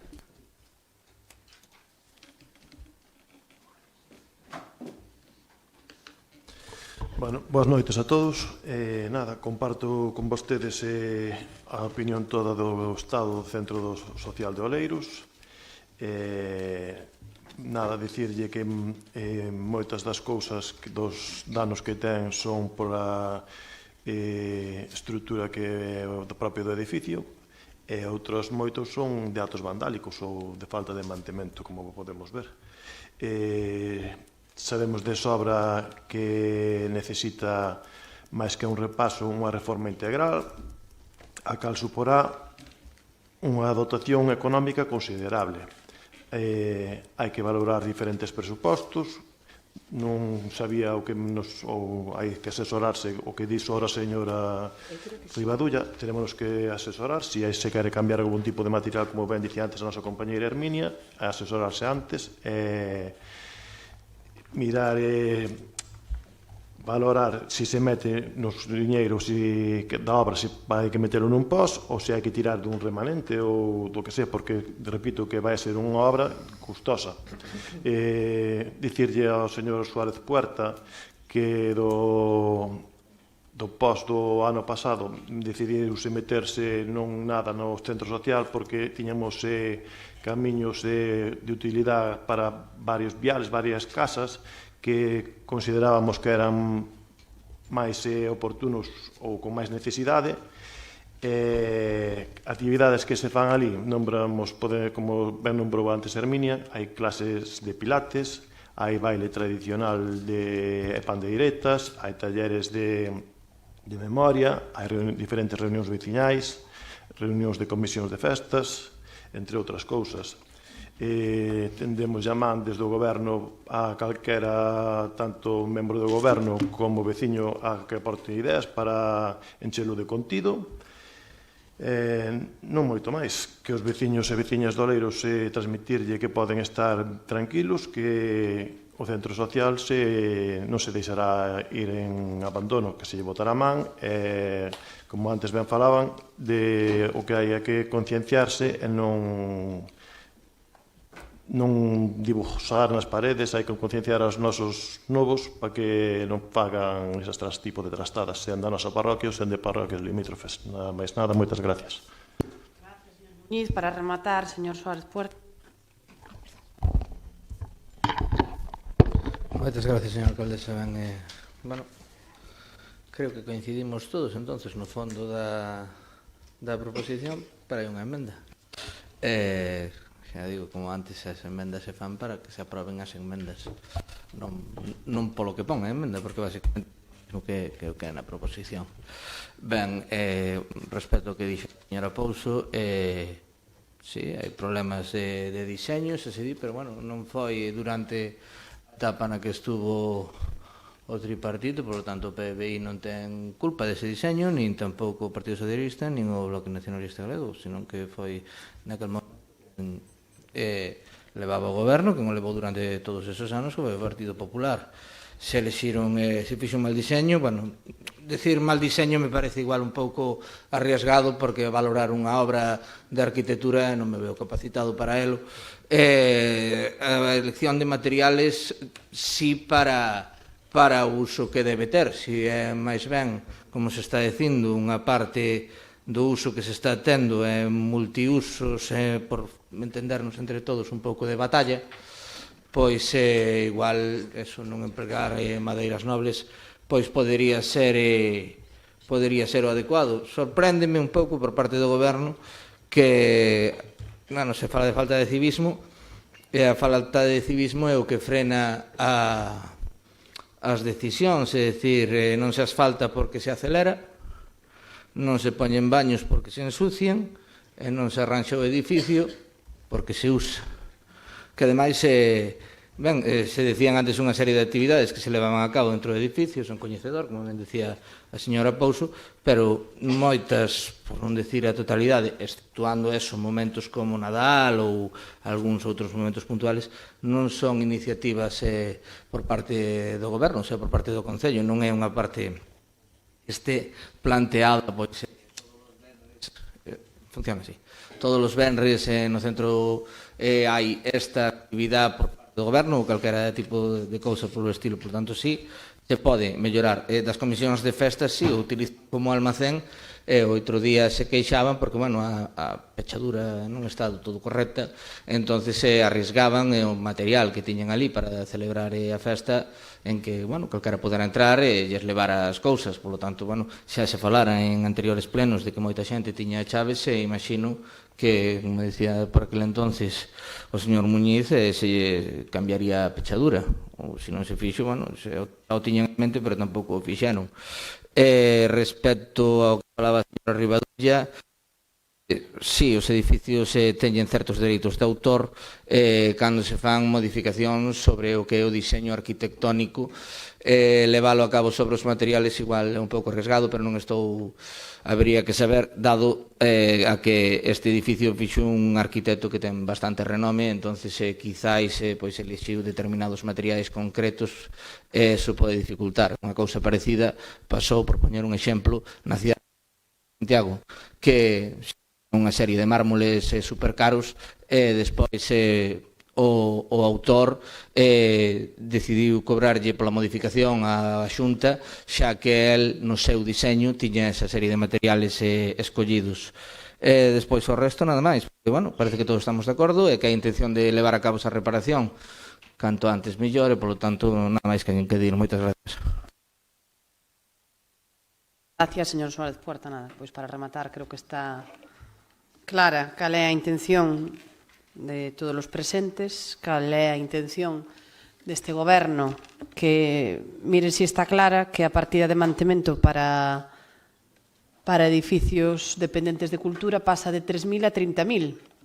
E, polo tanto, pois, multiplicamos por 10 as intencións e as ganas de que os locales de cultura pois estén en mellores condicións, que non é suficiente porque nunca nada é suficiente para arreglar todas as cousas que temos, non é suficiente medio millón para pavimentacións, non é suficiente, pero a intención, desde logo, é bastante máis notable que a que había anteriormente. Efectivamente, con estes 30.000 euros, o que se pretende mellorar o mantemento no cómputo total das instalacións. Ora, cando un ten que facer unha valoración feita por unha enxeñeira, un proxecto que neste caso pois falase da cuberta ou falase de algúns temas estruturais que van a levar máis cartos, pois aí temos o que falábamos antes, pois teremos que ir ao pos, teremos que ir ao remanente. O tema de carreira tampouco me parece comparable, que estamos a falar dunha Casa da Cultura dos anos 60 fronte a un centro que está pois do ano 2013, si mal non recordo. Polo tanto, espero que o gasto e que a valoración, polo menos para poder darlle un bo lavado de cara, non sexa tan alta, non? A partir de aí, a intención, como digo, é seguir mellorando as casas da cultura das parroquias, as instalacións do centro e todo o que veña por diante, porque para iso estamos aquí, non estamos para outra cousa que para ter a mellor das intencións en todo o que fagamos. Así que, se lles parece, vamos a votar esa enmenda para pois facer esas xestións, acabar con esa valoración e ver pois cal é a posibilidade de financiación económica para pois mellorar esa casa de cultura que temos na parroquia de Oleiros e que, ademais, pois como decíamos todos aquí, é un edificio singular. Votos a favor da emenda. Unanimidade dos presentes. Moitísimas gracias. Pois, sendo xa algo máis das 12 da noite, levantamos a sesión.